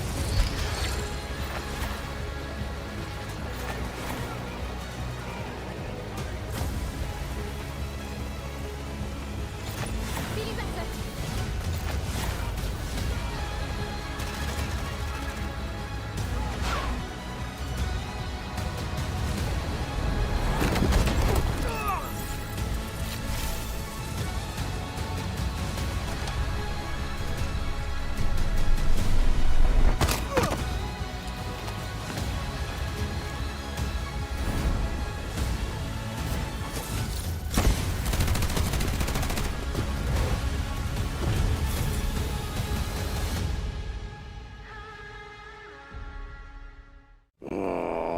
Can't I just have 5 minutes, peace?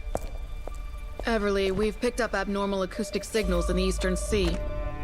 Just dolphins mating. It's that time of year, after all.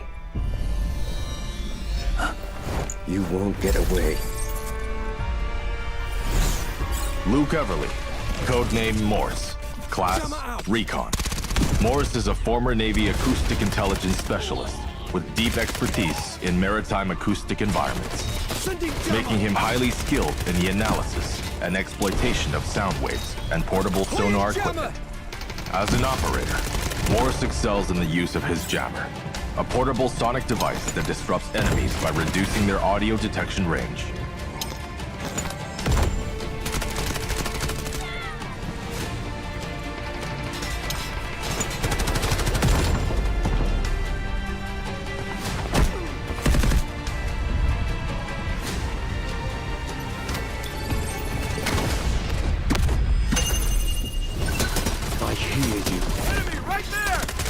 Morse's advanced sonar device emits sound pulses to scan for enemies, generating markers on their positions. No more secrets!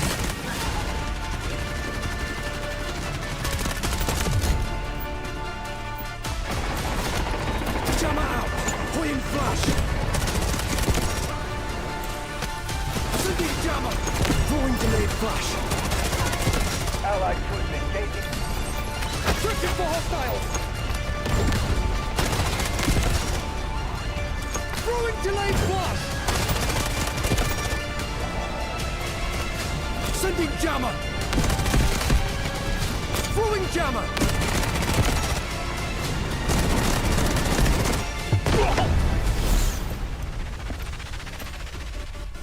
Shh. The storm is coming.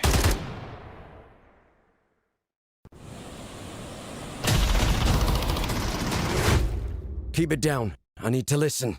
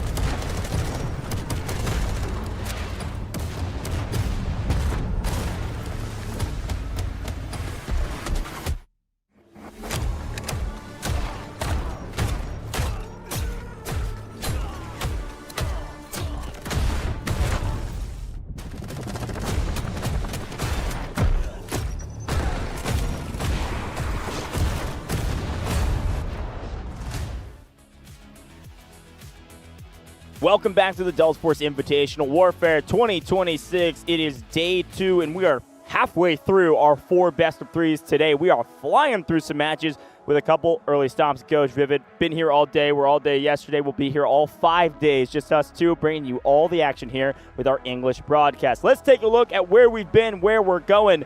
Vivid, talk to me. We got LT versus FX next.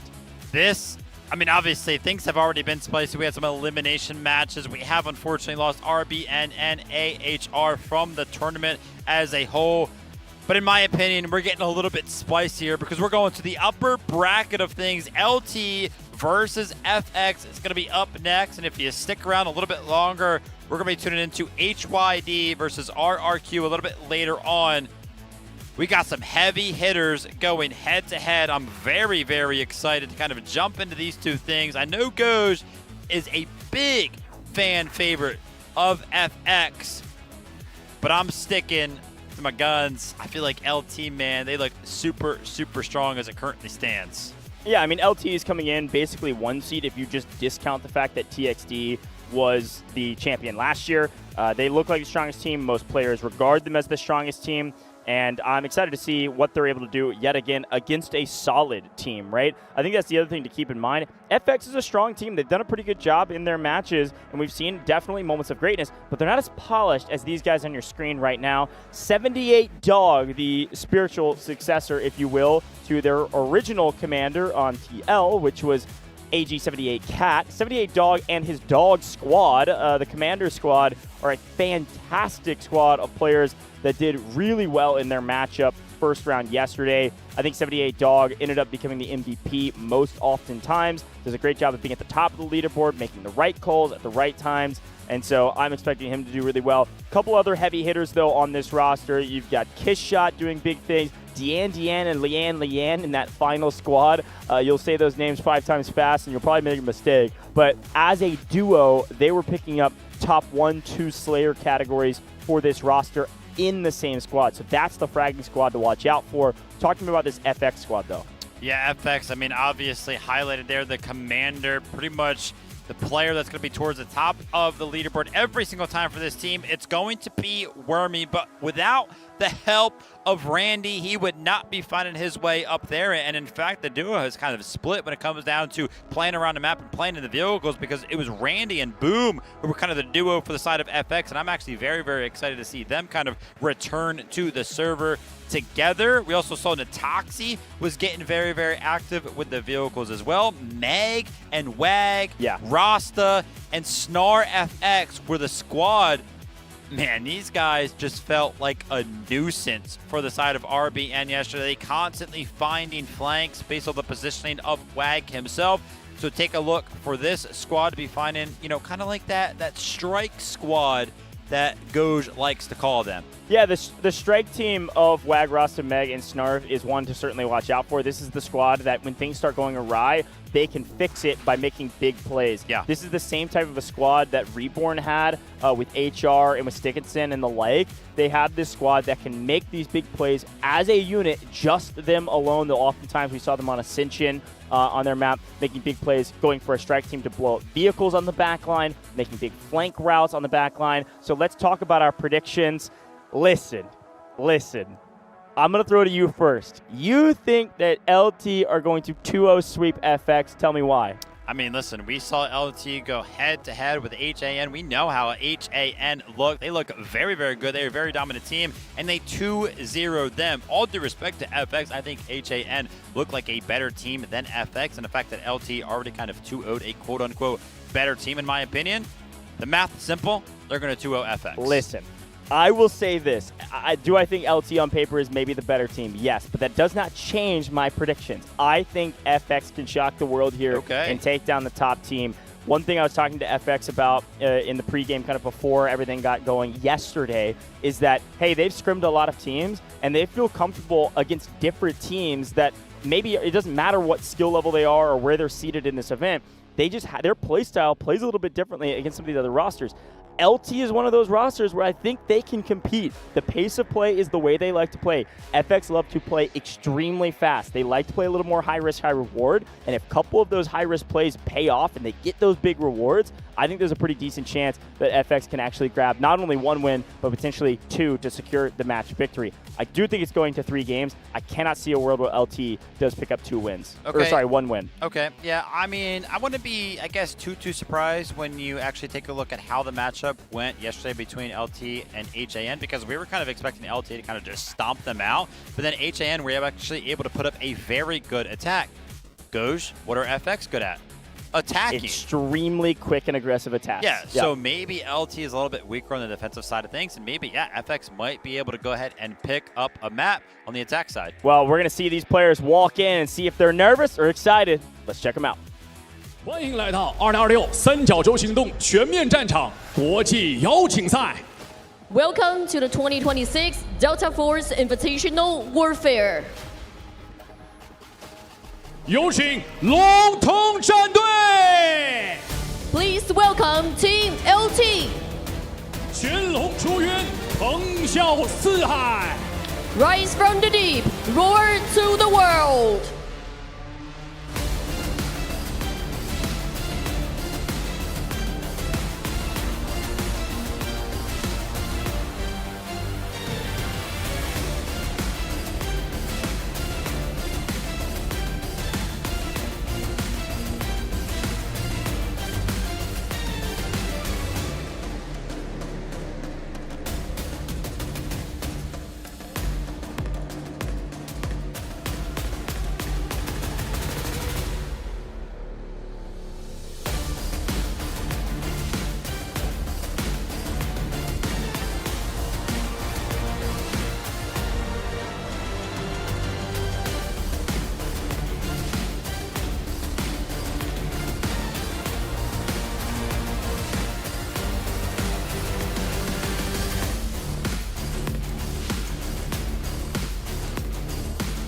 有请 FX 战队。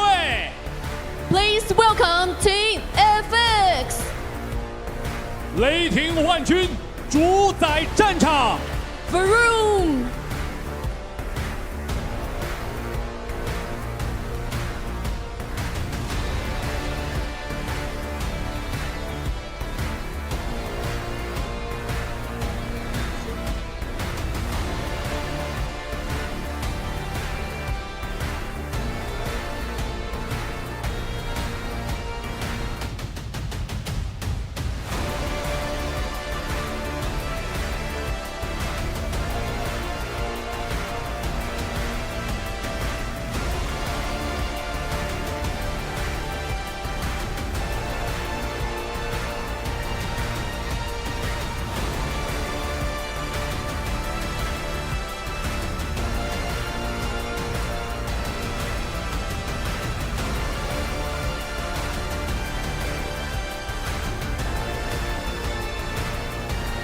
战意拉满，通往胜者组决赛的道路就在前方。接下来，让我们见证这场强强对决。Spirits are high, and the road to the upper bracket final awaits. Get ready to witness. The road in the upper bracket continues, folks. We got 2 teams in the upper bracket, 2 teams that have not lost a match yet. However, FX has dropped a map to Reborn. Talk to me, LT. You've been hyping them up. I agree, they're a very strong team. Any other big highlights while we have a moment before the game gets started and the players sit down? Anybody else you want to shout out? Anything about this team that makes them so dang different? Not necessarily anything too crazy or highlight specific, but let's talk a little bit about experience up on the stage. Yep. LT, of course, versus HAN yesterday. What map did they play? Yeah, it's Cyclone. They played Cyclone. Yeah. What map are we going to be playing right here? Cyclone. Now folks, we're playing Cyclone. We're playing Cyclone. That adds a little something to it, right? Like LT had to be feeling comfortable on the map. They've already played it. On the flip side of the coin, right? Kind of play around with the narratives here. FX technically have had the opportunity to watch LT play Cyclone. Yeah. On both the attack on the defensive side. I mean, yeah. Listen, Cyclone is an interesting map because it requires a lot more. What's the word? I guess variance in the way you play. You have to be able to be boat aficionados to really be a successful team. And LT pretty much was. They did a really good job of utilizing their boats effectively throughout the course of Cyclone, which could give them a pretty big advantage here if FX isn't ready for that. But guess what? We also saw FX play Cyclone yesterday as well. So kind of crazy that both of these teams are returning to a familiar map. They both are pretty much on equal ground. They've had experience on the map up on the stage, and both teams have had the opportunity to watch the other play the map. Yeah. Yeah, I mean, again, I think both these teams probably VOD reviewed late last night. We saw Wormy here at like 1:30 whenever we were finishing picking the maps. And we saw their picks and bans. I'm not sure if we've shown it yet. If we can, that would be amazing. But we'll be able to talk about a little bit of like what they didn't want versus who they're competing against. Because the bans, if I remember correctly, I'm pretty sure Wormy banned Threshold.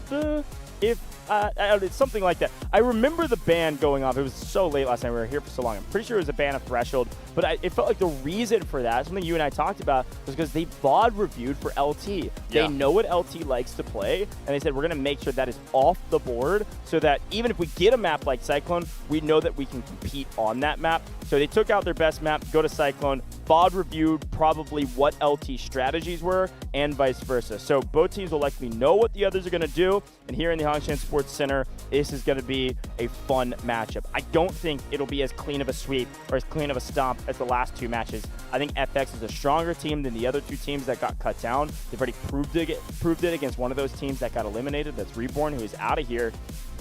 And I think if LT comes in a little cold or comes in too confident, FX is going to shock them and start things hot with an early win. And taking a look at all the players on the stage, they're getting ready after all of their walkouts, making sure everything does feel good.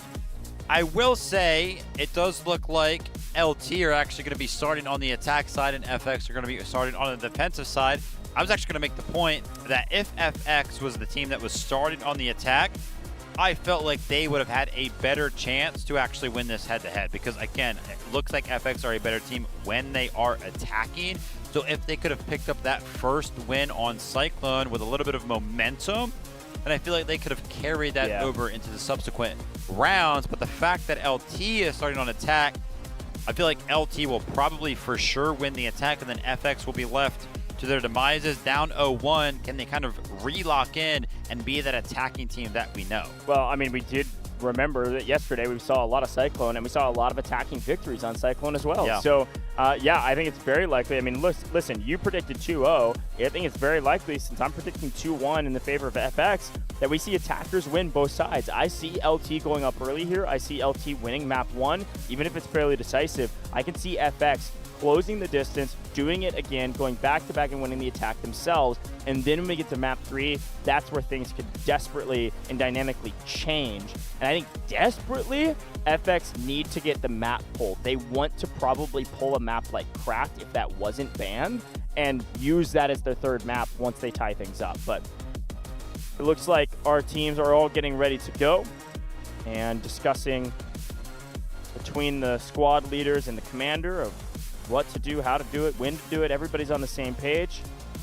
A couple quick reminders, by the way, as we take a look at a couple members of FX. I saw some people in chat talking about it, and I do want to remind you where this team is from.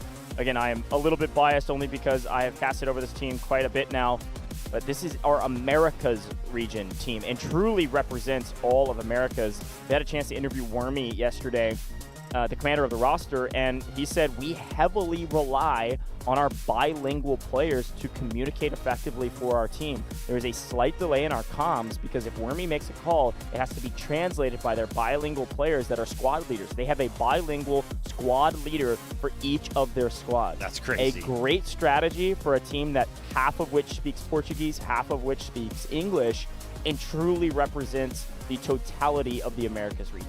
Yeah, super cool to learn more and more about every single one of these teams. I think it's also important to note, you know, we keep referencing just 6 months ago, we had an event very, very similar to this, the exact same format, but one thing was missing that is present here, the Americas region. This is like the first time the Americas region is going to be represented on the international stage for Worst Warfare specifically.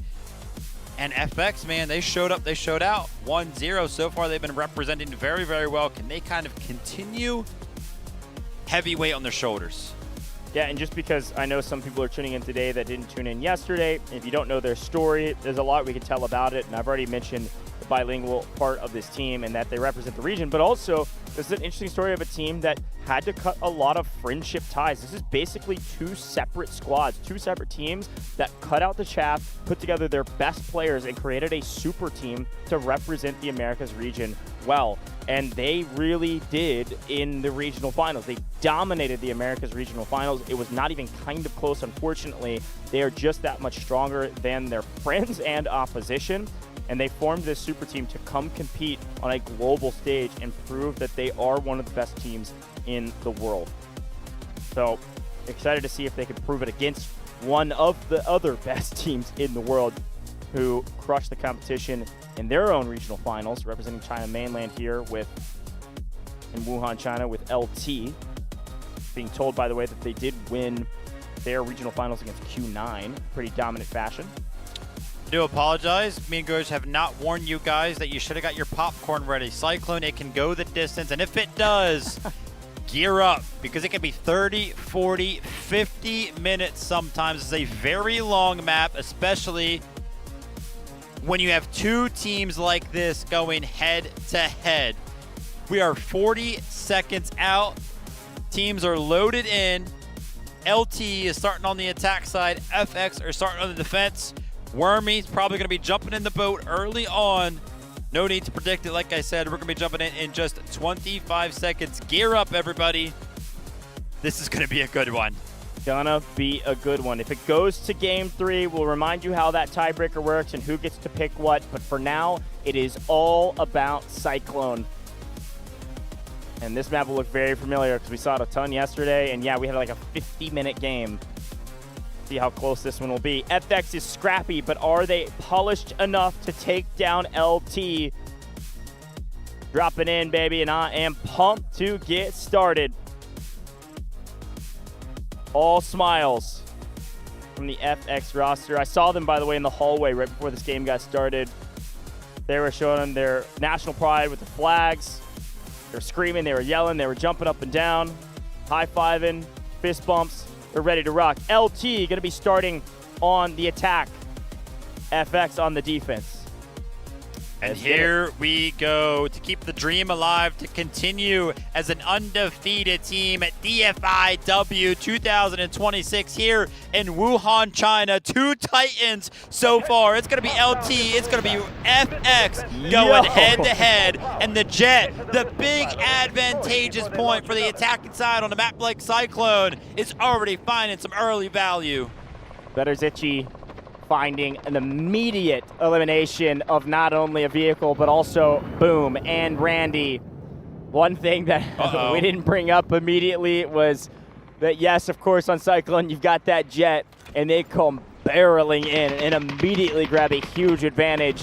LT, a strong play and a play that is trying to be followed up by another great play. Take down the boat of Wormy, take down the commander, and the only remaining vehicle for the defense. And this would immediately be a capture on Sector A, and that's exactly what's about to happen. 1, 2, buckle my shoe, all vehicles down, LT up early. 6 kills as well out of the Jet. This is very, very scary. We have just seen air dominance on full display just earlier today. When you have a vehicle up in the skies that is uncontested by an AA vehicle, it gets scary. Things can go quite quick. And that snowball that starts to form, starts to roll down the mountain, it just gets bigger and bigger. How well can this pilot take over and take control of a team like FX? And Betterzici is the pilot. It is the pilot operator that we saw all day yesterday, subbed in to run the Jet. This is their role, and they do it near flawlessly. A huge advantage to start things off. A lot has been picked back up for the side of FX. And A is not immediately sacked, but it is looking dire. Defense swarming the point, trying to scramble up over the ridge. And down goes another vehicle. A quick look at the map feed is important to note what the attackers have been able to do and how they're holding the defensive line. But while we were doing that, FX can't get anything going off rip. This is a lot of pressure immediately at the start of the gate. This is what FX will need to do when we swap sides, but they got to figure out how to stabilize. Yeah, this is scary early on. I mean, the pickups just keep rolling in for the side of LT. They have yet to be halted in any which way. They're actually already storming towards this B sector. Obviously, there's going to be a great deal of spawns coming in for the side of FX, but some of those early peaks towards some of these giant walls are going to be going in the favor of LT, just on the back foot of that Jet, kind of halting the side of FX from finding them into those very strong head glitches, some of those strong spots. And as you can see, the pressure was coming in, but the attack actually couldn't even cross the line yet. We've got an AA gun built for the side of FX. And I believe the vehicle that they are going to be able to utilize to some degree. Dian showing us their gunny. Siren is in the light tank. In a bit of trouble, having to back way up. This Jet forcing this tank to play peekaboo in the bunker here. Moving into new. AA gun going to go down, or at least the operator of it. Betterzici is doing a great job in the Jet. Continue to maintain pressure down below. Air superiority, we saw the efficacy of it on Ascension with the helicopters. It's the same deal here with the Jet. These strafing runs going to be huge. Yeah, a lot of pressure right here. You can see FX are kind of bundled up in the corner. The respawn beacons are what's keeping them flowing right now. But what's going to absolutely counter this little bit of a spot is, of course, the 3 vehicles that are right on the other side of the wall. But to flush them out, it's just going to be the Jet throughout this attack. I mean, how can you ever go ahead and set down a strong foothold when you're on a map like Cyclone? Not a lot of cover when you're going to be outside, and the Jet is again going to be uncontested, picking up 15 kills total so far. Yeah, a brutal awakening to what is going to be a very long map. Again, with the B sector, a couple of reminders of the way it's going to play. The attackers are trying to come over to the high side. The defense is going to have to hold the low. And if the attackers are ever able to clear out the bottom tunnel while pouring infantry, or for this instance with the vehicle advantage, just throw the vehicles on high ground, that should be how they capture this B sector. A strike team on the backside, who is it? It's going to be Mega, it's going to be Rasa. It's the team we expected to make some big plays, and they almost make a nice play on the back half of this, and even another rocket lands. 78 Dog, the commander, was in deep trouble. Really well done from the engineers to get those repairs done in time to keep that tank up. A nice idea from FX, but it's thwarted as it looks like Hang going on a huge flank. Reminder, this looks extremely reminiscent of what LT did last time. Hang is their route man who will place a respawn beacon here on the far side and potentially go for a snipe on this Siren vehicle. Yeah, absolutely. Urgent redeployment called in from the side of FX. Wormy is starting to feel the pressure, and it is a lot of pressure. The B sector is being contested, and there was almost no defenders on it, but finally the flood comes in, and look, Hang is finally on the prowl towards Simon over there. That knife does come out. That's going to be hurting the tank. Not going to have full access to all of the utility. Down to 50% HP. No correction. No way. Down to 0% HP. FX lose another land vehicle. And perfectly executed by the commander to mark that vehicle for death as well. He got the read from Hang that it was going to go down soon, and so it was marked by 78 Dog rather. And because it was marked, they're going to earn that extra score that they can utilize in either this sector or the next. The attackers got a lot of bodies here. They got vehicles here. This is going to be a capture on the B sector. We are flying through these points. So far, everything in the hands of LT. Whatever they want, they can execute on for now. We'll see if FX can figure out a way to slow this team down. It's going to be very, very tough. Complete shot in the dark here at a statistic. The average time alive for the land vehicles for FX right now, what is it, like 20 seconds? Yeah, pretty low for sure.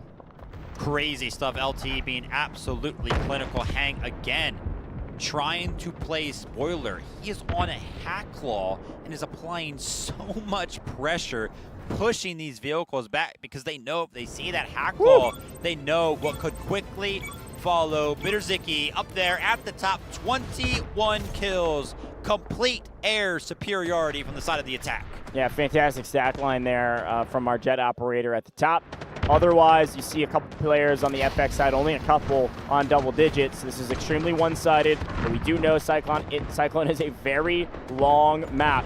Can go any way you want. Unfortunately, 78 Dog is going to make sure that they have an advantage going into the C sector. Immediately cut down another vehicle for the side of FX. The only one that they have is Muzz in the boat protecting the canal. They need to keep that boat up going into New, because once we get into the D sectors here, we know how valuable it is to hold the canal, hold the water sightline, or sorry, the water alleyway between D1 and D2. C at this point is just a matter of, I don't know what, 30 seconds away from being captured, because the attackers do what they always do, which is sprint underneath, capture from underneath, and this time the defense, Wormy, usually they've got a tank destroyer they're able to send underneath and play spoiler, but they don't have anything. All they have is this boat, and they can't afford to lose it, and it can't really affect this fight.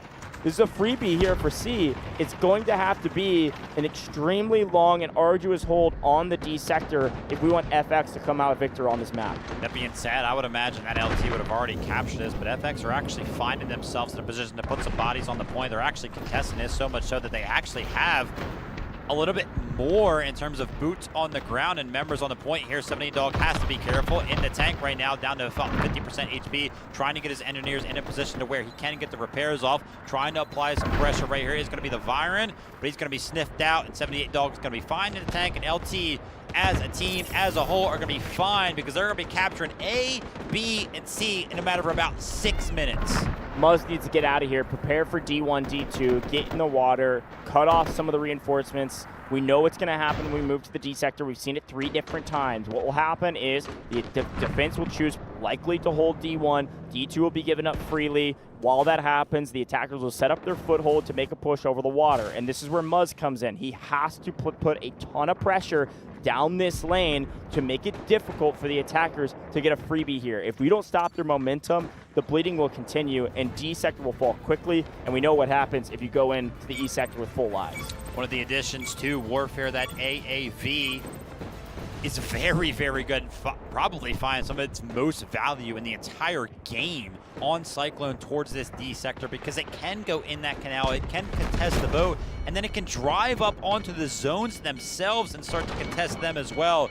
So keep an eye out for that AAV. You mentioned it, the value of this boat is critical, keeping it alive for the side of FX, but I can't lie, I'm not feeling too confident in their ability to go ahead and defend it, because LT have destroyed every other vehicle that has been in their way almost instantly. Once they turn their sights towards this boat as a cohesive team, it's probably going to be gone.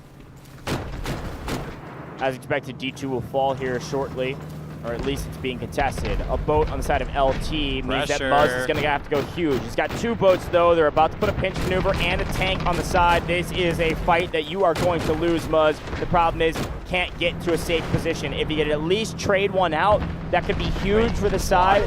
How is Luna and Muzz still alive? There they finally fall with the help of PZ Dog in the water. Our only boat for Muzz and Co. is down, and Muzz is trying to take something with him. Gets sniffed out as well. Golly. Great efforts here, but unfortunately, even the AAV stays alive for LT. An incredible feat there. I mean, 4 different sources of attack onto that boat, by the way. You had the boat itself, the AAV, the tank from the side of LT, and then you also had engineers joining in on the fight. Like I mentioned, LT, once they pick up a plan, once they all follow it, it just works, man. And FX are feeling that very, very personally. Yeah, but Zichi has got 20-something odd kills. And we're on the D sector. Just going to be chilling, waiting for E. There it is. Big damage on the 78 Dog right there. The engineer is going to be peeking around the corner. But before that does happen, he's actually going to be sniffed out. And whilst all this is happening around the corner, the urgent redeployment is called in for Wormy. When they called this in before, it basically did nothing. Can they make something happen here towards the D sector? Take a look at D2. It's getting captured quickly. Take a look at D1. Simultaneously getting captured. This is usually one of those sectors where you can, capture one of the zones at one time. Then you have to go over to the other one. How in the world are LT managing to capture both of the zones at the same exact time through an urgent redeployment? Because of these vehicles, 009 just sending an AAV onto the point while the other tanks are into the mix on D1 rather. This is utter domination right now, and they just have more firepower than their opponents. They're winning gunfights, yes. They're winning the strategic plays currently, and they have the vehicle advantage. They're putting the pressure on while they have the advantage, and that bleeding will not stop.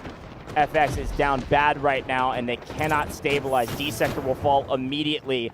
And somehow, some way, a miracle is needed for FX if they want a chance to win map 1, and it has to happen on E sector. Here is the problem. Even a miracle might not save them when Berzechi is up in the skies, in the jet, about to rain terror down on a vehicle-less team. Yeah, of course, as we do know how Cyclone plays out. He was silenced there for a little bit during that D sector, as it is all inside, but the approach towards this final sector, this is without a doubt the most amount of tickets that we have seen over the course of this week. Just yesterday that we saw Cyclone played a couple of times. This is an incredible feat from the side of LT. And look at this, the line, the prepare to attack, that's just now disappearing. And they are already right on the outskirts of these zones, ready to pounce. It was a weather missile. E1 probably the target. Adjust attack plans to adapt to the impending storm. We've got a boat, we've got an AAV joining the mix, we've got some dynamic weather about to change things up a little bit. Who knows, maybe a changing of weather could be the changing of the tides for FX. It's feeling unlikely, but you never know. If you were discounting a miracle, I'm sure we could discount the weather as well as being a big enough of an impact to help out FX in that regard. But yeah, E1 is seemingly going to be the target. You can see a couple of vehicles, the boat, the AAV, rolling up on the shore, making sure that they're finding the support that they need. And what's really, really tough for FX to kind of deal with is that usually the economy... Wait, hold a minute. That was crazy. Burger is nasty. Let's see if he can go ahead and sniff out the respawn beacon, else that flank might come in for the side of FX. But yeah, FX is trying to go ahead and pressure the tanks that are just sitting up on the hill, able to go ahead and just apply so much pressure. Here's a vehicle finally falling for the side of the defense. And with so much action happening on the sectors, with so much value happening on the sectors, they're relying on Berzechi to take down this AA, and that's exactly what happens. It is a brutal awakening for FX. Wormy has found his way into a boat and is seeking any bit of cover he can find. Becoming a bridge troll under the water, praying for a changing of the tides right now. E1 completely falling. It's going to be held by the vehicles while he goes down to a jet yet again. This is the best fighter pilot in the game right now from what we have seen, and will likely continue to be the best as we move in deeper into the upper bracket if this continues. LT are just feeling so comfortable right now that they're just calling in vehicles on the points themselves. That being said, FX are going to take a little bit of advantage of that, take out that assault vehicle. Not that big of a win, because we know those assault vehicles do not provide that much value. Randy is going to be getting something going here for the side of FX in that tank destroyer. Is he going to be able to go ahead and carry throughout, make something happen for the side of FX? Maybe a little bit of a pause here for the side of LT. I'm very, very surprised they actually allowed this vehicle to touch down. Bitterzicki is trying to make something happen. He's trying to go ahead and pepper it, but is able to only get it down to 50% HP. So 2 vehicles available now for the side of FX. That's going to be an AAV and a tank destroyer. But Bitterzicki is trying to go ahead and change the tides once more. He's doing another bombing run. He's going to get down to 25% HP. This time around, I bet you in about 10 seconds, that's going to be destroyed. I mean, where do you run? Where do you hide from a jet? It's going to be Randy by himself in a tank destroyer fighting for his dang life. And the only reason Randy isn't the target of the jet is because, unfortunately, Siren is. Down goes Siren, down goes AAV. Randy, the last hope, the final stand, and the urgent redeployment to get these players back onto the mat and hopefully pull something out here on E2. An artillery barrage over the top will at least force 009 and likely PZ Dog to back up a little bit. Could open up a window of opportunity for Randy to make a play here. Decent amount of damage down range, but he's taking some in kind, and it looks like the LT team will also answer that artillery barrage with one of their own. Nobody's happened on the point when there's barrages going left, right, and center. A lot of green respawning, and smartly, Siren's going to come in the backside, unfortunately lose the gunfight here, but with the help of Nitoxi, should be able to get a trade and should be able to at least try to stall out E1 to recap and trade this. A good play. Here's the problem. Where's that guided missile going that's calling in right now? Do you think it's E2? No. I would imagine it's going towards E1. They're feeling a little bit of a pressure over there. They have so many vehicles on the side of E2. They're feeling comfortable with the attack over that way. Guided missile is going to be landing. That's going to be picking up 8 kills for the side of LT. An incredible feat from 78 Dog. Gets the guided missile so fast. LT have been in full control. They now have the E2 zone. Take a look towards E1. Some of these times, the floods can kind of happen. The strategic beacon is going to be placed down. They're trying to go ahead. They're trying to storm the zone. But look at LT. They've been on top of things throughout the entirety of this map. They know exactly what's happening. Bitterzicki in the skies. The vehicles are swarming this beacon. They're trying to end things now. FX are swarming the point, but they're falling like flies. Perfect read. Right when that missile was called in, we knew for certain it was landing on the backside of E1. It was the only play FX could make, and it gets thwarted immediately. Anytime FX thought they had an advantage, thought they had a play that they cooked up, they got read like a book. LT, another textbook win. Wow, what a start to what could be a tumultuous matchup, or could be another clean sweep. Well, I have to apologize again, because I said, go ahead, get some snacks. You're going to be sitting here and watching this game for 30, 40, 50 minutes. No, you had to watch it for about, what, 13 minutes? That was insanely fast from the side of LT. Obviously, just the sheer amount of time, that as a metric alone speaks to how dominant they were. But to just add on to that, I mean, their tickets throughout as well never went below 170 for a majority of those sectors. I mean, obviously towards the end there, they were down to like 160, but in the bulk of it, man, they just were not even going down ever. Yeah, that was clinical. Honestly, you know what it reminded me of the most was actually the very first matchup of the day. It reminded me of the value that you see somebody like Sarah Jin in the air take and be able to create on the map. The amount of space that they were able to take because we had air superiority, LT win that on the back of Bitterzicki. 37 kills from the Jet. Top fragger for the team by a sizable margin, aside from their commander. And again, big credit to a commander that can pick up 34 kills while also leading their team in score and leading their team in comms. We look over to the side of the defense, and of course, stat lines look miserable, unfortunately, just because they couldn't catch a break.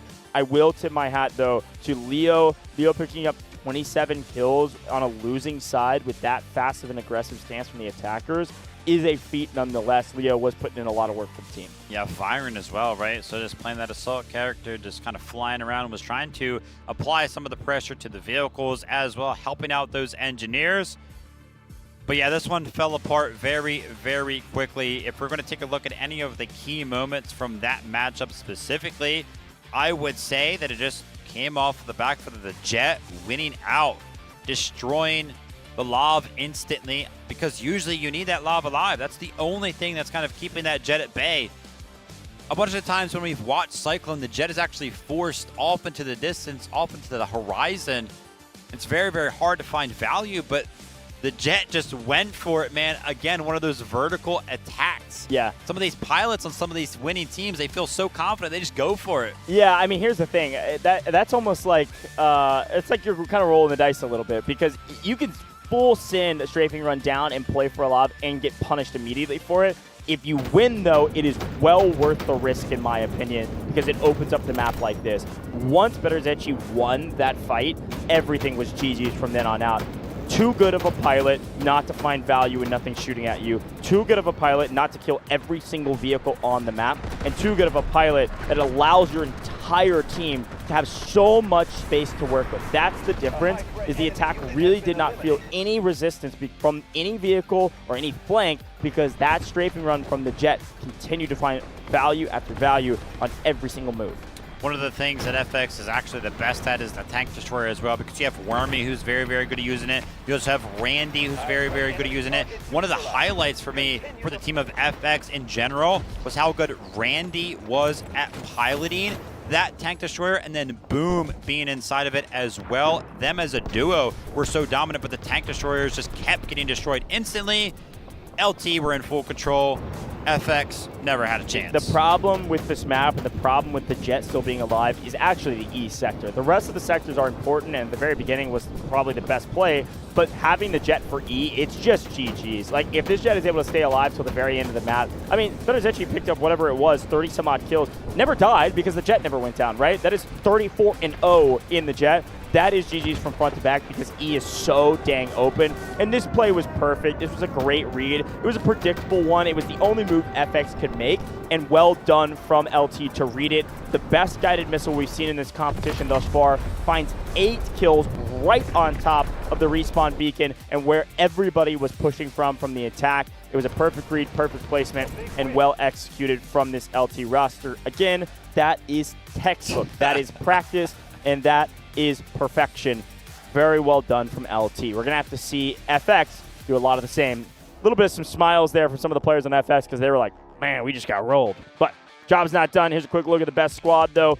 Leanne told you, watch out for them. This squad are our fraggers, and they have found quite a few kills between the 4 of them. Yeah, Lazy as well is constantly finding himself in the kill feed. And, you know, those type of matchups, those type of blowouts are always like bittersweet, because for me it's like, man, like I wish that one kind of went better for FX. Like, obviously we're rooting for both of these teams to do very, very well, but those types of matchups, those type of games are very, very important, because when we go into games and we talk about the importance of the Jet and it doesn't really seem to be doing anything in some of these games, then you watch something like this happen, you're like, oh, so that's why we have role players who are kind of playing in those lobs that are playing all the way back and keeping those Jets at bay. Now you see why. Because if you don't do that, by the way, you just lose. What's crazy is that a guy can basically top frag for you, be your fighter pilot, and then I think is going to get subbed out here in just a second, because their only role, there he is on your screen right now, the best fighter pilot in the game currently, Berezecchi for LT, will likely be subbed out going into the next round, because that's their only role. Play the fighter pilot, play the Jet, and when the Jet's not on the map, he's not on the map. This guy's cool. He's got some aura to him, Vivid. Aura indeed. Off the stage he goes, he's like, listen, you guys got it, man. I give you guys the lead. Do something with it. Close it out, 2-0. I'm expecting that. I'll be waiting for you guys backstage. Now, I will say, LT... Getting his own popcorn. Yeah. LT have looked the best. They've played Cyclone 2 times now, and we've seen them on the attack twice. They have looked the best on attack, and maybe, you know, Bitterzicki is the difference maker there. It's not that they looked bad on the defense, right? They still looked good. They still won yesterday. But remember that head-to-head between LT and HAN yesterday. HAN actually took LT to double overtime. It was a very, like 5% was needed to be captured on one of the zones, and HAN would have actually won that game, and it would have been 1-1. So LT have shown that they can be beaten when they are on the defensive side of things. But remember, this is literally what I said. I felt like LT would win on the attack no matter what. That's why I wanted FX to actually be the team that was starting on the attack, because they just got absolutely crushed, and that's the only thing they're going to be thinking about over the course of not only the next like 3-4 minutes before they gear up and go into the next one, but also in the back of their minds when they are attacking, even they are a better attacking team than a defending team. They're going to be thinking about, dude, we just got crushed. We're down 0-1, man. Like, well, and I think that's the important note, right? Like, LT does have, I mean, I say aura, and I'll use that again. Like, LT does have aura in competitions like this because everybody has seen their VODs and know how capable they are. They know their strategies work a ton of the time. They know that they're near perfect with the way they play this game, especially on the attack, to be able to play these really quick, aggressive strategies. And so they have enough aura to where when you play them and you get shocked and surprised about how fast you got stomped, 100% that's a morale hit. That's going to be extremely tough for FX to turn around from. I totally agree. I would also venture to say, and again, biased, there's no question about it. I'll own it. I said it's going to be 2-1. I still believe it can be. But I want to say Cyclone is a bad pull for FX. This is not a map that they're super comfortable on. This is not a map that they showed us that they were that good on. They were just a little bit better than Reborn, who's already out of this competition. So FX, if they pull something like a Cracked, if they pull something that's a little bit more feasible for them to play, maybe like a Threshold, they maybe could have put up a better fight on the defense. Really relying on this team to make some big moves. And if I'm them, I'm making risky plays. I'm going full send, full tilt. There is no patient play style, a strategic play style that's super slow that is going to beat a team like LT in my mind. You got to send the house and hope it pays off to win this attack. That's my opinion. Biggest question marks, of course, is some substitutes potentially happening. Who's going to be running that jet for the side of FX? Is Bitterzicki going to be pulled out? Or are they going to give him a victory lap on the ground? I can't imagine it. They've got a game plan, but still, some fun conversations. Yes, absolutely. And, you know, you were kind of mentioning that this was maybe a bad pull for FX. No, I think it was just a really good pull for LT. Yeah, that too, yeah.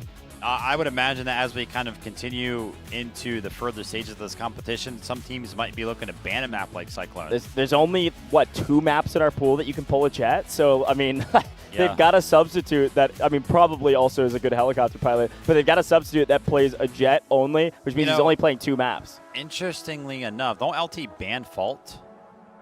The other jet map? Yeah. I'm pretty sure they do. Yeah. So that's something to think about. I wonder why.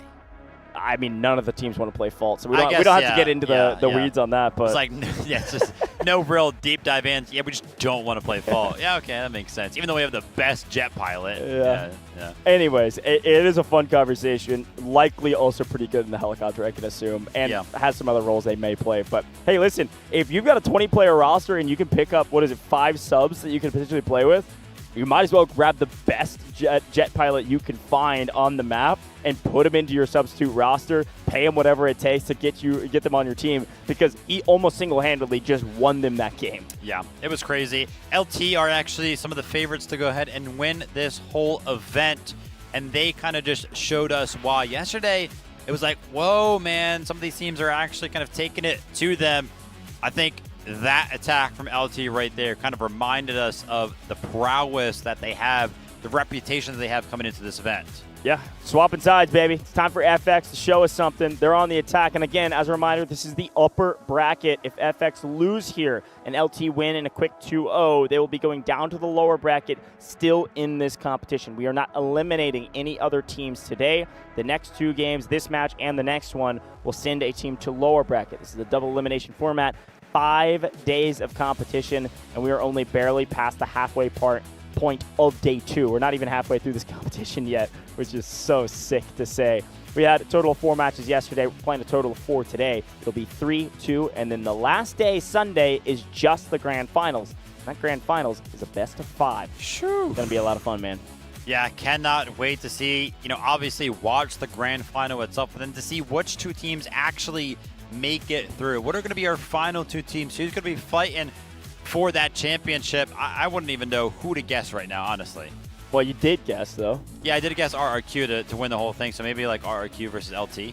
Yeah, which in theory, if they win their upper bracket matchups, if RRQ wins the next one and LT wins this one, they actually meet earlier than that. They have to play in the upper bracket finals first and then make their way to the grand finals. Which, we know how that went in Vietnam. That's right. And so. if you all know ball and you know how brackets work, which is pretty standard at this point, you also know that if a team goes undefeated throughout the course of this competition and stays in the upper bracket, they're playing way less matches.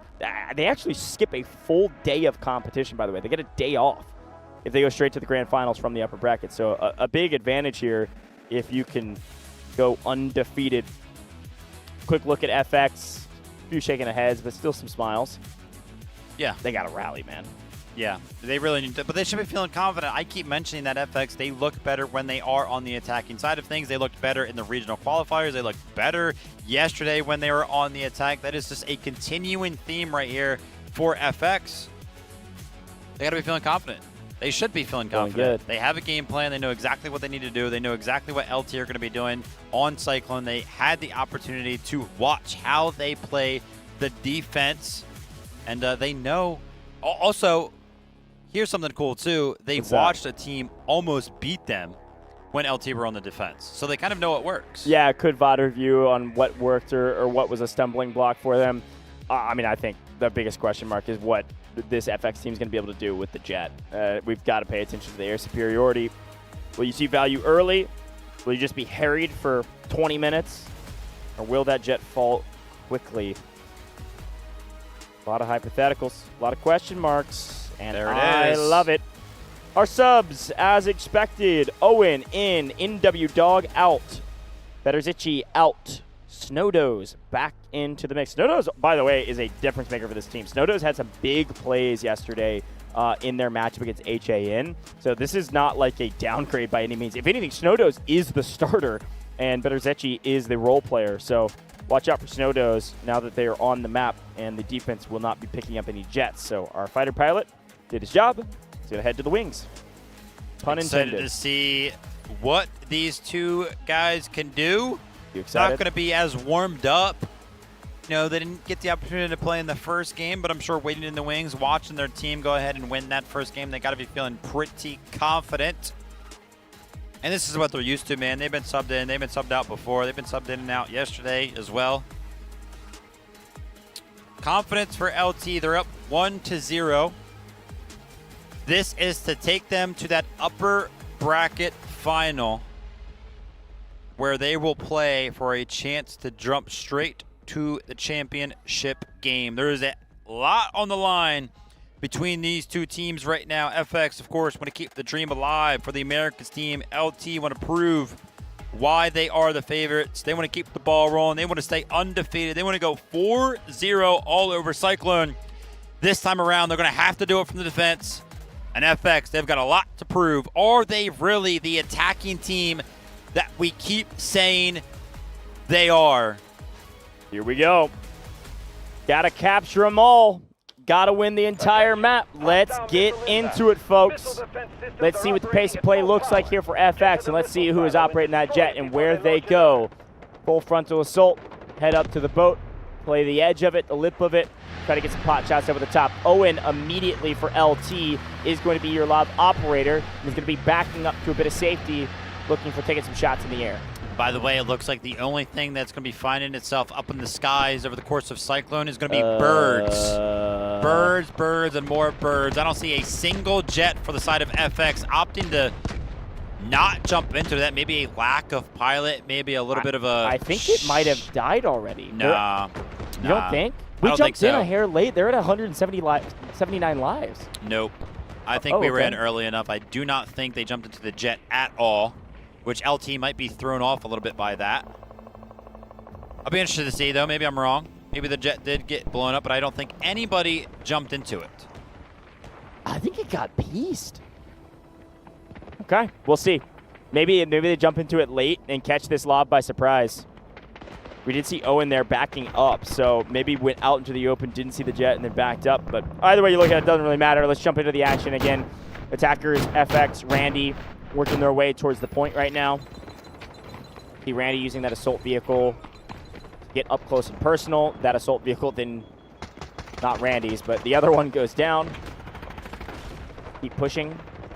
Randy actually finding a few kills. Luna finding also 78 Dog, the commander, as Hang picks up a nice kill and will pick up those revives as well for the defense. Some of the flanks trying to come out here from multiple angles for the side of FX. Wormy was trying to work over there on the side with the bow, just pick up a couple, but is eventually snuffed out. Just as a little bit of a point of comparison, by the way, LT at this time of the match had actually captured Sector A, and FX on the other side of things have yet to kind of take a stab at it at all. And there he is. Wormy finally joins the pilot seat. You're right. Comes in a little late to make sure it doesn't get insta-kill when it spawns in. I actually like that strategy from Wormy. Sorry, I got a little too excited about the jet dying.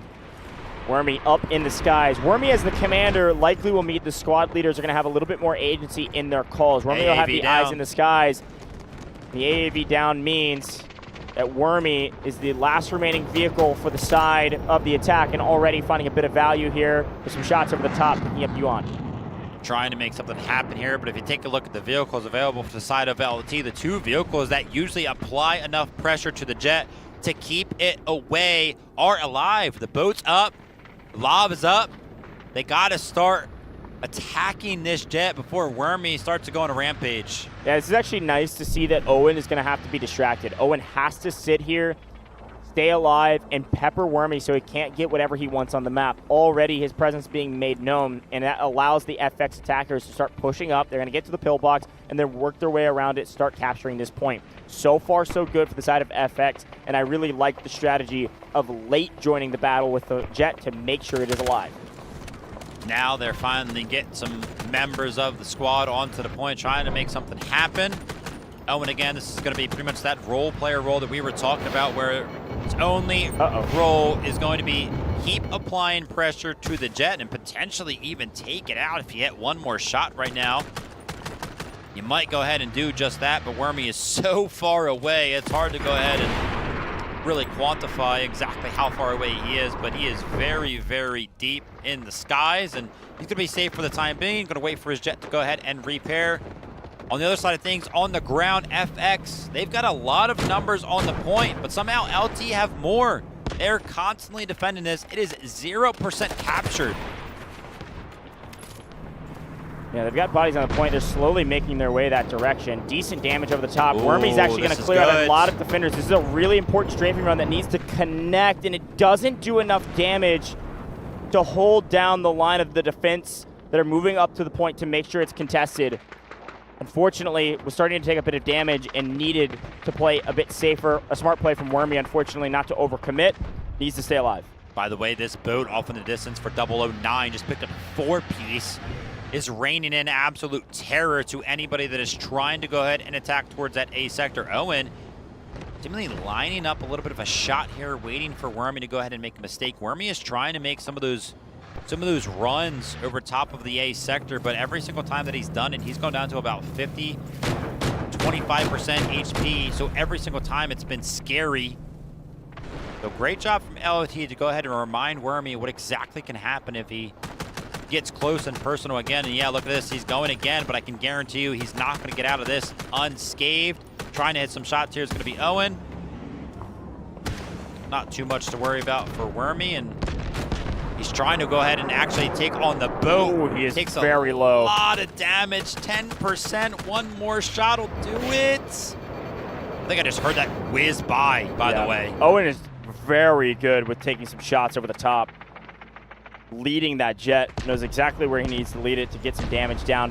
Well done. Ian here for LT, able to pick up Urk in the assault vehicle. Not sure if he was able to get this vehicle respawn beacon down. That's another vehicle down for the side of FX. An important one, but not paramount. So far, it is a scrap. It is a tussle. It is an all-out brawl on the A sector.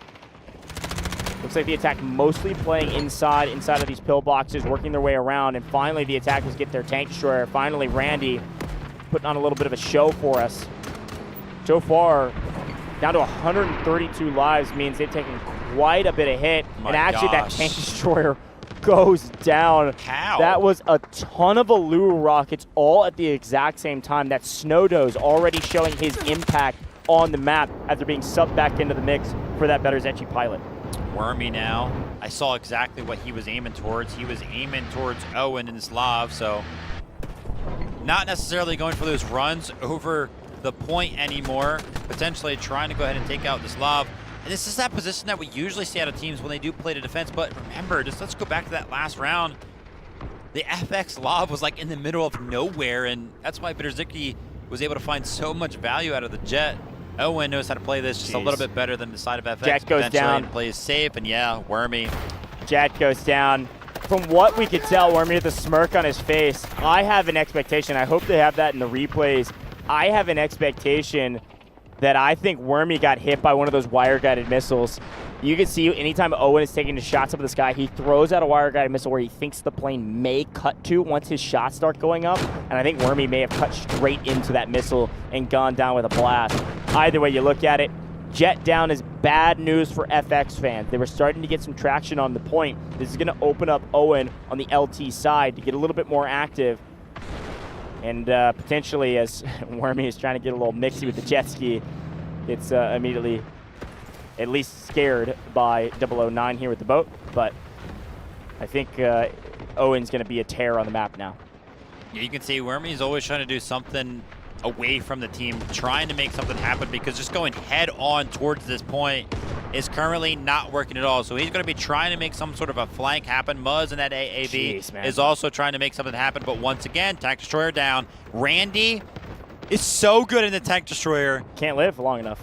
But he's finding nothing. It's just too coordinated, man. This is the thing that LT is so dang good at. It's the thing we were touting TXD about. They just perfectly time all of their Allure rockets with the AT4s. Once they have visual, they say everybody 3, 2, 1 fire. I don't care how many engineers you have.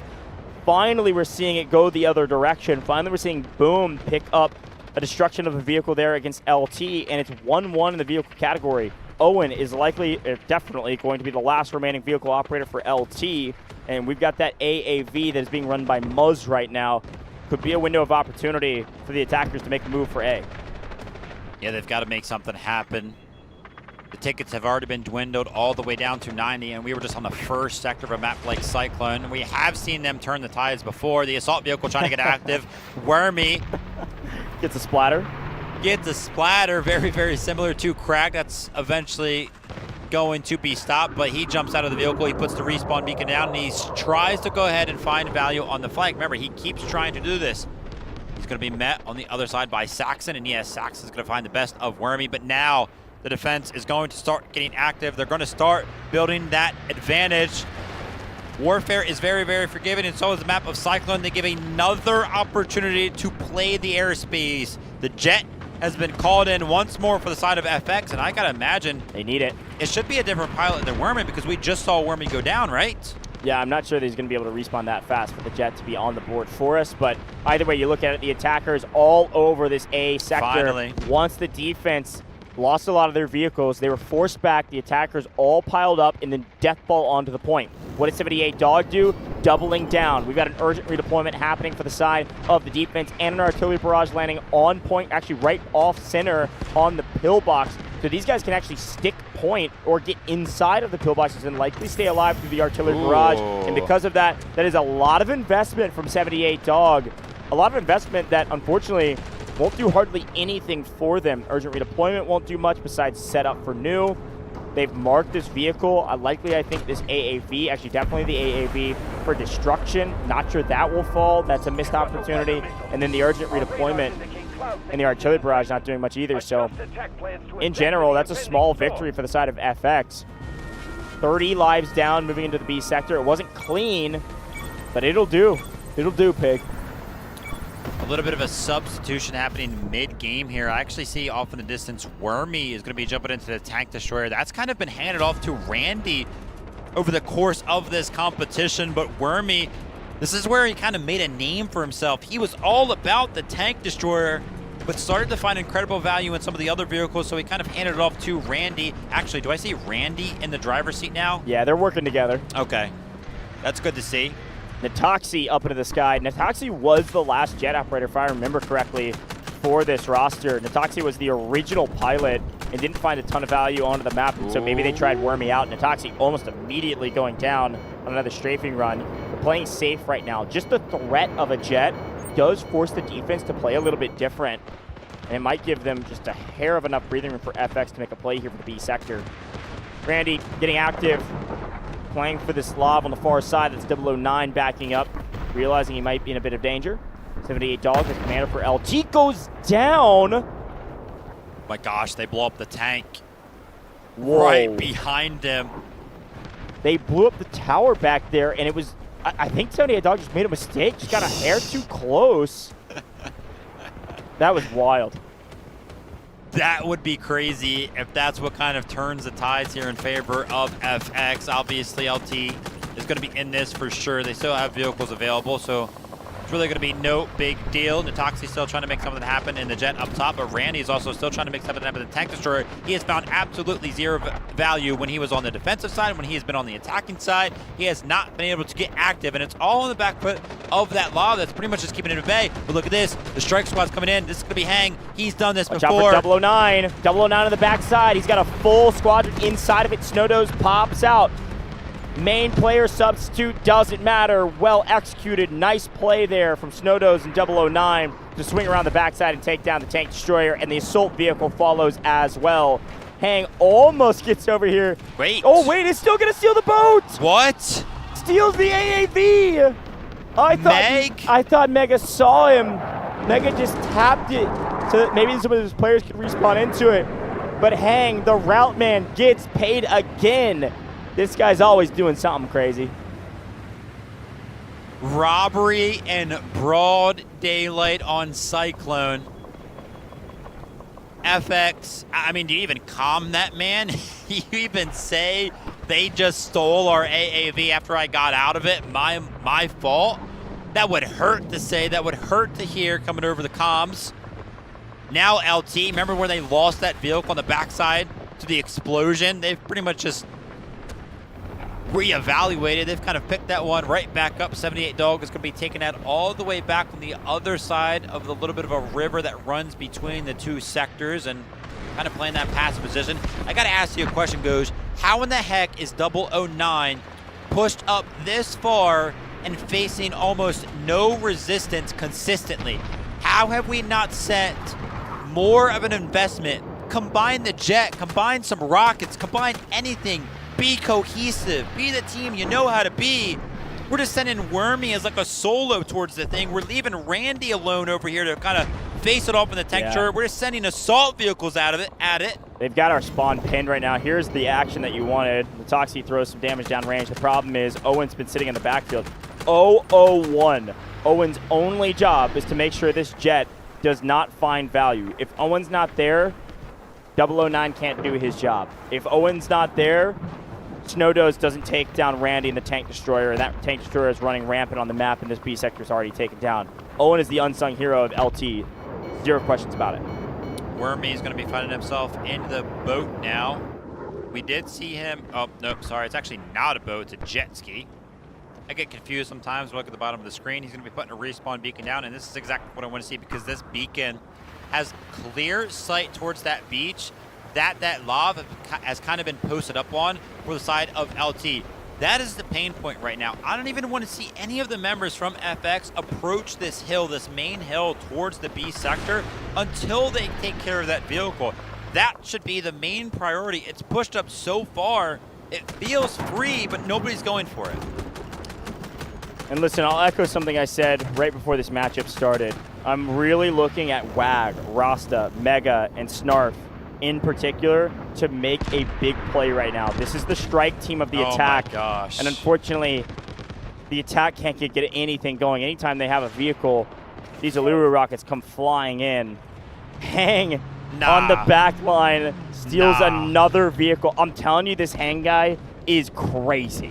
He is a solo. He doesn't even play with his squad. He just runs around the back line of the attack, steals vehicles, blows vehicles up, drops down respawn beacons, kills everybody. Hang is crazy, man. I love it. So much value from those individual plays. Sometimes it's hard to quantify in a 20v20 game mode, but it is being displayed on multiple fronts right now from the side of LT. Finally, FX, they do get one of their vehicles to land. It's going to be another one of those tank destroyers. It's going to be Randy being trusted again with that. I'm not even going to get too excited about that because this is just more of the normal. Tanks getting destroyed as they fall down from the sky. What can the side of FX do? I mean, 60 tickets remaining. We're going to be seeing that assault vehicle go down that did get stolen, but again, not too much value being found from those types of vehicles, so no big deal. And a different approach actually from the side of 009. He's going to be posting this vehicle up a little bit differently and for a good reason.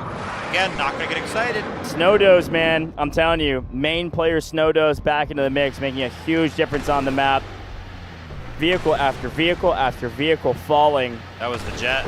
And finally, air superiority controlled. Owen, he did his job. He's got his one kill. He's got his one kill. He only needed one. Great job there. They're going to be calling vehicles in. You know you're winning when you call vehicles on to the sector you are defending. How far pushed back, how far pushed up are LT pushing FX all the way back to what feels like their spawn?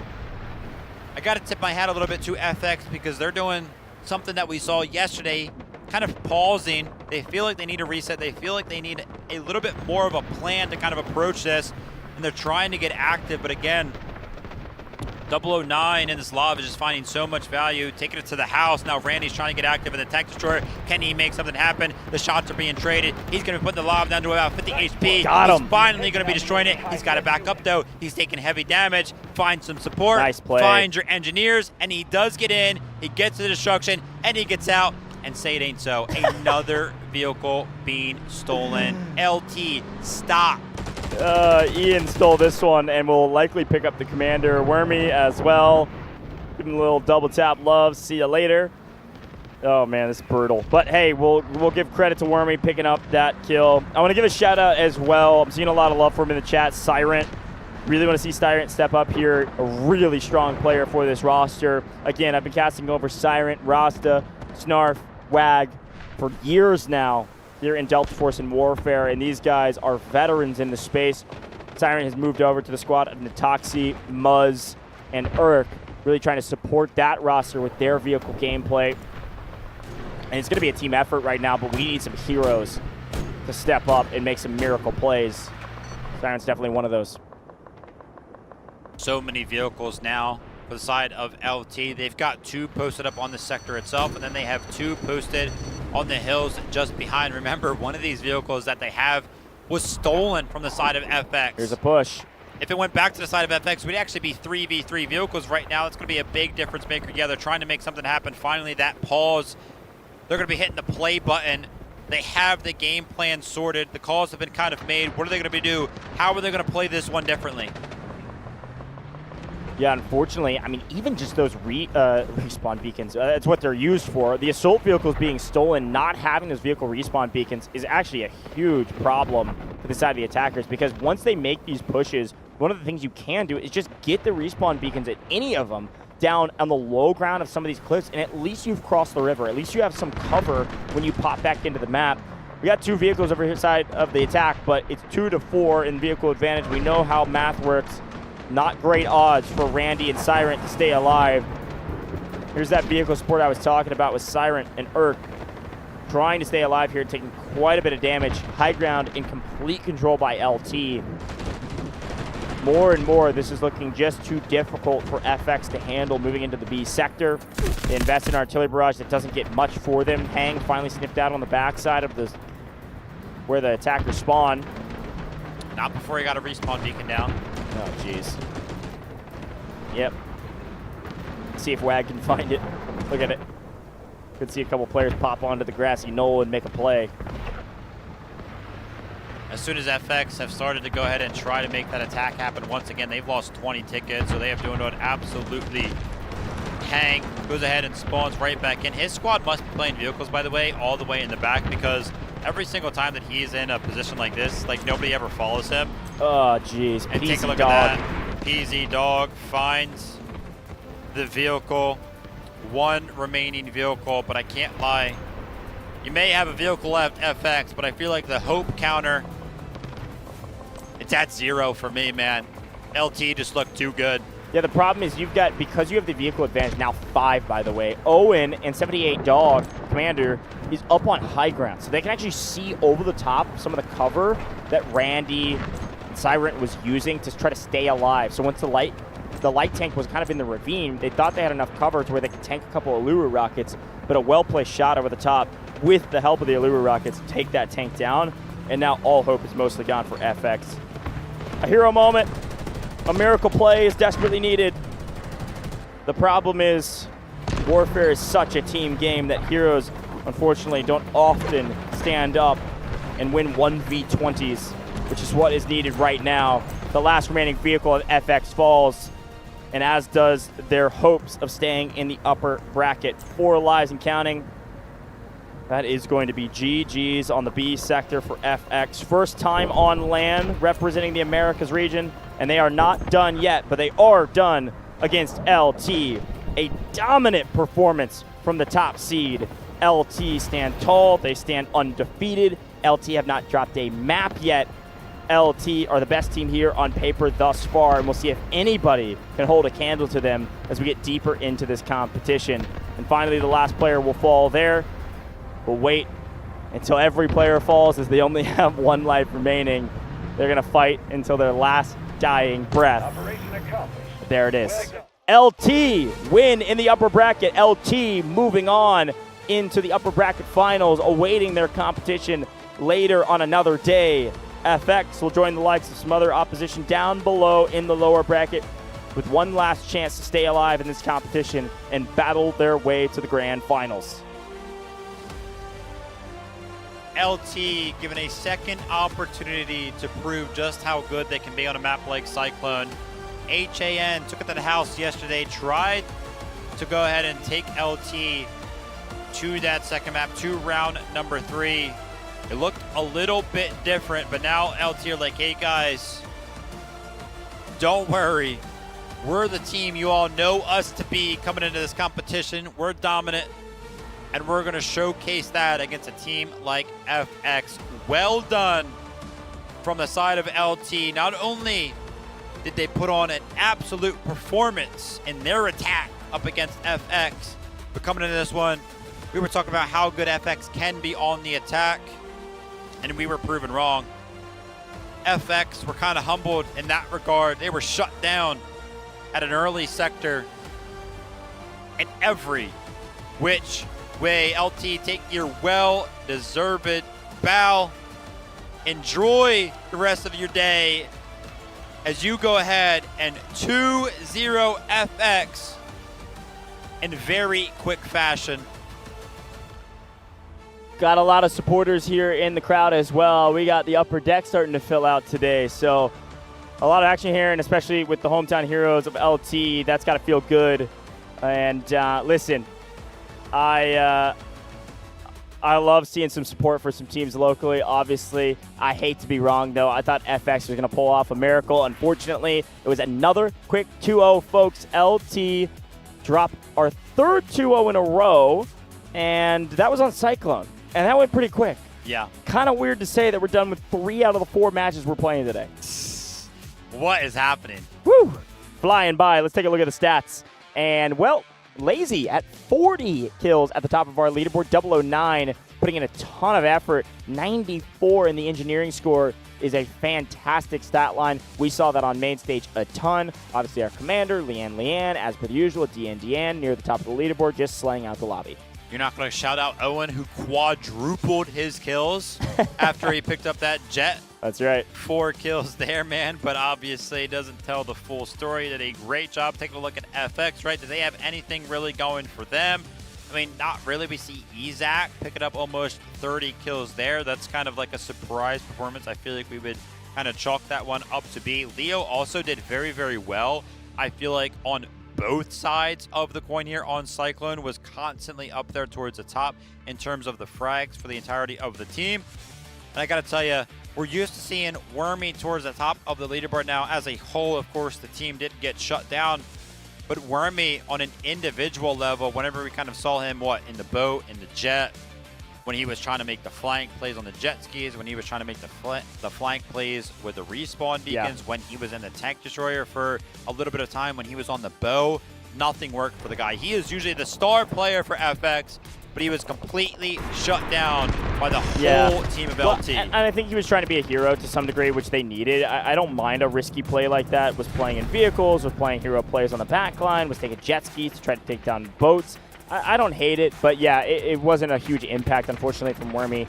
And Randy Savage and Boom. Those are guys that usually are major impact players, but the reason is what's on your screen right now. Hardly ever did they have a vehicle advantage, and the only time that they did, usually the jet wasn't finding real value, so you could almost take it off the map and trade it for the defensive vehicle as well, let alone all the steals that we saw. But let's take a look and see if we can catch this first. Oh, it was wire guided. That was from the boat. The boat got the first elimination on the first jet. That's why Wormy was smiling. What a play. They were able to take down the boat, though, in answer. And once they got the second jet, Natoxi did a pretty good job of staying alive and keeping Owen busy, but didn't find value with the jet, which is what gave the huge advantage to LT in the first match when LT was on the attack, is that their jet was everywhere at once. Just some great hero plays from players like Hang. How in the heck do you get into a position to where you can steal the enemy's AAV? Some frustration coming out from the side of FX as well. And I was looking for some emotion from the side of LT. We did get a little bit of it after they did win, right? Some smiles coming out, but this was pretty much the name of the game for LT. Every single time there was a vehicle anywhere on the map that was not theirs, they either stole it or they blew it up. Yeah, and again, that's just the way the cookie crumbles here in Warfare. You got to either have a vehicle advantage or take vehicles off the map by blowing all of them up both ways, trading it, and then you got to play the infantry game. Once you have the vehicle advantage, oftentimes you can keep it because you can take these vehicles down before they hit the ground. A great play here from LT thus far. They took down every advantage as per the usual and made sure they kept what they had. They kept the high ground, and once they kept the high ground, there was nothing that this team could do. There's nothing FX could do to break through the defenses on the B sector. Great effort, but still, of course, we know who our best squad is. They're usually our best squad, maybe always will be, because they are the fraggers. They pick up their rescues. Their stat lines are wild. Leanne, Deanne, and Lazy top fragging for the roster at 40 total kills. Yujan at 25. Plenty of revives to go around. Again, can I just say, super cool to see support operators pick up 40 kills and also 51 rescues.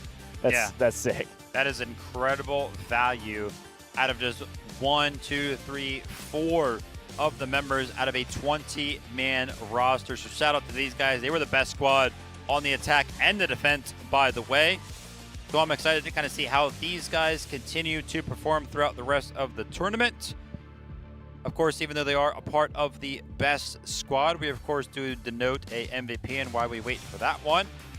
Actually, love this shout. 009. 009. I like it. I feel like we chose 009 for what they were able to do on the back line. Yeah.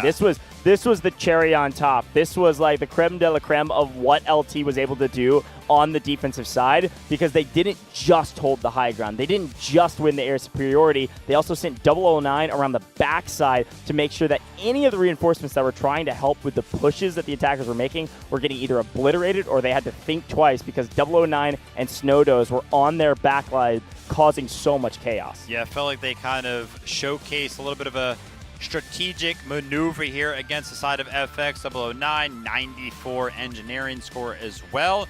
So an incredible feat, but yeah, it looks like they showcased a little bit of a strategy here with the positioning of that vehicle that FX were just not able to go ahead and adjust to. I kept calling for it, man. I wanted to see something happen. 009 was just too good, though. Yeah, really strong plays, and I think, yeah, it was kind of that weird quandary of like, hey, our attackers are so far up that all of them turning around to go help us with 009 doesn't make a ton of sense. But if you don't do that, you just kind of lose on the back line as well. So, and you get several of your vehicles robbed because they're holding the back line. So Hang had a free route to just swing around, grab the assault vehicle, and drive away. pretty cool. Very good strats there. But we will be seeing FX later, not today, but tomorrow, most likely down in the lower bracket. They're going to be battling against some of the teams that you saw earlier today. We'll take a look at that bracket a little bit later to see who they're playing against. But those players, those teams will be fighting for their lives in the tournament later in our competition. We still have one more best of 3 to get to today. The last remaining match of the day is another upper bracket match. It is a double elimination tournament, so the next loser still in the competition, but the next winner will be moving on to the upper bracket finals, where they certainly could earn an undefeated title moving into the grand finals. A lot still on the line for all of our teams. We are going to hear from our winners. We're going to hear from LT, likely the commander, to hear a little bit about why things went so well against FX. See what their plans are for the future, or if they've got predictions maybe in some of the other matches. Vivid, any final thoughts on that matchup? Anything you want to see from FX as we see them later in the competition? Yeah, I want to see FX on a different map than Cyclone. True, and to be real. fair, I want to see LT on a different map than Cyclone as well. So looking towards matchups tomorrow and onward, I need something different for Cyclone for both of these teams. I feel like FX towards the end of that as well, we kind of saw the reaction from Wormy after the game did end. Still all smiles, which I think is personally a big positive. They went against the Titans of LT, and they're still feeling good afterwards. Great to see. I think they realized that they were a little bit outclassed. I think that was the thing. I think they said once the Jets started going down, once they couldn't find any advantages, once their attacks were thwarted at every push, once Wormy couldn't feel like he had any presence on the map, things were GG'd from there. Speaking of GG's, let's hear from the winner down on stage with an interview.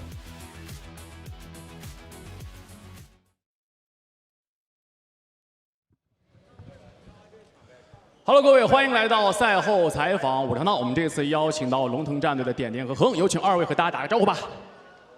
大家好，我是龙腾战队的点点。大家好，我是龙腾战队的恒。想问一下线上以及现场的各位啊，今天他们发挥的溜不溜？把你们的掌声送给他们。OK， 今天第一个问题，打完场比赛之后感受怎么样？来，点点先回来回答。So the first question for you is, how was your feeling after this victory? 很开心吧，因为打他们战队的话，我们还是做了很充足的准备的。很充足的准备。OK。He's very happy because he is fully prepared for this fight. 恒这边呢？也是我也感觉比较很开心啊。我们这次对战对我们来说也有很大的收获，能让我们更加弥补自己的不足吧。Hong is also very glad for this victory because they have harvested a lot from this fight and they knew where to improve. OK， 作为3朝元老，点问一下点点，这一次参赛和之前有什么不一样的感受 ？So， 点点 ，this is your third time participating in this tournament. What's the difference? What's your feelings? 这次的布载协同会比去年更好，我们相信我们在接下来对战的比赛中都会打出自己的风采。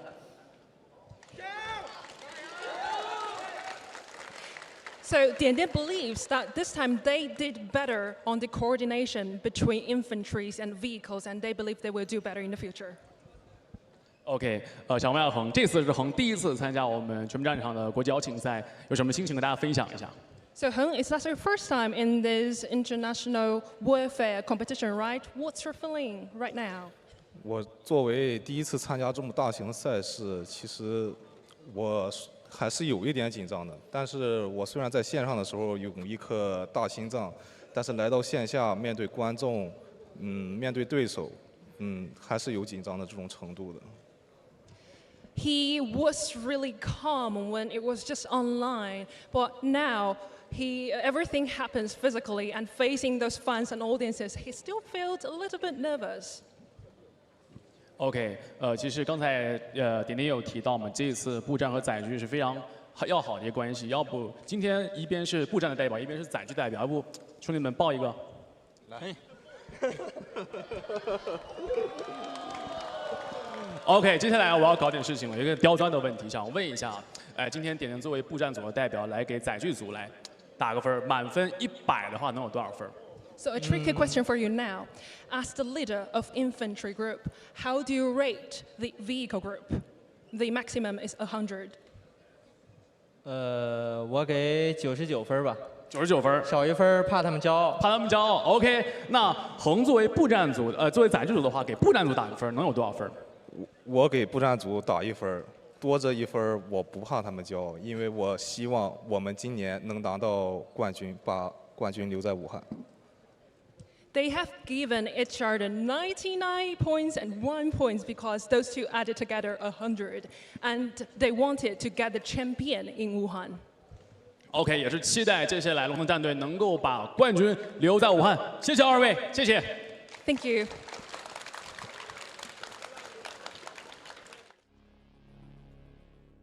A great interview there with Dian and Hang, and it was cool to hear the contrast between the two. One was a veteran, had been playing in LANs for the last 3 years, and then one a newbie to the scene. And of course, they're giving each other credit because, well, they both earned it. Insane stuff from both of them. Great interview. Folks, we're going to head to a very short break here in the booth. When we come back, our last match of the day. You're not going to want to miss it. It's got to be a banger. Court finds that the AI holds no legal responsibility. But the data, this doesn't add up. Just deal with the AI. Priority, protect company assets. Valve closed. You destroyed our home! That dream again. Gabriel Mercier, codenamed N2, role, engineer. As a former nuclear facility engineer, N2 was removed from his position following a major incident that escalated into legal proceedings. He later returned to military service and was reassigned to Arctic deployment under CBR and related units. With the originally designated technical specialist unable to fulfill operational requirements, and following assessment review, N2 has been approved as a replacement operator for the subsequent operation. Stun out.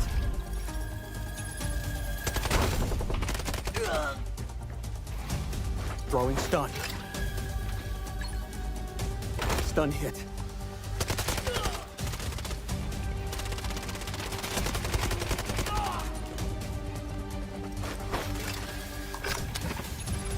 Freeze right there.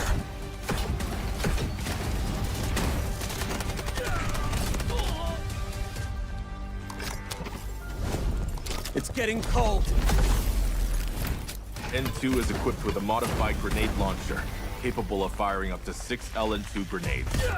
Upon impact, each round detonates and releases a burst of cryogenic gas, dealing area damage and significantly impairing enemy mobility. Sustained hits can fully immobilize targets through extreme low temperature exposure.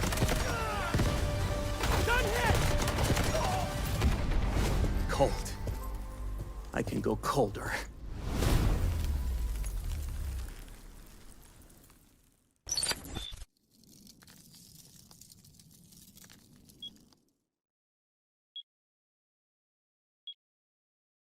Should we really be sending her to the front lines in her current state?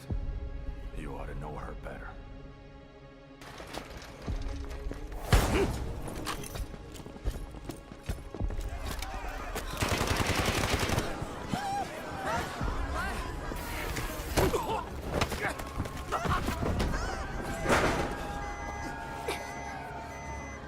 Stop!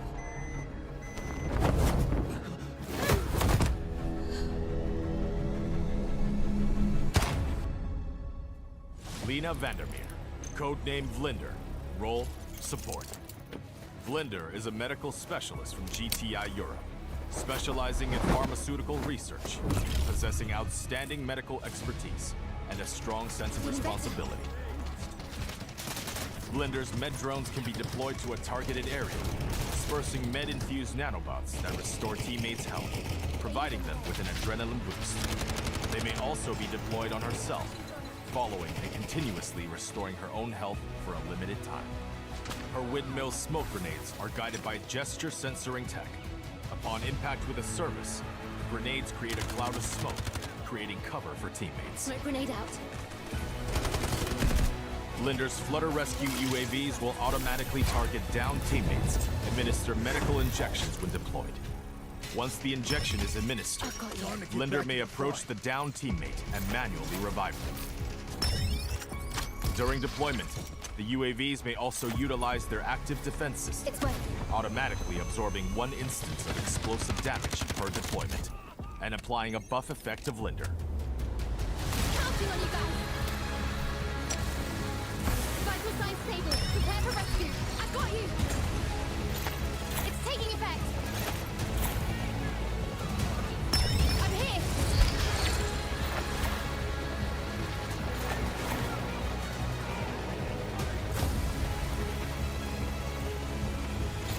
Feeling better.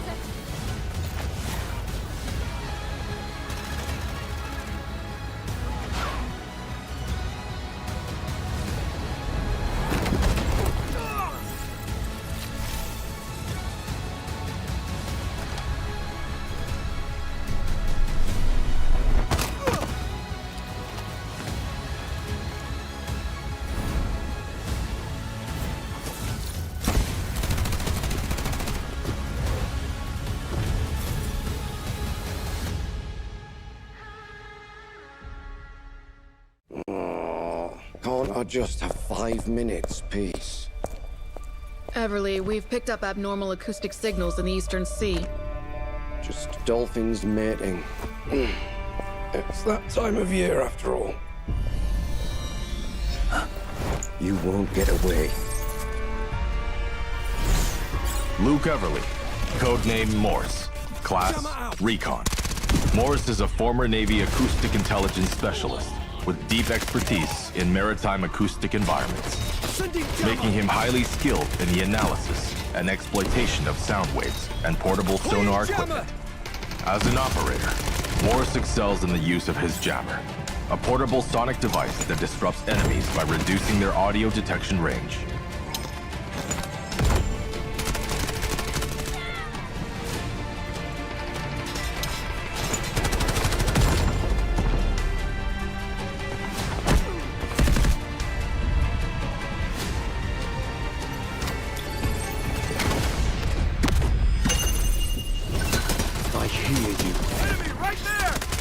Morse's advanced sonar device emits sound pulses to scan for enemies, generating markers on their positions. No more secrets!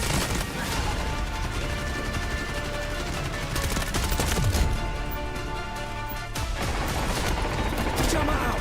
Point flash! Sending jammer!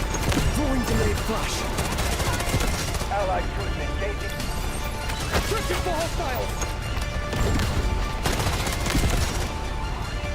Throwing delayed flash! Sending jammer! Throwing jammer!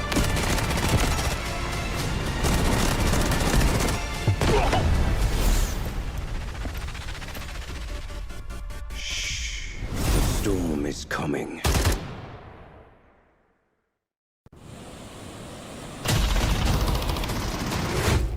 Keep it down. I need to listen.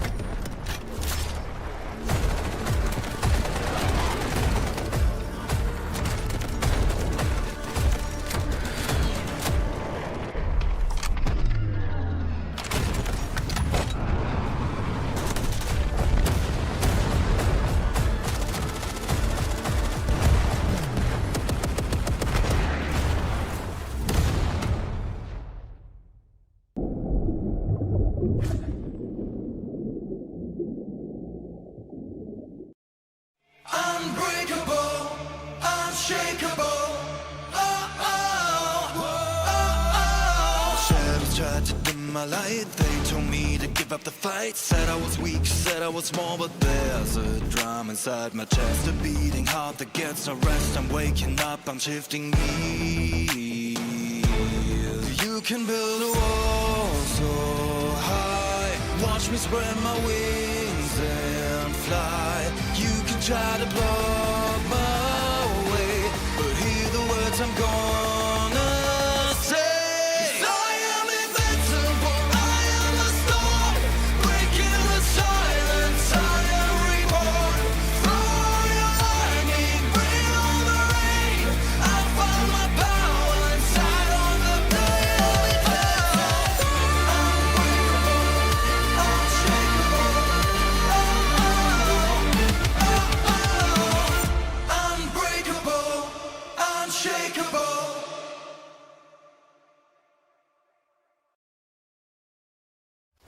This court finds that the AI holds no legal responsibility. But the data, this doesn't add up. Just deal with the AI. Priority. Protect company assets. Valve closed. You destroyed our home! That dream again. Gabriel Mercier, codenamed N2, role, engineer. As a former nuclear facility engineer, N2 was removed from his position following a major incident that escalated into legal proceedings. He later returned to military service and was reassigned to Arctic deployment under CBR and related units. With the originally designated technical specialist unable to fulfill operational requirements, and following assessment review, N2 has been approved as a replacement operator for the subsequent operation.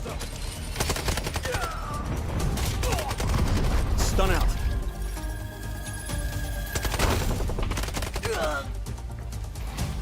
Throwing stun. Stun hit.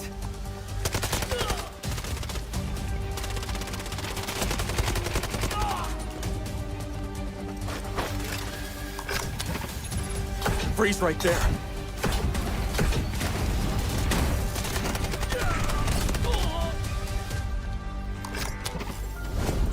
It's getting cold. N2 is equipped with a modified grenade.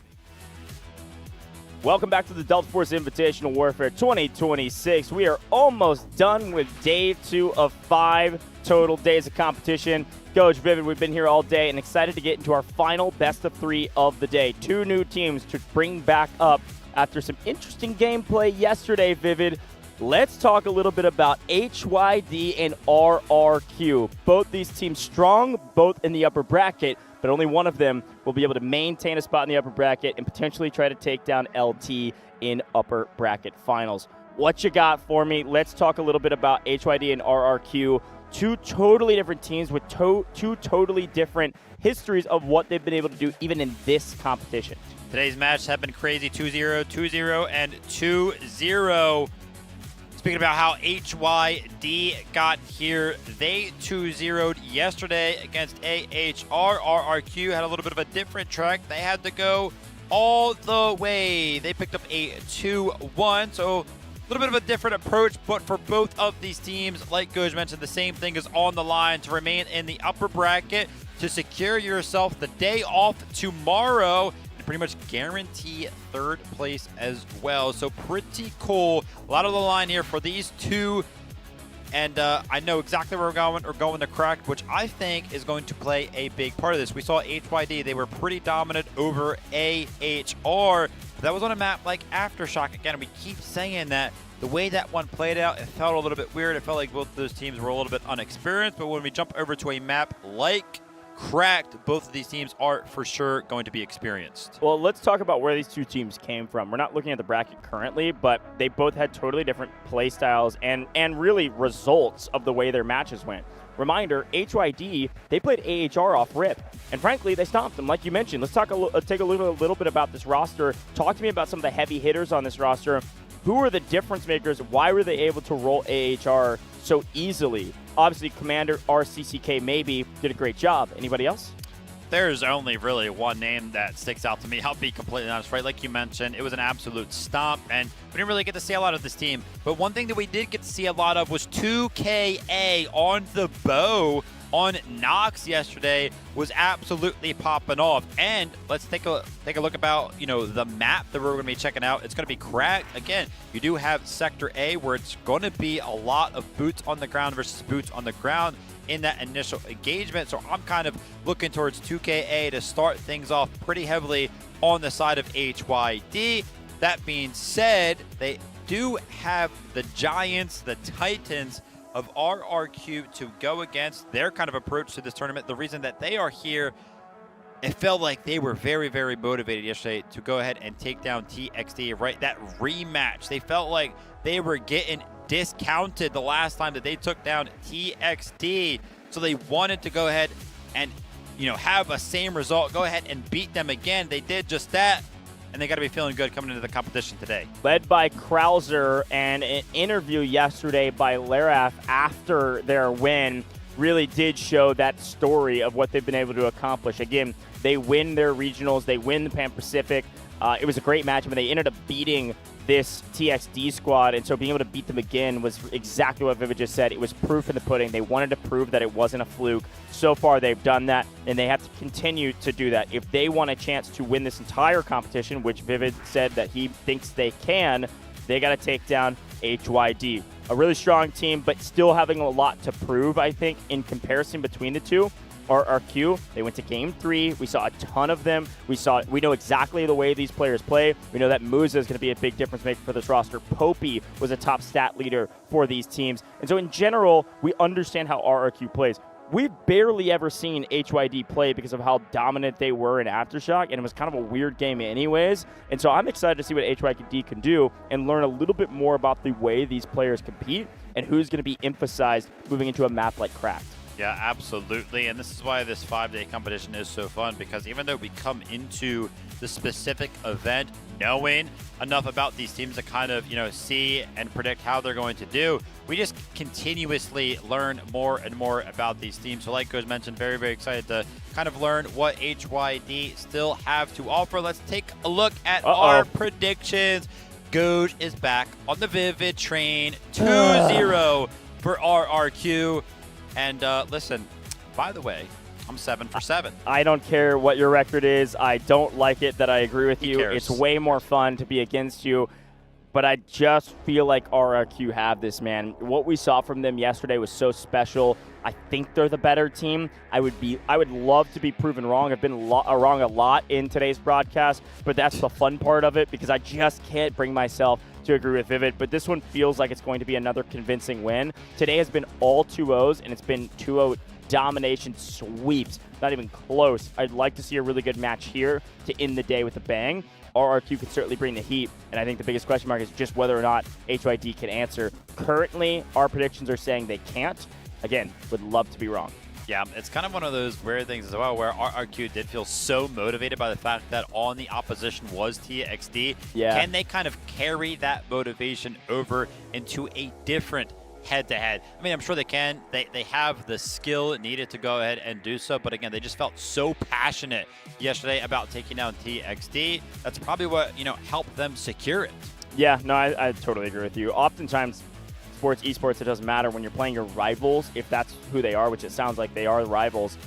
You play totally different. You play with an extra bit of fire, an extra bit of passion. Yeah. You're able to execute a little bit better because of that. Sometimes it'll actually mess you up too, but RRQ did great under pressure. So expecting them to come out on top. We both expect this to be a 2-0. Again, I would love to be surprised.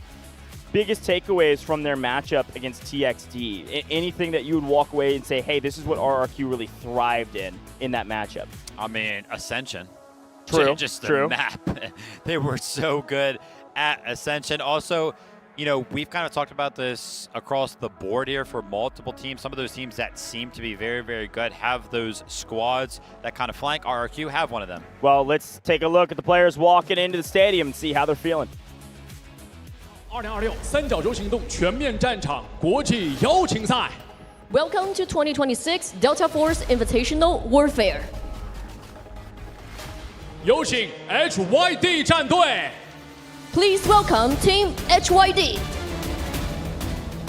凌越巅峰，问鼎冠军。 Overstrike.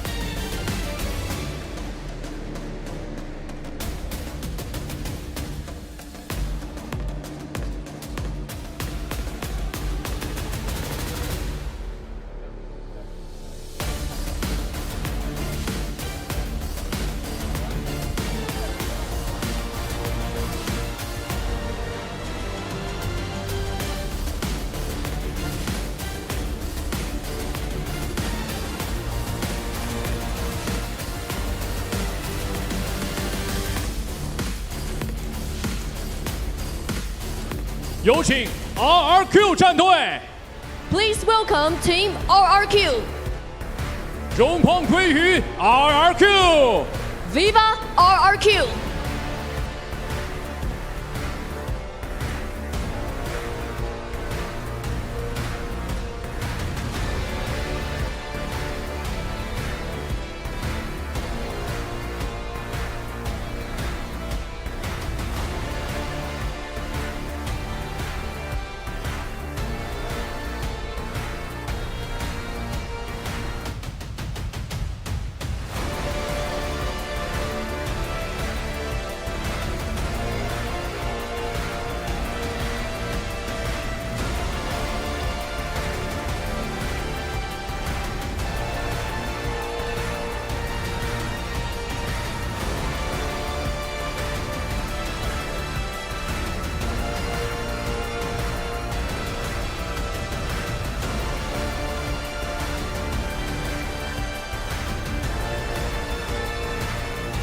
并肩作战，信任为盾，配合为刃，向着正角组决赛拿下这场关键对决。 One crucial battle stands between them at the upper bracket final.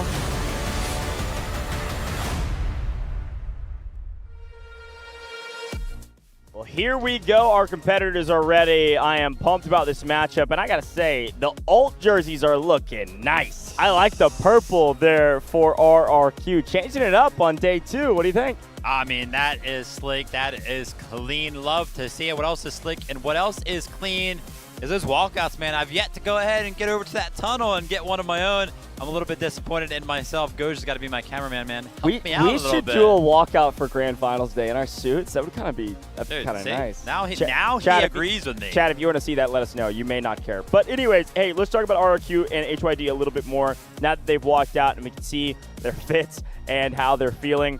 Again, I think this is going to be a matchup that is a little less one-sided than some of the others, but we still both predicted a 2-0. Somebody else we didn't mention on the RRQ side, on the HYD side, that was an impact player and a squad leader was Hazmat. Yeah. Remember what Hazmat was able to do with his roster? That is going to be the Charlie squad to watch out for. Hazmat, Mume, Mirika, and Lise is the squad that I think could be a difference maker for this team. Given what we've seen, we're not 100% certain who will really change the game for the roster or what even roles they play because it was such a quick matchup and Aftershock played a little bit weird. But I do think Hazmat, from what we do remember and what we have seen in the past as well, is an impact player and a squad leader, meaning that squad will likely move as a unit. Speaking about who we've seen pop off in the past, I know we've seen Killua pop off in the past as well from the side of HYD, but obviously, you know, nothing from the past really matters. Again, it kind of feels like we're going to be seeing HYD for what feels like the first time. Like, yeah, obviously we saw them play yesterday. They won, they stomped. It was 2-0. It's very, very quick. But we keep saying it was on Aftershock. It was just a weird game, how it kind of played out. So I'm very, very excited to kind of see how they kind of face up against RRQ, who, you know, Goj keeps pointing out. I pointed out earlier on, this is actually the team that I think looks the best right now to go ahead and take home the competition in general. Of course, I'll go ahead and answer that question in full after we do get an opportunity to go ahead and watch match number 8. But as a quick reminder, we are here in Wuhan, China, and so are the players as well. Hongshan Sports Center. It has been very, very enjoyable so far. I've loved the setup of the stage as well. A little bit of a change, you know, over the course of the past 6 months to the stage itself, and these players have done a great job of just jumping on the stage and getting ready immediately to keep things rolling here today. Good shout. Been having a blast. Taking a look at HYD, Bravo Squad, Charlie Squad, Echo. Looks like most of the same, by the way, when it comes to their starting lineups. Both of these teams don't have full roster of subs, and no major changes from day 1 to day 2. And again, teams representing their regions well, but right now it is about team chemistry and communication. It'll be fun to compare also the difference between Krauser and RCCK, maybe the two commanders of HYD and RRQ. Again, every time we've watched a team, every commander has a different role, a different play style they prefer, but the onus of responsibility remains the same. Got to communicate effectively. You've got to make the right calls. and then the squads have to listen.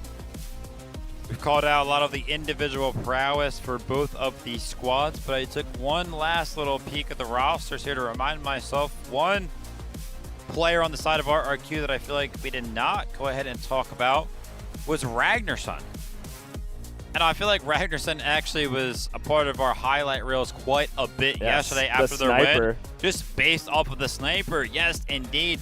And the reason why I wanted to go ahead and point that out is because a lot of the times on Cracked, we see some of these players do just that. They pick up a sniper and they like to play off in the distance, which they can find a lot of impact on the back foot of that. So it'll be interesting to see if Ragnarsson kind of follows that up with another sniper performance here on Cracked. It's a little bit of a map change than what they played yesterday, right? And kind of those highlights were coming from the map of Ascension, which is a much bigger map. But again, I feel like Cracked does employ the opportunity to go ahead and bring that out. So I'll be looking towards his squad and the Delta squad to see if they go ahead and do that. I mean, speaking of Cracked, while we've got some time here, let's bring up some of the main strategies we see on Cracked. Let's talk about operator comps. Biggest question mark is how many engineers are you going to invest in the early part of Cracked when you know there's no vehicles, at least off rip? 0. Usually. But you get them pretty quickly. And we saw so how swap. much you can swap. You can run obviously Assault. You can just run Virons and get those magnetic bombs. But those vehicles traditionally aren't going to get super aggressive. They're going to play the back line. But if you have enough engineers, you can still take it down before it lands. You then get the score bonus. You get the score lead rather, and you're able to pull in some of your own vehicles. That's the nature of the game. Again, I think something else that we don't talk about that often. This is Victory Unite. So you can call in a ton of vehicles in this game mode because of what Commander is able to do. And so that kind of changes the way Cracked is played. Like, this is a much more vehicle-heavy map than it traditionally is in just pubs. Yeah. Because it's Victory Unite. Absolutely.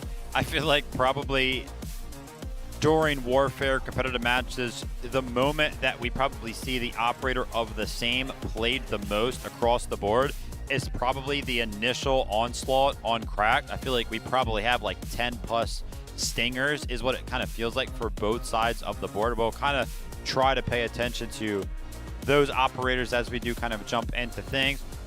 Quick reminder, what's on the line for both of these teams? This is a upper bracket match.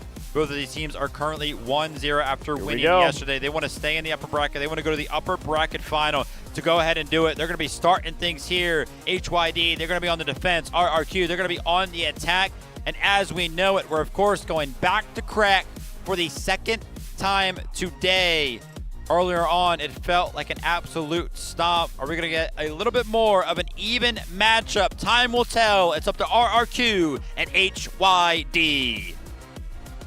Here we go. How fast are the attackers going to swarm the point? The answer is immediately. They are full sending around Street View, actually. They're going to go street level first, try to play smoke and run around the outside. Going to be met with Mirka, who immediately falls. A nice early aggressive stance here for RRQ, and they are lighting up the kill feed. Things going well for them currently as the defense have tried to maintain the high ground position that traditionally is attacked by the attackers. And in that motion, RRQ swing around the other way and say, fine, you can have high ground. We're jumping the point. Yeah, I'm trying to count how many squads are over here for the side of HYD. It looks like there's 2 full squads, which leaves them with 8 members. But even though they do have the numbers advantage, right, 8 on what feels like 4, the side of RRQ has done a great job of going ahead and dwindling down some of these numbers, but because of the medics, they're actually going to be able to pick all of them up. Ragnarsson is trying to go ahead and make something happen, but he's going to be thwarted. And while all of this action is going down, they're fighting for what feels like nothing. The RRQ are actually on the sector itself. None of the members of RRQ might sneak this one away. I like this strategy a lot. That feels like they've read the playbook of HYD. They knew that HYD is going to go play high ground. They were going to play the top of the ridge. And so they didn't even bother trying to egress there. They swing all the way around the flank, smoke and run, clear out a couple people trying to hold the flank. Those defenders that were just trying to hold the flank were prepared for maybe a squad, not 15 of the 20 players on the map. Immediate capture, immediately RRQ looking like the stronger team. But that's just Sector A. Sector B is a whole different beast. An over-investment for sure. Trying to prepare for the flank from RRQ, but it never really came in. They only sent 4 members over towards that flank. Now HYD going to be under immediate pressure again towards this B1 zone. This is kind of typical of Cracked, but HYD are also going to have instant access to that tank, as is the side of RRQ. Both of these sides want to go ahead and keep these vehicles alive because you pretty much need it, obviously, for the B sector, but you also need it for the C sector. You need it for the rest of the game. We'll have to keep a close eye on which one of these two teams can go ahead and press the advantage when it comes down to the vehicles. As we tune in, some of our players on the map, yeah, for sure, playing the snipers, but not necessarily finding too much value out of that. RRQ are going to go ahead and capture B1, and they have not lost a single ticket so far. Still at 180, 179. Classic playstyle here. I would say classic playstyle. The defense usually sack B1 in order to control B2 effectively. Problem. They didn't do that. They are giving away B1, or it feels that way, and they have nobody on B2. Look at where they're positioned. The defenders are cut between both points. What the heck? The attack could just take both. The only thing stopping them from taking B2 is Lance in the tank with the rest of his gunners that are in there with him, these engineers.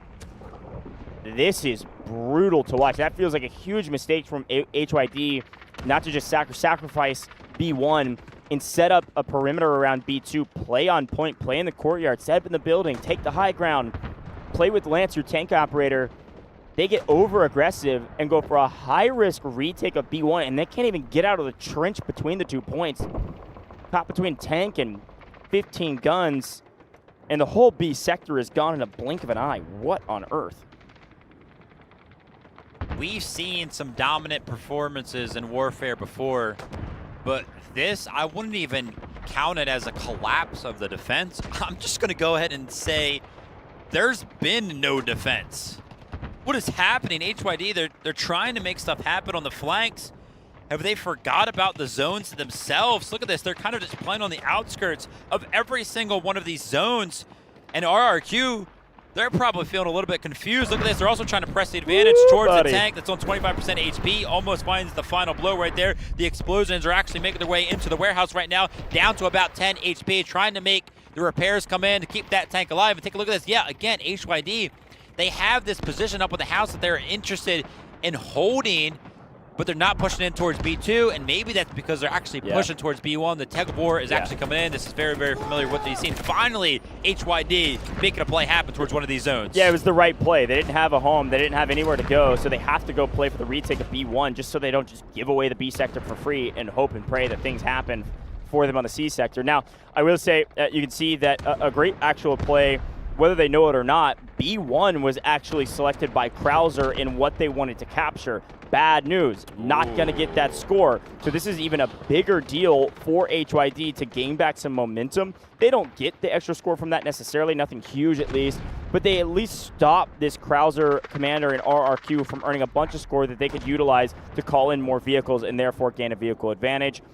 Good job from HYD to stop the bleeding. They then call in the urgent redeployment to make sure that they're able to keep control over it as the last remaining members of the attackers are being cut down over on B2. Where do they go? Back to B1. Our tug of war is beginning now. The question is, will it go back and forth, or will this be the final hold and the final pull here for the defense on B1? Will they just stand their ground? And currently it's looking like that's the case. A key part of what makes this work usually for the side of an attack and why they're favored in a moment like this is because they have the tank that's going to be closest to B1. Actually, the tank, the vehicle, usually defends B1 solo. Doesn't really ever need any help from boots on the ground. But obviously, as it currently stands, does need a little bit of assistance, and that's because there are so many bodies on the point in B1, right? They're all tucked away in that building with respawn beacons galore, trying to make something happen. By the way, Ragnarsson was sniping and was 11-3, so nasty. We take those. Solid scoreline. Tug of war. Tug of war goes as B1 is now fully captured, but take a look at this. There are 0 red bodies on the B2 point, and HYD are trying to make something happen. Yeah, a classic trading of a 2-sector capture zone. I mean, this is, or 2-zone capture sector. This is classic warfare here, and at least HYD is throwing it in a bit of chaos in order to not give away this entire sector at once. It was almost a brutal awakening to this match, but a pretty good job here to slow things back down after the pace of play was fiery from RRQ. They've got a really nice defensive line set up on the backside, and unfortunately, no!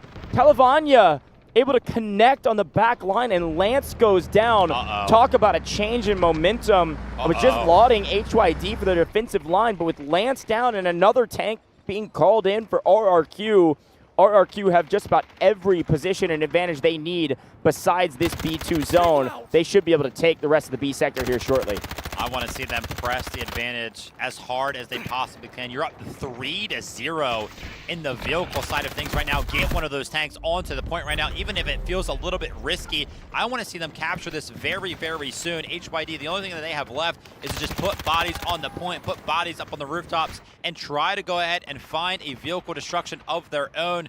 Correction, I did go ahead and mention that RRQ had 3 vehicles. I thought they did because they called in 2 all the way on the backside. Maybe they lost 1 in transition, but just like I requested, V9 is using the tank directly onto the zone itself and is going to be a big help in clearing out some of the remaining members from the side of HYD. This is a great attack from RRQ. Great job from the engineers to go ahead and take out that tank. But look at this, HYD. We know exactly what the game plan is now. Surrender B2 and go for B1 as much as we possibly can. But now that we have 2 tanks available to us, surely this doesn't work as well. Yeah, exactly. I mean, this is, again, another classic strategy. When you've watched this map over and over again in comp, there's only so many things you can do. A pretty good job from HYD to try to retake here, but when you have vehicle advantage, especially when they're playing aggressive with their vehicle advantage, you put 1 vehicle on B2, you put the other tank dead center of B1. You almost don't need anybody else because you got a full squad that can play from that tank, pop out. Engineers can shoot their gun if they want, pop back in, heal, repair, doesn't matter. That tank's going to do a crazy amount of damage and an easy hold on B1. Here's another retake, though, on the backside of B1. Well executed, well organized. 2 full squads come swinging this direction. Now with the tank gone, the tank has to choose, now can I take 8 people down? Well, make it 7 because Ragnarsson's landing his sniper shots. In the meantime, Musa doesn't care, and he didn't ask, finding a vehicle from a distance. Now 3 tanks, 3 vehicles, one of which is a tank destroyer. Says, well, maybe a single tank can't do it? With the help of a destroyer, the help of Krauser, we retake here. We take B sector. Well executed. Yeah, I was wondering how HYD were finding the space to go ahead and just keep flooding this point. Taking a look at the hills off in the distance, right on the outskirts of B1. There's like 3 respawn beacons down, so 3 squads pretty much have instant access to that, but the strategy is going to fall short as soon as the vehicles start to join the fray. RRQ have a big advantage going into Sector C. That being said, they did lose their tank on B1 right now, and actually Krauser is under heavy fire right now. They're trying to make something happen. HYD, they were still spawning on those beacons, but he's able to go ahead and take the remaining members out. Sightline set towards Sector C, and I feel like RRQ got to be feeling pretty good at where they currently stand, because remember, Mauza sitting all the way back with that tank should be able to continuously take out all of the vehicles that get called in for the side of HYD. This LAV, or LAV, as chat wants me to say. I like LAV better. Called in, 3rd vehicle for the side of RRQ. They've got everything they need under the sun to get this win. Now it's just a matter of execution. HYD trying to hold the line. That's Hazmat, that's Lise, that's Mume at the top with Mirka trying to help out, but they're just outnumbered and outgunned right now, doing everything they can to keep each other on their feet and keep fighting. Unfortunately, they'll lose most bodies onto C1. A classic early aggression and another classic shot here from Mauza way up on the ridge, hitting their shots on the floating parachuting vehicle that this HYD team desperately needs. Yeah, super hard to counter strat the approach from the attack. This is very, very common. This is what we always see, but it's why we kind of talk about how important it is to keep that initial tank alive. So when it did get destroyed, RRQ did such a good job, and it was a big momentum swing. Now, speaking about momentum swings, the tank destroyer is trying to get Swifty towards C2. It does take a lot of damage, but it is able to go ahead and get out of there. It's got to be careful, though, man. Some of those sweeps are very, very scary, and you can see a bunch of engineers are poised up all the way on the backside of the map. You got to imagine they're going to be calling in a vehicle and trying to protect it every which way that they can. Nope. Those vehicles are dying like off spawn in the air. Talk about coordinated shots. I mean, that's probably the highest I've seen a vehicle explode in the air. That's not an actual jet or helicopter. Anyways, V9 DHM on your screen right now in the live, just getting active downrange. This is one of the choke points on Cracked. It's one of the ways you can find so much value. Also, Talavanya picking up like 6 at the kill feed in their vehicle. This is utter destruction right now. Again, it's warfare, and vehicles are a huge piece of it. But in Victory Unite, Cracked becomes much more of a vehicle game than it traditionally is in pubs, and I brought that up for this very reason, because you have to utilize your advantage. When you have the advantage, you talked about this last time we played Cracked, Vivid, you have to take these vehicles out before they hit the ground. And it's even easier, frankly, in Cracked, as long as you're aware of where the vehicles likely will be called in from. The quote-unquote safest place for the defense to call in their vehicles is behind the one, I'll call it a skyscraper, the one tall building on the far side. Looks like Javier may be in a bit of trouble. But if you know that, you're going to play to destroy it every single time, whether take your shots early or just swing around the outside where it is less protected. Little nuance there. Pretty easy to get the kill is all I'm saying. Javier feeling the pressure right now, but you can see there's a giant strike squad off to the left that's not going to be able to defend C2. Is anybody from the side of HYD going to be able to defend C2? They call in the urgent redeployment because they're starting to feel the pressure right now. There is only 4 boots on the ground actually capturing C2 right now. Somehow they're making it work, but the tug of war comes into play. There's a couple members from the side of HYD jumping on the C1, but they're going to be taken out very, very early on, as there's 2 vehicles that are interested in going ahead and defending that possession from the side of our RQ. Urgent redeployment, the only thing saving them here for a moment of just stalling out this C2 capture. Javier. I mean, this is just Javier. Frenzy. Javier. A frenzy of kills. It was all Javier and all Krauser, and everybody from HYD is dying, all on respawn with urgent redeployment down, and they all were spamming out. I think more than half the team is on respawn timers right now. That's gotta be GG. There's no way these defenders can get to the point fast enough. They've got to run so dang fast to get here, and when they arrive, Javier will be there to meet them. See you later. A crazy, dominant performance. Maybe the fastest win we've had in this entire competition. Krauser, RRQ are going to get the win here unless we have a miracle from HYD, and the miracle has to come right now in the form C1? of a retake on C1. They're still battling. Falling apart potentially here for RRQ. If that tank destroyer goes down, I'd be a little bit worried. Javier has to be a little bit careful, but it looks like they've regained C1 in a dominant performance. But as I started to say that, C2 is contested for quite a quick second. But RRQ, look at this, they're high. I can actually hear some of the people in the arena screaming for that win right there. And yeah, that had to be the fastest win we have seen so far. They got the early advantage when they took Sector A, when they took out the tank on Sector B, and after that,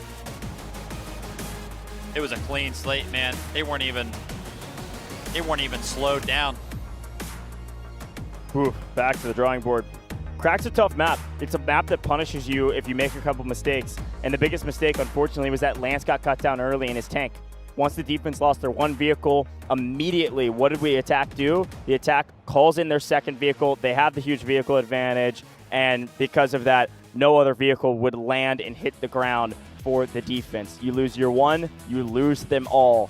That's how little room for margin there is on Cracked, something we've been talking about all day today, in this match already and the match before where we saw Cracked. So I asked you the hard-hitting question. We both said 2-0. As we take a look at the stats, who are the biggest standout performances? This is the easy part. I'll ask you the hard part later. I mean, definitely Javier in the vehicle of the tank destroyer. I mean, that being said, even though it looked like he was being pretty dominant, did not necessarily pick up the most kills for the side of our RQ. Gotta give a big shout out to our score leader, stumping the commander Krauser himself, Mozera, on the back foot of 60 revives. That's nasty on the attack. That's what's keeping them alive. That's what's keeping them so healthy in the ticket category. Who is the biggest fragger for this team? Arixa. I think it's going to be on the gun as well. So even though the vehicles were a big part of the win here for our RQ, some of the gunnies finding incredible value Whoa, before we jump away from this, 2KA, I called him out. I said, listen, the bow looked like it was very, very good. He actually had the most kills on the server with 29 right there. Great stuff. Yeah, listen, as much as it was the most dominant performance we've seen and the fastest win we've seen on the attacking side, I will give some credit to HYD. They put up a bit of a fight. Like, they still were able to strike back some. They had some nice retakes. They had a couple decent stat lines individually, but could not piece together as a team. It started here, though, on the A sector. The best play, and really what gave the attackers such a big advantage, was that they swung low side. They went street side because they knew the playbook of HYD. Caught them by surprise, took A sector immediately. So when we got to B, they had all the momentum. What do? Immediately take B1. And this is where things got weird because the defense were kind of trapped between the two sectors trying to figure out what to do. I think the play call was, we retake B1 when they leave. And that's exactly what happens. I personally think that everything that HYD did in terms of their playbook was played out perfectly. I think what the problem is, right, the game plan was there. I think they over-invested in everything they did. Let's go back to Sector A. Do you remember when they were trying to protect the flank to the left side and they had multiple squads over there? They had way too many members over there. They had nobody on the point ready to defend it. Remember when they kept playing the tug-of-war game on Sector B? They had 3 separate respawn beacons, 3 separate squads trying to play for that tug-of-war towards B1. Guys, you gotta have somebody on B2. Usually you only really need a couple members, a couple of boots on the ground to go ahead and play that tug-of-war game because there's nobody gonna be there for the side of the attack. And then towards C2 at this point, it doesn't even really matter what you're employing in terms of the game plan because you are just so far down in terms of Cracked is one of the maps too where it's kind of a thing where if you've got the vehicle advantage like the attackers do, it's less that the defense needs to figure out a way to win, and it's more that the attackers don't need to scam and lose the game, right? And it can go either way. It can go vice versa on Cracked, but it doesn't often go vice versa. Yeah. The main reason for that is because the attackers, if they are losing in vehicles, they can call their vehicle in way back, all the way back to the original spawn. And it's far enough away that sometimes you can get away with it. There's a couple of pieces of cover that can't be flanked.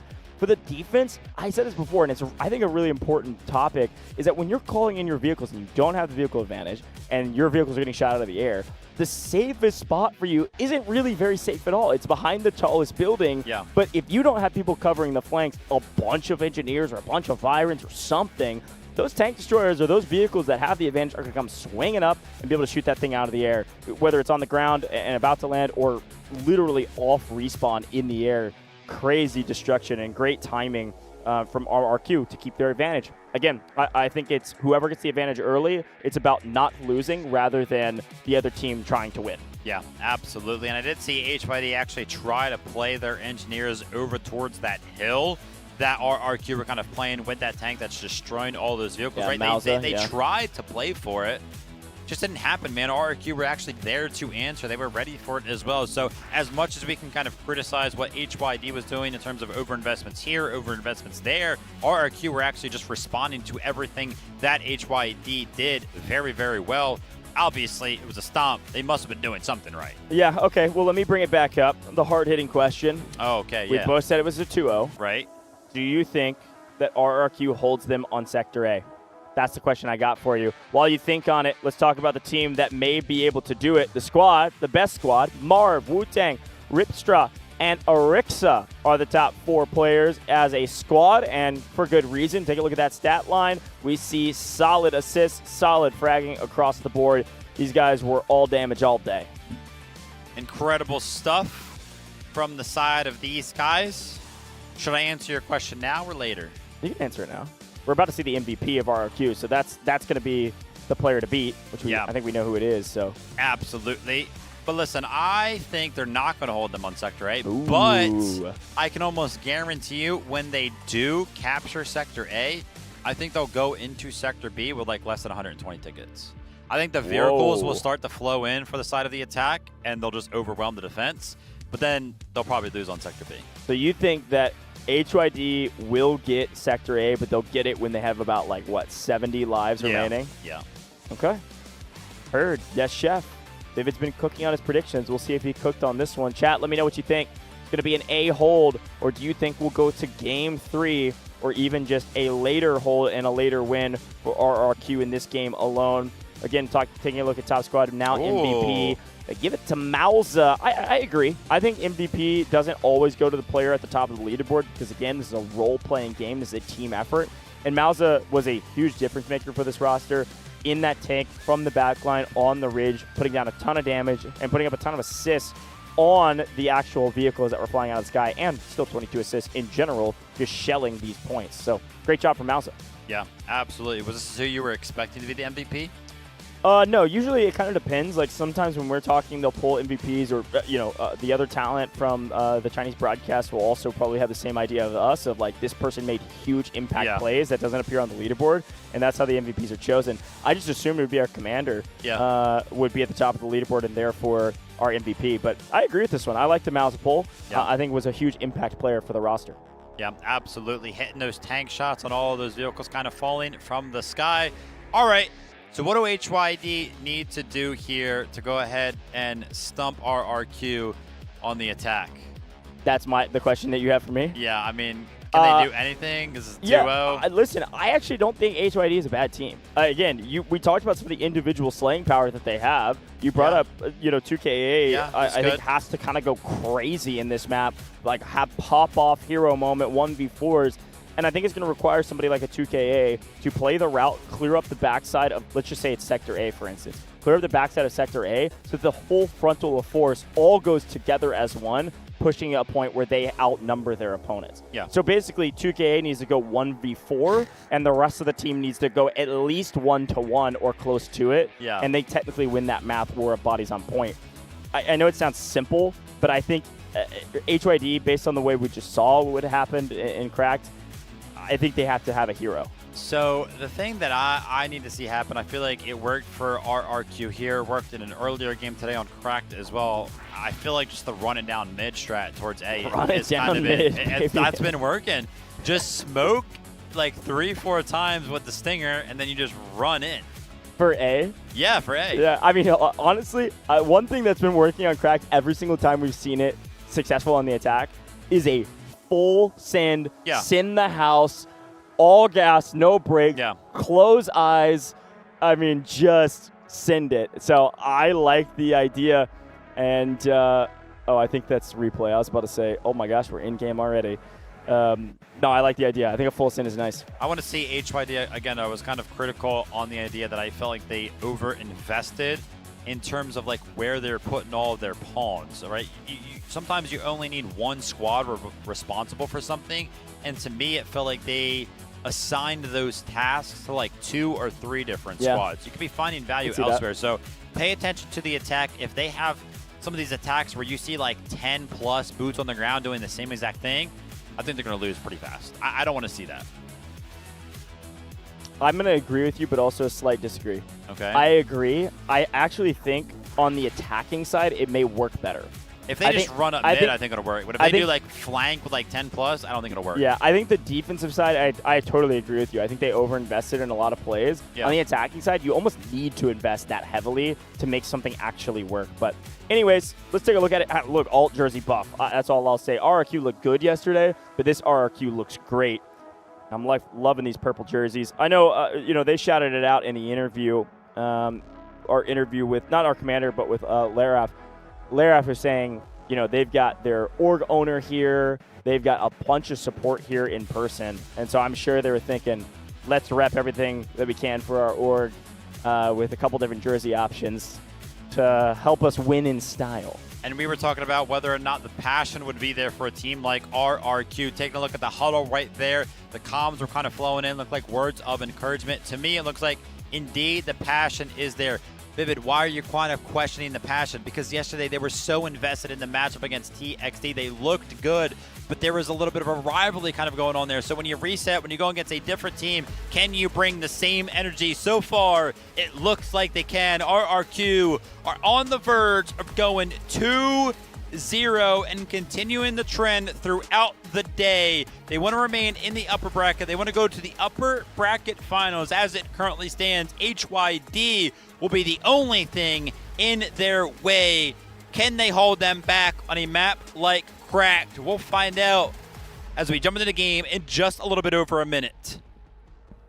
2KA gonna have to go buku bonkers on the map. 50 plus on Sector A. 50 plus.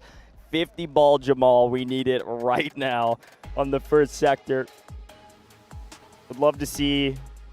Wonder if we'll see some more snipers swinging back the other direction. Had a couple snipes actually, one from each side at least. It could be fun. Yeah. I think if I'm HYD, I totally agree. I think I sit in the house. We just gotta run it down mid, man. Just go. Throw the smokes and send. Just go. Throw the smokes and send it. And of course, you know, we'll say the same things we always do with Cracked.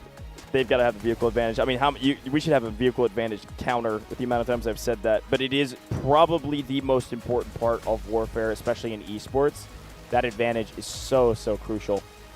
The power play. Or sports reference for you. Huge, huge boon.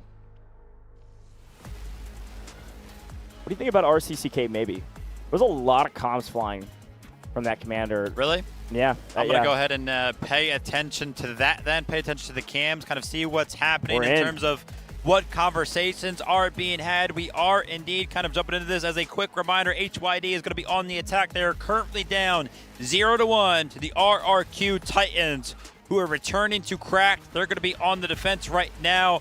Sector A will tell a lot of the story for how the remainder of this map is going to go. Who's going to get the early momentum? We're going to have to wait, find out. Full tilt, full sin does not happen. We are far and few between. Where are our attackers? My goodness, Elegant was deep in their spawn. Here's Lance. He was our tank operator in the last rep on the defensive side. Now on the attack, HYD getting stuffed at the line. Javier now, of course, has been one of the members of RRQ that seems very, very comfortable in those vehicles, but now he's going to be on the medic role, trying to get active on the SMGs, and we've actually seen a couple of players throughout the day find themselves start to get very, very active in a similar situation. That being said, we've been a part of this match, this round, for about a minute, and 12 tickets have already been dwindled. HYD have to be careful here. Great shot onto Elegant right there. The bows, man, they're so cool. Very, very precise. You need to be accurate with those things. You need to be able to aim. I don't use one. Yeah, you wouldn't know anything about that, huh? Nope. Luna Crutch player. Anyways, RCCK maybe trying to command the squad to move as a unit, play together. But Arixa being a bit of a thorn in the side, actually shooting thorns, man. Shooting those arrows down the range, so if anybody peeks out of the smoke, they're going to get crushed. Really aggressive defense here, honestly. RRQ, here's Popey going big for one. Pretty weak here, though. Oh, almost gets a two, but defense getting much more aggressive, playing for these 1v multiples on this hilltop, knowing that if they give up this hilltop above A, they could very well lose the point. Solid job from HYD to continue to get those revives so they can actually push as a unit. Yeah. We're low in numbers. This is looking like a cap mace happen here shortly, and D's going to have to jump the point.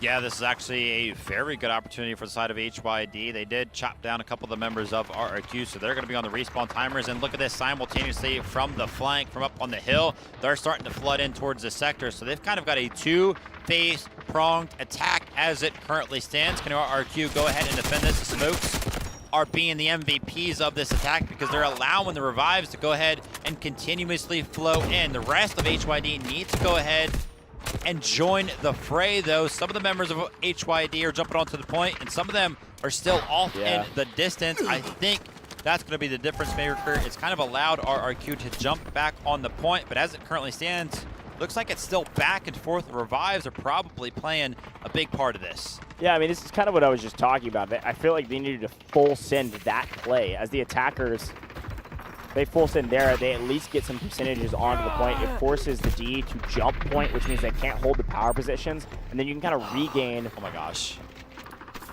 Lance. Oh my gosh. Ooh. Oh, yo. Lance is snapping. Oh. Lance is snapping. Oh, and he gets. Oh, no, he doesn't get that one up. I thought he also got that player up. They almost bit big there. Yeah, big couple of kills, though. Those are huge wins. HYD need to do something on the back foot of plays like those. Let's see if they can do just that. I'm taking a look at the kill feed in the top right. It was actually all red for a moment right there, but Somplex trying to make something happen out of that, shooting some arrows into the smokes. That's not going to work out. And look at this, HYD proving me wrong. I thought they were going to dwindle all the way down to sub 100 tickets, require the vehicles, but the push comes in, man. They're looking pretty strong to take Sector A. Yeah, great job. They did a good job of battling through a couple nice plays indoors, and then just swarming the point. Beacon. I feel like defense was just a hair too spread out. Once they saw bodies starting to stack and play for capture point, they needed to answer back. And I'm wondering if it was a respawn issue. This A sector is quite far from the defensive spawn, so that's what it feels like. Defense is going to go ahead and burn an urgent redeployment here to make sure they're set up, I guess, for B, or maybe try to swarm and retake this. Feels like a little bit late. I mean, they're already at over 75% cap on A. There's no way these players get here in time to stall this thing out in a significant way. So maybe a bit of an overcommit there, but at the very least, you're going to get all your players back on. Because this transition to B, I mean, it's 40 seconds before you can actually do anything, but you can let the attack kind of set up for new and set up for this attack. And if everybody's on respawn, they might catch you unaware. Here's the tanks, though. Both teams going to get one. This is the same tank operator, Talavanya, here now for the defending side, RRQ. Saw some decent value in the tank. And, well, aptly named Tank Brit. Did I see that correctly? I think so. Yeah, it'll be interesting to see how RRQ played their tank. Talavanya. Remember, playing in a similar road is where RRQ was able to take out the tank on the opposing side of HYD when they were on the approach. How are HYD going to attack the B sector? Obviously, B1 is usually a little bit of a gimme, but RRQ will obviously look to play the tug-of-war game later on. Just trying to get active and trying to go ahead and delay, take some of these tickets away for the side of HYD. A very clean shot right there. A very clean follow-up for the side of Arixa. 14 kills to his name as it currently stands, and he's looking to continue. Can't find any more members amongst all the smoke, amongst all the chaos. Actually, he does off in the distance towards the B1 point. Starts to take some shots in the back, and he's forced to go ahead and duck and cover. Tank BRK, by the way. Sorry about that. But Arixa on 14 kills, 14 and 6. Looking to just disrupt the back line. HYD doing a pretty solid job here. They're going to take B1. I mean, Arixa has been and will continue to be the problem. Unfortunately, needed to hit a couple of those shots, and they get shot in the back. And it already tanked the Tempest ult, so won't be able to get the self-revive off. Goes down. Here are the attackers, though. They're going to set up a nice flank push. That is a full squad of 4 running around the far left side to be able to play for the backside of B2 and cut off the reinforcements of the defense. In the meantime, Talavanya playing very safe, way off on what would be the left side if you're facing B1 of the B2 capture zone. Playing in the street, trying to hold a choke point and potential rotation that the attackers could make over to B2. Trying to continue the highlight reel is going to be Arixa. This time is only able to go ahead and pick up 1 as opposed to like the 5 he found last time. And now Talavanya, as some of the attackers start to get a little bit closer to B2, those sight lines will be opened up, cleared up a little bit better for the tank, and that's when he will start to look to get a little bit more active. But like you mentioned, playing very, very passive. We saw what happened when the defensive side loses the tank early on. They cannot go head-to-head with the tank on the opposing side, and you're pretty much suffocated in terms of the vehicles being able to be called in. So you got to go ahead and keep this tank alive. And for the side of RRQ, they obviously are going to know that. But for the side of HYD, what they are looking to do is find a very big flank onto the side of B2. Krauser with a sneaky little respawn beacon. Maybe spawns a little bit earlier. How did Javier spawn into that beacon? Snuck in there, man. Look at him. Do they know he's here? No, they don't. They thought they destroyed the beacon, but he like snuck in at the last second. Yeah, they're looking like they're keeping eyes this direction, though. They feel like there's going to be some more players this direction, but Javier just sneaky. A lot of action happening around B2, though, and I think the biggest thing you mentioned is that both teams still have their tank.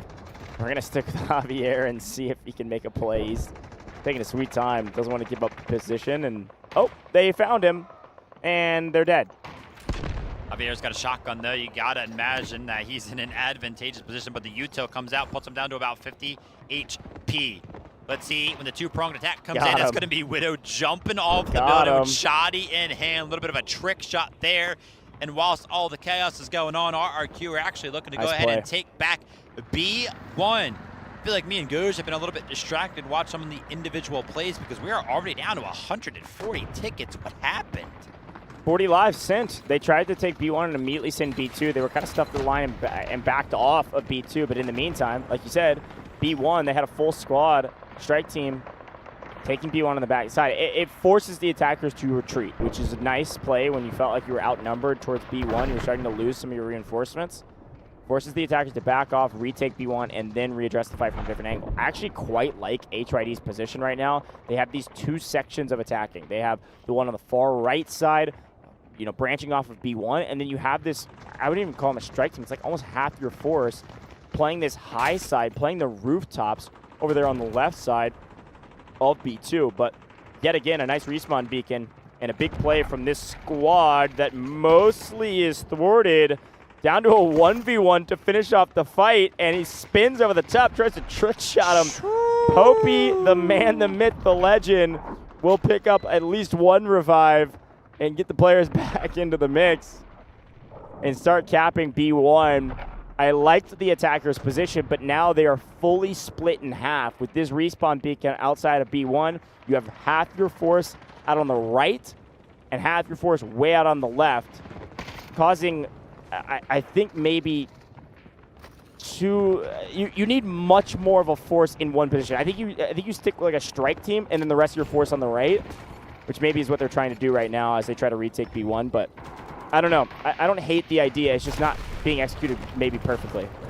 Ozera is actually on for like a 1v4 right now. The jump comes in. Jeez. How? The shoddy, man, the introduction of this secondary shoddy has been found to be so valuable for a lot of the plays throughout the couple of days we've seen the competition here in Wuhan, China, and a player just finding so much value like was there. It's great to see. They've actually successfully held on to B2, right? No attack kind of coming in for the side of HYD while all the chaos is going on B1. And they have actually almost captured B1 in its entirety as well. Goj, remember, I don't mean to toot my own horn, but I called for HYD to stop sending like 3 squads towards the B1 point to play that tug of war. How many squads are causing all this chaos for RRQ on this B1 point? It's just one, man. Yeah. You don't need too many squads to do the same exact thing sometimes. Well, it's kind of what I was talking about. I feel like you just need to full send one thing, and they had their force completely split in half. Now they've got a position where it's this one squad, HYD squad, out here, this movement on the far left side. Everybody else is together. I like this a lot better. It feels a little bit more cohesive. They just need to clean up the rest of the players on B1, get control of it. And I would even argue, I mean, it's a little more risky. Let's bring our takedown into the mix to hold B1 so we can actually make a coordinated attack. But RRQ, a hero, almost goes insane on B1. But even just those moments are showing what RRQ has in their bag. Their bag is deep. They've got some heroes that can win 1v multiples. And it's really one of the biggest difference makers between these two rosters right now.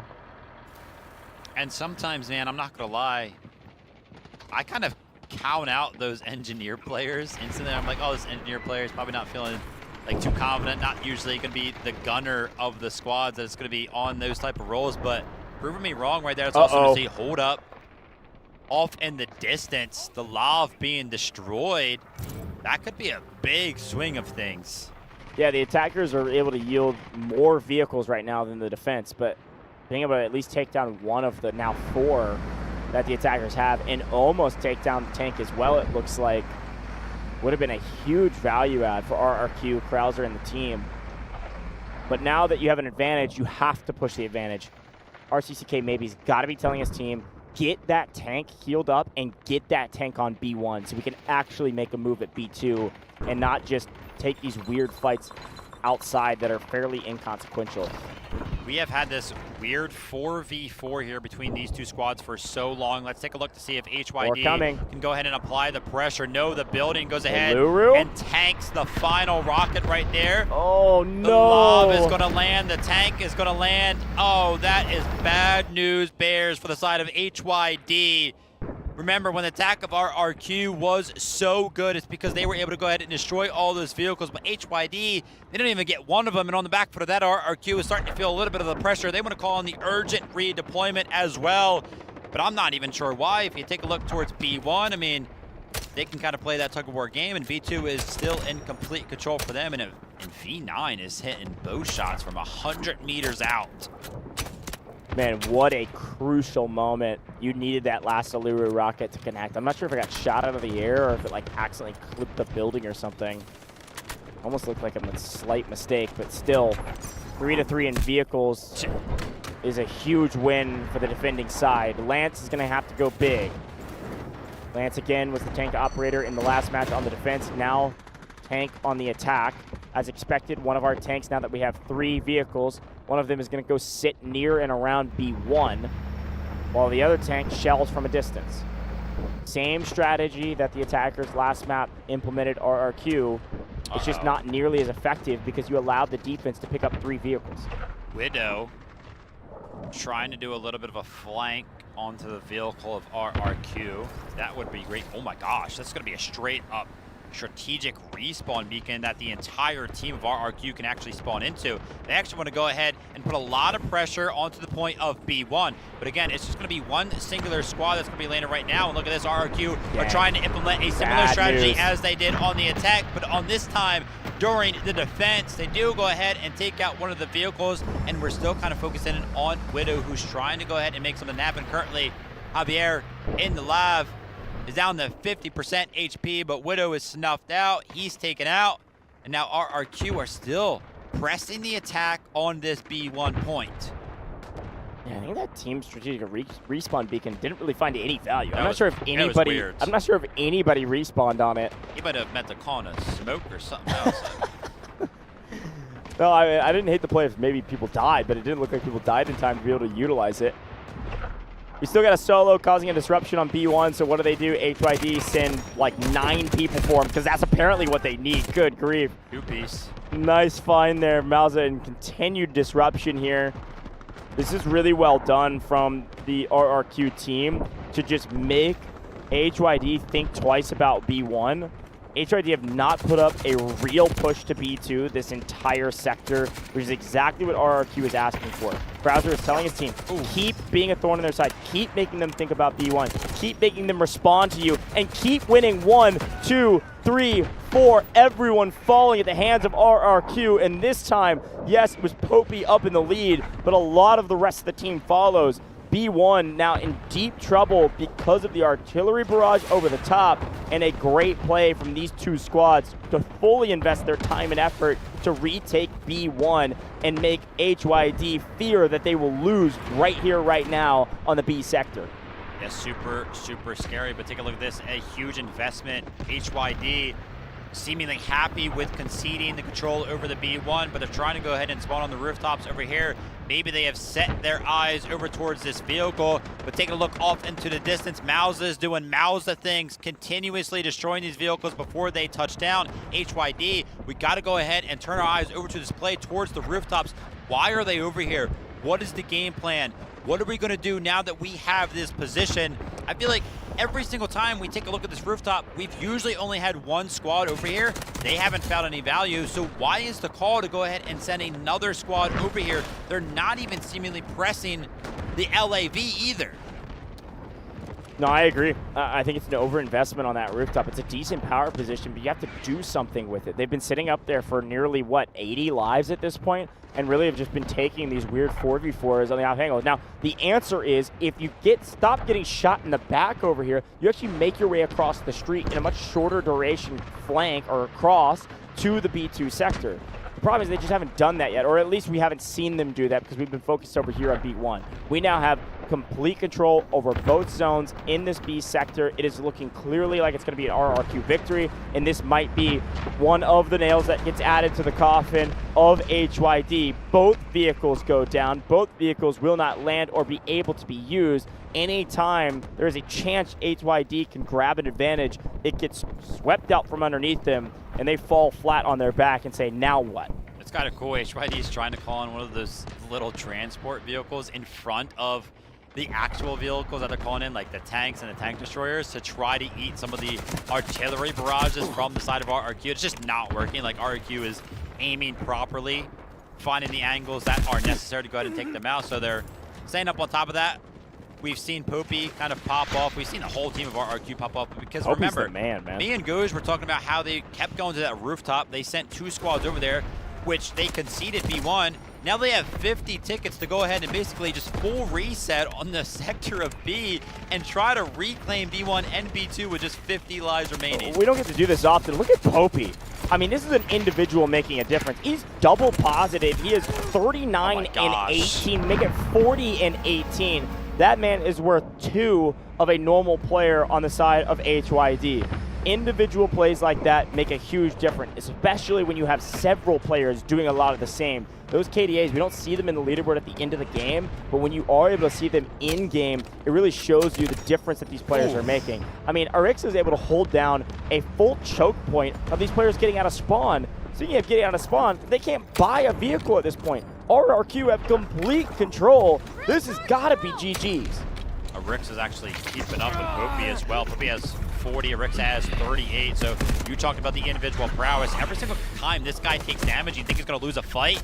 He makes something happen. You think about it for a second. You're like, oh my gosh, is he going to make it happen? He doesn't eventually go down because I jinxed him. It's not going to be his fault. But RRQ are still in full control of the B sector. You posed the difficult question, are they going to hold them on A? I said no. I thought they were going to have a little bit of a stronger hold, but it looks like the strong hold, the strong defense, was actually going to be set up towards the B sector. I'm so glad we're showing the map view. It just really tells the story of what we've been echoing over and over and over again. The red team, the attackers, they can't even get out of spawn at this point. RRQ were not content to sit back and hold B2 and hope that it was enough. They have fully retaken B1, and then they have pushed them back and back and back. The attackers can't get out of spawn, and they are desperately relying on these revives. They're desperately relying on their medics and the smokes to hopefully get them onto the B1 point. Insane. Talking about getting onto the B1 point, finally HYD, a full reset kind of comes in. They get a couple of members of their team onto that point, but Poopy is going to be in the mix right now. You can see him kind of jumping around in the smokes. He is going to go ahead and fall, but a giant barrage of explosives coming in from all of the vehicles from the side of RRQ are trying to go ahead and stop the efforts of HYD. You can also imagine that this artillery barrage that's being called in right now from the side of RRQ is also going to be landing on this B1 point. Typically, these investments are what we usually see be invested in towards B2, but RRQ are so far ahead of the game right now that they're able to go ahead and fight for B1. They do eventually go ahead and lose it, but they do gain a lot of position around the map, and as we saw off in the distance, Javier was actually able to go ahead and take out another one of those vehicles. He actually jumps out of the vehicle. He's interested in jumping into the Allure rocket. They actually take out the assault vehicle from the side of HYD as well. Crazy job here, RRQ. Again, as expected to some degree, HYD is going to have to start lining up one of the last couple pushes that they can make. But the problem is, anytime they're talking about what they do next, they have to reassess because Poopy's just going insane. Again, a retake, and again, domination on B1. And you blink and you missed it. We lose 20 lives because we didn't have anybody to pick us up. There's too many players. Bottom right, by the way, Krauser, over the last couple minutes, he was smiling, he was laughing. They're cracking jokes over there on the side of RRQ, man. They're feeling really, really good about this matchup. I mean, obviously, no reason not to. And they are so far ahead that they've even got a guided missile to go out and toy with if they do so, please. The rain of vehicles does come in, and oh my gosh, it's a Christmas miracle. A vehicle for the side of HYD has touched the ground. With 16 lives left and a lot of bodies on the ground right now, I don't know if that miracle is going to be enough to make a huge difference, but we'll take what we can get. Enough score to call in 2 guided missiles with another successful objective. Let's see what comes of the rest of the score, and whatever vehicle advantage we have finally found with HYD. Here is one of the pushes happening. immediately thwarted by 2 players. I mean, what is like, these guys are getting into the mix back there. Arixa is causing so much chaos. Look how far that Tim stole, by the way, brought him back. That was nuts. I want to see RRQ just start to have some fun with these guided missiles. Now they have 2 of them available.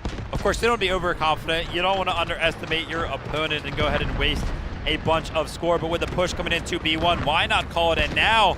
Can we go ahead and predict a guided missile? We can indeed. Krauser, the commander, is looking to take over this match. He wants to go ahead and win the thing now. HYD, they're going to be forced over the point. I don't know if this is going to find a lot of value in terms of the kills because HYD should be fully aware of the fact of where this is going to land. 3 seconds separate them. They're actually able to go ahead and secure B number 1. Now, they're going to go ahead and look to avoid the guided missile, which they do successfully, as do all of the vehicles.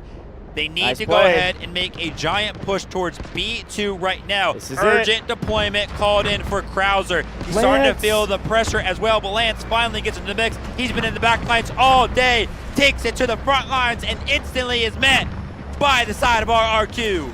Lance goes huge, and Talavania answers. Mauza there as well. A huge investment from HYD. It was the right play. It was just too little too late. The guided missile lands, and they say, what do? We full send as a unit. This is what I've been asking for. They sent the house, and it almost worked.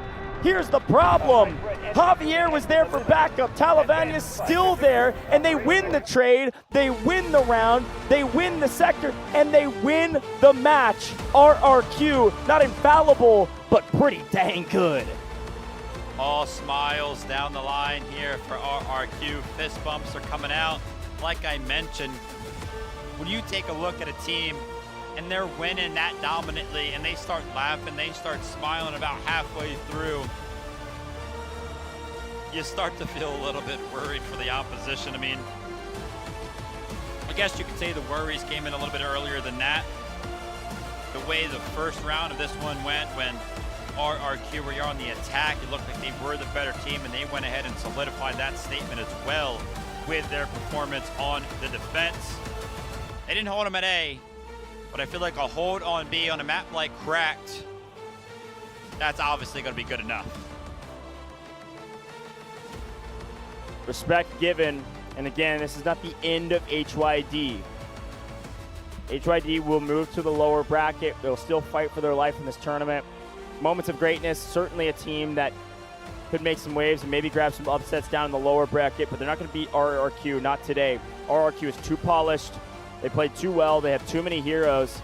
This is a strong roster here to continue to make a statement. They'll be joining LT in the upper bracket finals, and they're going to give us one more bow and a wave for what they were able to accomplish today. That is 4 matches that went 2-0. 4 matches in near clean sweeps. Crazy.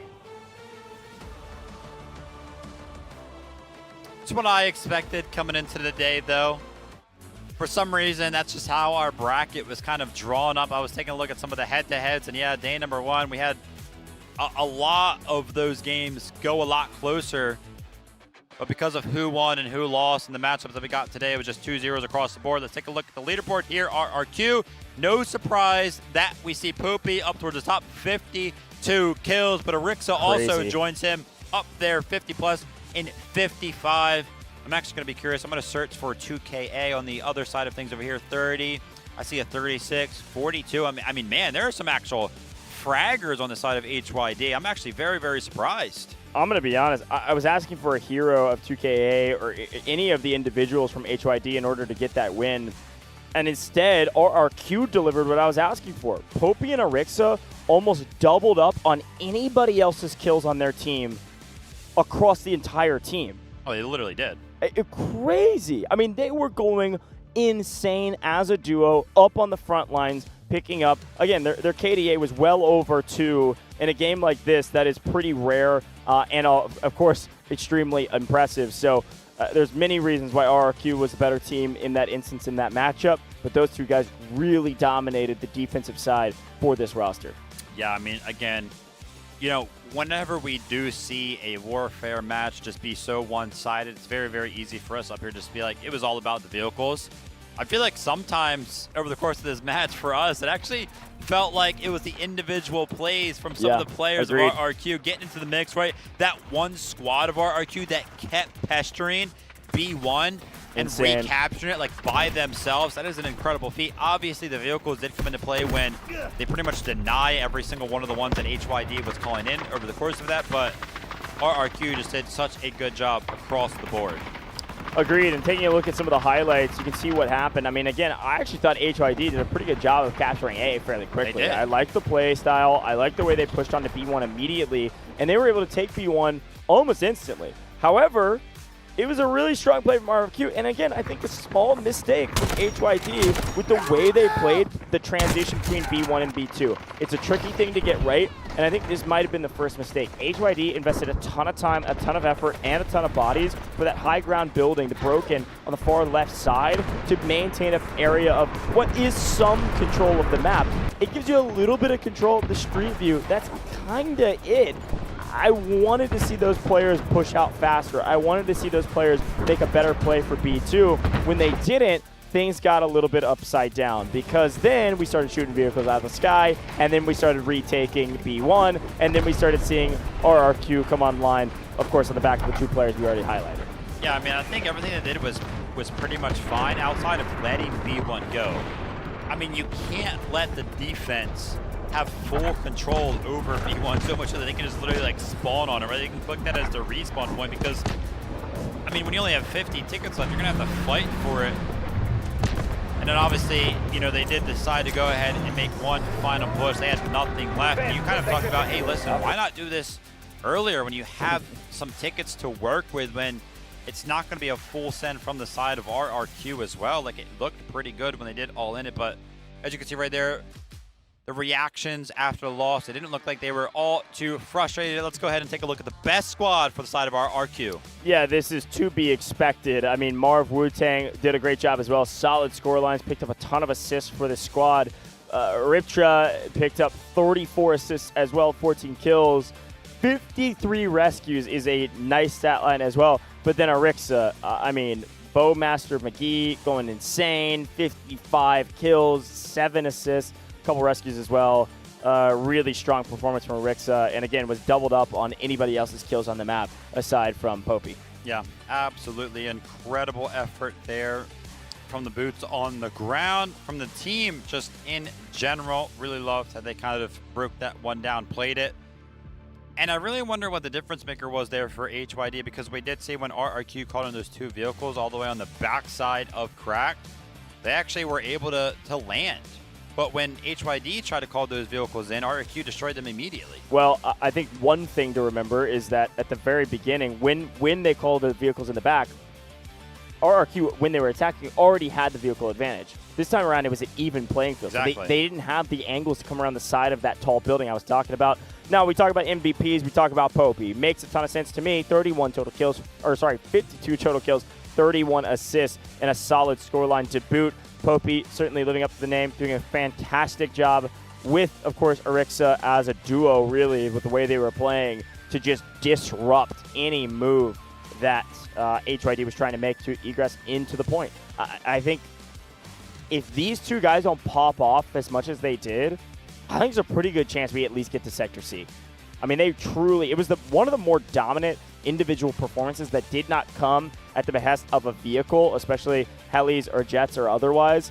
That's two dominant infantry players that changed the game. Yeah, absolutely. I'm excited to kind of see them continue on in their competition, but because they did go ahead and win their upper bracket game today, those guys, those carries, Popey and Arixa, they get the opportunity to take the day off tomorrow. They're going to be able to go ahead and rest as they do await one of their final matchups in the upcoming competition. Unfortunately, for the side of HYD, they're still in the competition, but they're kicked down to the lower bracket. Well, we'll talk a little bit more about the bracket, the schedule, when you should tune in, all that stuff here in just a little while. Before we get to any of that, and we're doing picks and bans today for tomorrow. Yeah. Really cool segment if you missed it last time because it was so dang late. We're finishing literally 6 hours earlier than yesterday, and we played the same amount of best of threes. Is that not ridiculous to say out loud?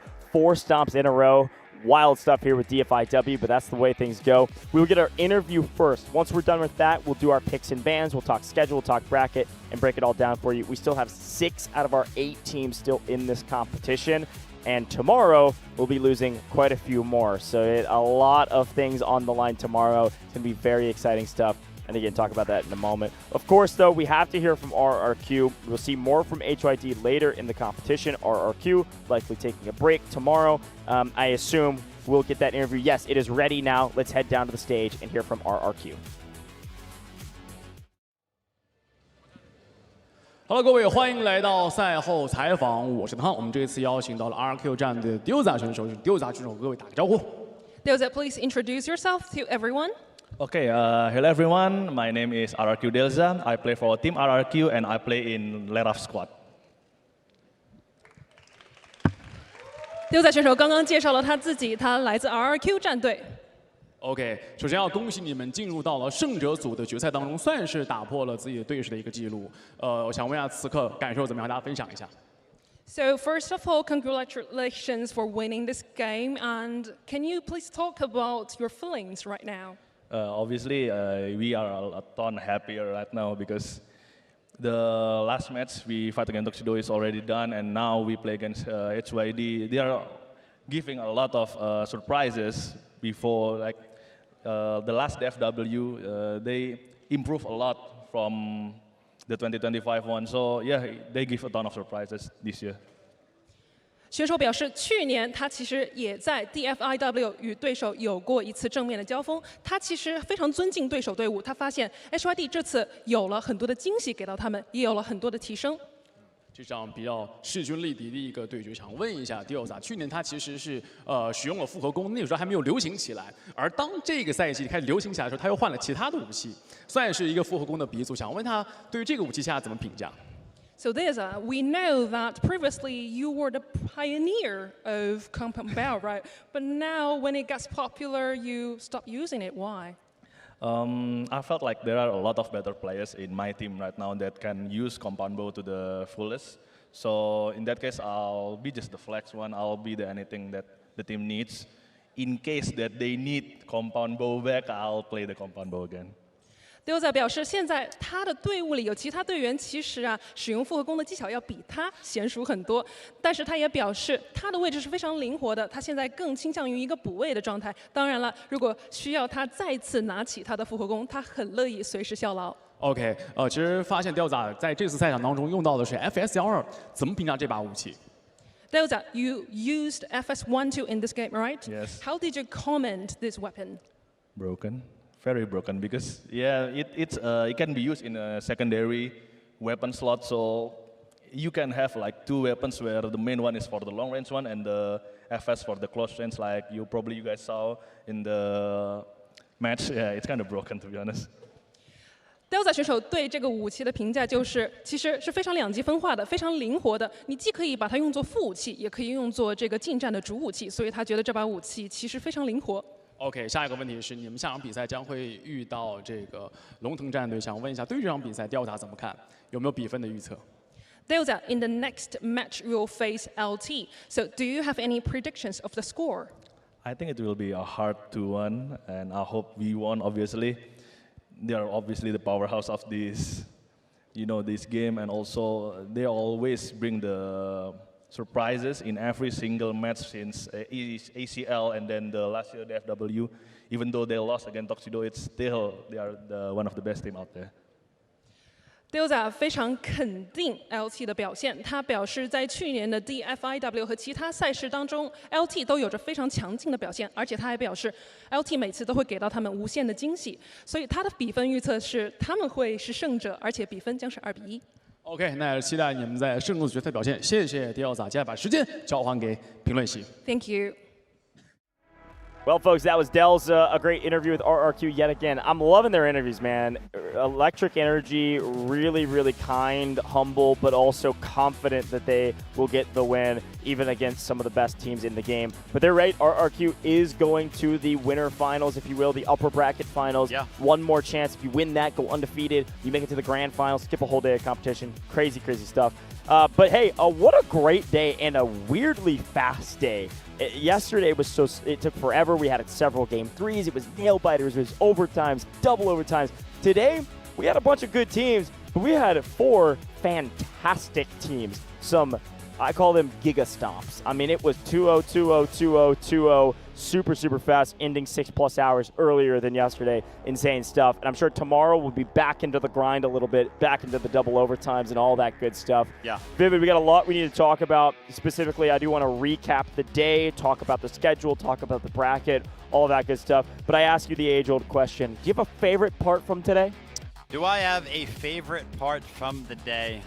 Let me go all the way back and think. I think it just has to be how well Ascension was kind of played, right? Okay. I'm going to mention one name, and you're immediately going to agree with me.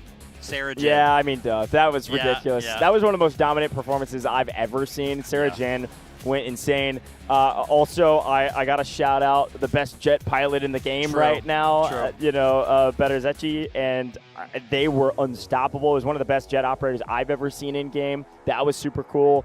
That's 2 different teams that had aerial support that just was the difference in them winning or not.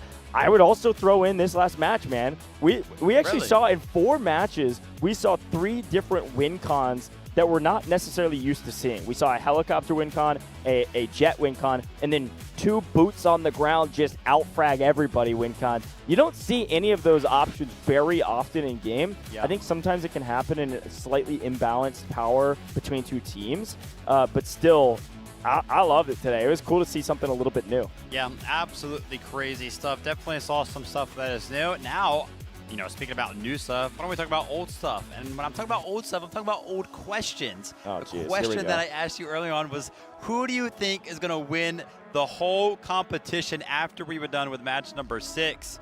I told you. We've been through all 8 matches of the day, and you were like, dude, I'll tell you after we finish the match of No, the day. I told you before. I said it was going to be the winner of LT versus FX. You did say that. It's going to be LT, man. I feel like they've got this one in the bag. They feel like the most polished team. They feel like the most well-rounded team, and they've got their heroes that can make pop-off plays. I'm loving it, but a quick look back on the results from today. We started in the lower bracket as a reminder. It was HAN versus RBN, a stomp, frankly. And again, I don't blame them. RBN's a great team, but HAN on paper is a top 2, top 3 team in this event, and they came to play today. They knew their back was against the wall, and they stomped the competition. Unfortunately, RBN couldn't get anything going. We then moved to the AHR matchup versus TXD. Similar story. TXD is an extremely polished team with a ton of experience as almost an entirely full roster. This is almost a perfect repeat roster from last year's Vietnam competition. They won DFIW 2025 with this roster. No surprise to see a 2-0 stomp there as well. But of course, talking about LT and FX, HYD and RRQ. Yeah, a couple of upper bracket matches. Here we can see the full picture for the rest of the competition. Down in the lower bracket, we're going to have the matchup of HAN versus HYD. And on the other side of things, it's going to be TXD versus FX. Both of those matches are going to be played tomorrow, June 19th. You can see the times there as well.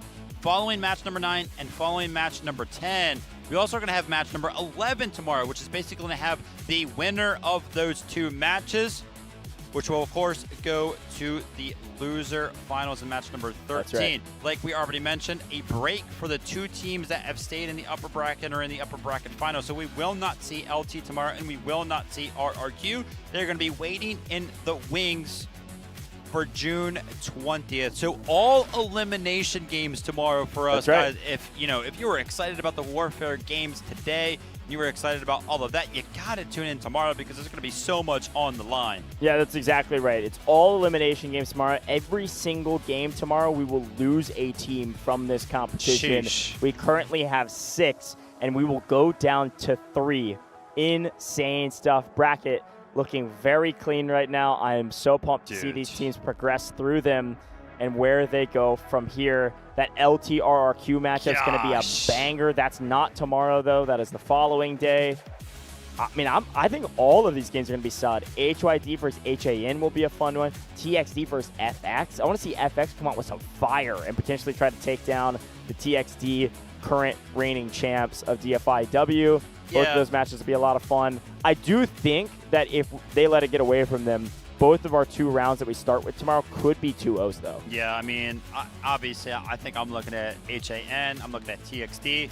I actually hope both of them win because I want to see those 2 teams play each other. That's what I want to see happen. HAN and TXT? Yeah. Yeah. I feel like that would be a really good game. I respect that. I'm a little too biased to agree with you, but I do respect that. I like to play. Man, yeah, no, I'm having so much fun with this. And I think HAN and TXT would be a really good matchup. I think FX could put up a decent fight against HAN, too. I don't know. We'll see.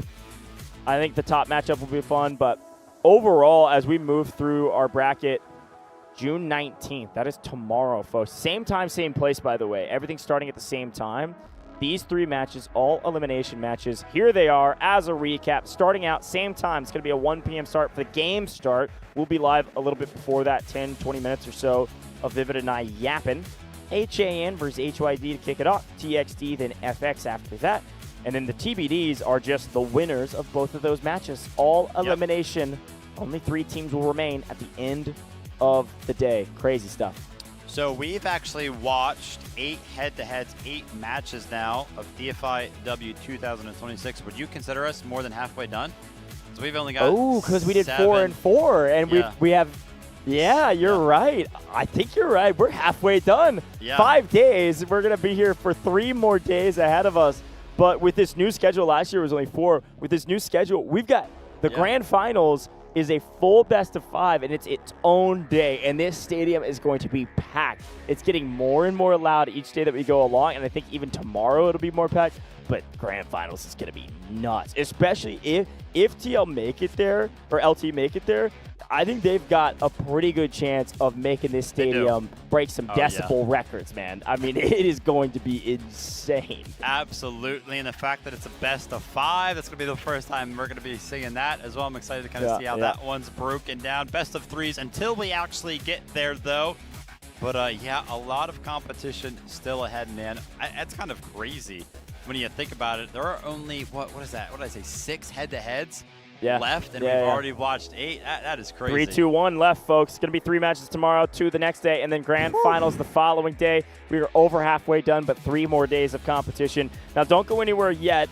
We are about to jump into it. I can see it fully set up behind us. We'll be heading to the picks and bans for tomorrow's matchups. You'll be seeing, we're there. Ready to rock and roll. Let's see what they do. So Saturday or Saturday? Got HAN versus HYD here. So obviously both of these teams are going to ban 1 map each. The coin kind of decides who actually map bans first. For HAN, they're going to be banning. Let's wait till we can read it. Aftershock. Who's surprised? Yeah, that's it's either Aftershock or Fault. Let's see what yeah, okay, that checks out. Yep, and there it is. This might be the... We have 8 teams. We have, what is this? What did we say? 8 matches. We've done 8, and we have 7. We have 15 matches in 15 matches, unless maybe in a best of 5. I don't think we ever see Fault. No, I'm not even going to give it the time of day. It's not going to happen. Those might be the bans for the rest of the competition, by the way. Like, it's literally straight up Aftershock. And Fault, both of the members from the team here will go ahead and mix the balls up to make it just that much more fair. And then whatever ball is chosen will be the map that these 2 teams will play tomorrow in the first 2 rounds. If it is tied after that, they'll go to a round 3 where one of the teams will go ahead and pick the map. But the first 2 rounds will be... No way. No, I'm not saying it. It's Cyclone, baby. We're going back to Cyclone. Woo! Gosh! Let's go! Another Cyclone map. Couldn't be more excited about that one. Who's going to get what side? HAN will attack first. HAN will attack first. HYD will defend first. They're looking to see which way they want to go around the referee there to go ahead and get the handshake going. Cyclone once more. Have you not had enough of Cyclone yet? Listen, I was the one excited about it. You were the one that was dismayed. Yeah. I got guess pumped. I was projecting. More Cyclone, baby. We saw Cyclone, 2 times on opening day yesterday. And then we saw two Cyclone. Full, and best of once 3s. more today as well, right? Yep. That's 3 times already. Now we're going to see it a 4th time. Yeah, out That's of a nine, lot. out of 9 best of 3s, we'll see it 4 times in an 8-map pool. If we pull Cyclone in this next matchup, what are you gonna do? I'm You're gonna crash out. It's gonna be feeling reminiscent of Vietnam, where we only Listen, saw Threshold. hot take or not, I want to see Threshold. I'm so ready for Threshold. Yeah, I'm ready as I well. know we were so tired of it at the end of Vietnam because we saw it so many times, but it is still one of my favorite maps. I love the way it's played, the strategies we got so used to, and now I'm starting to feel that way about Cyclone. So I'm feeling good. I want to see more Cyclone, man. Cyclone has still netted us some of the best games of the competition. That's so, true. You know what? Fine. Double tiebreakers, Yeah. the whole 9 yards. Yeah. That's a good shot, actually.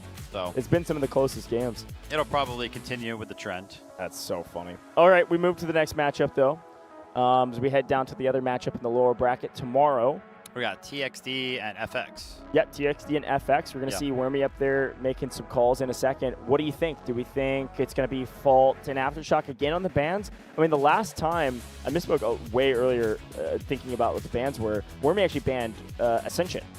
But I don't know if that was a target ban for LT like I was talking about. Yeah. Or if it was something that they just don't feel as comfortable on comparatively to their opposition they're playing. Guys, So let's take a look. According to our rulebook, TXT It's also important to kind of think about the loss that both these teams took. Like obviously FX losing on Cyclone, maybe that might play a little bit of a part into I'd what love a map Cyclone they're ban. thinking about banning. Oh, now you're flipping. Oh, my the bad. I script mean, on no, us. I want Yeah. to see Cyclone. Yeah, exactly. Wormy's going to be banning the maps first here. What's it going to be banning? Is it going to be Fault, baby. Fault? All right. Naturally. That's funny. All right, TXT have the opportunity to switch things up here. Are they going to ban Aftershock, or are they going to switch it up? He's actually, wait a minute. Cyclone. Sneaking. He banned Cyclone. No way. He banned Cyclone. Cyclone. We could see another Aftershock game. All right. Let's manifest it. I want to see more Aftershock. Wormy's got a smile on his face. I think he's thinking about the possibility of Aftershock. I just think he was excited that they banned Cyclone. True. Yeah, he kind of wants that, right? Because they just lost on Cyclone today. Yeah. They So- do have a win on Cyclone, though. So True. It's not like, wouldn't be that bad. It would be interesting to kind of hear from these teams what maps they would kind of pick in a situation like this. That might be a cool little segment or cool little interview question that we could potentially ask them if we catch them backstage or something like that. All right, let's see. TXD FX elimination game tomorrow in the lower bracket. It's going to be decided on the map of we're back. Cracked. We're back, baby. Cracked again. This is great news if you're FX fans. We saw FX roll Reborn on Cracked in Game 3 of their matchup. I think this is probably best case scenario for FX in consideration. Attacker in first round. And they pull attacker first round. Nice. If you're an FX fan, best case scenario 100%. Absolutely. Stare down coming from Wormy right there as the handshake gets completed. All right, there we go. The stage is set for both of our elimination games tomorrow on the initial part of the day. We're seeing no variety. No new maps. We're playing Cyclone again into Crack. Awesome. Still haven't seen Fault. Still haven't seen Threshold. Still haven't seen Trainwreck. Yep. Wild. I'm loving it, though. Listen, it's all randomized for now. We get to more picks later. And who knows? We maybe see some Game 3s again, where we could see some of those new maps that aren't currently shown. And again, because we have the winners of these two games playing each other after this, True. we'll do another one of these picks and bans live in the stadium before the match starts, right? So that is the other thing to consider.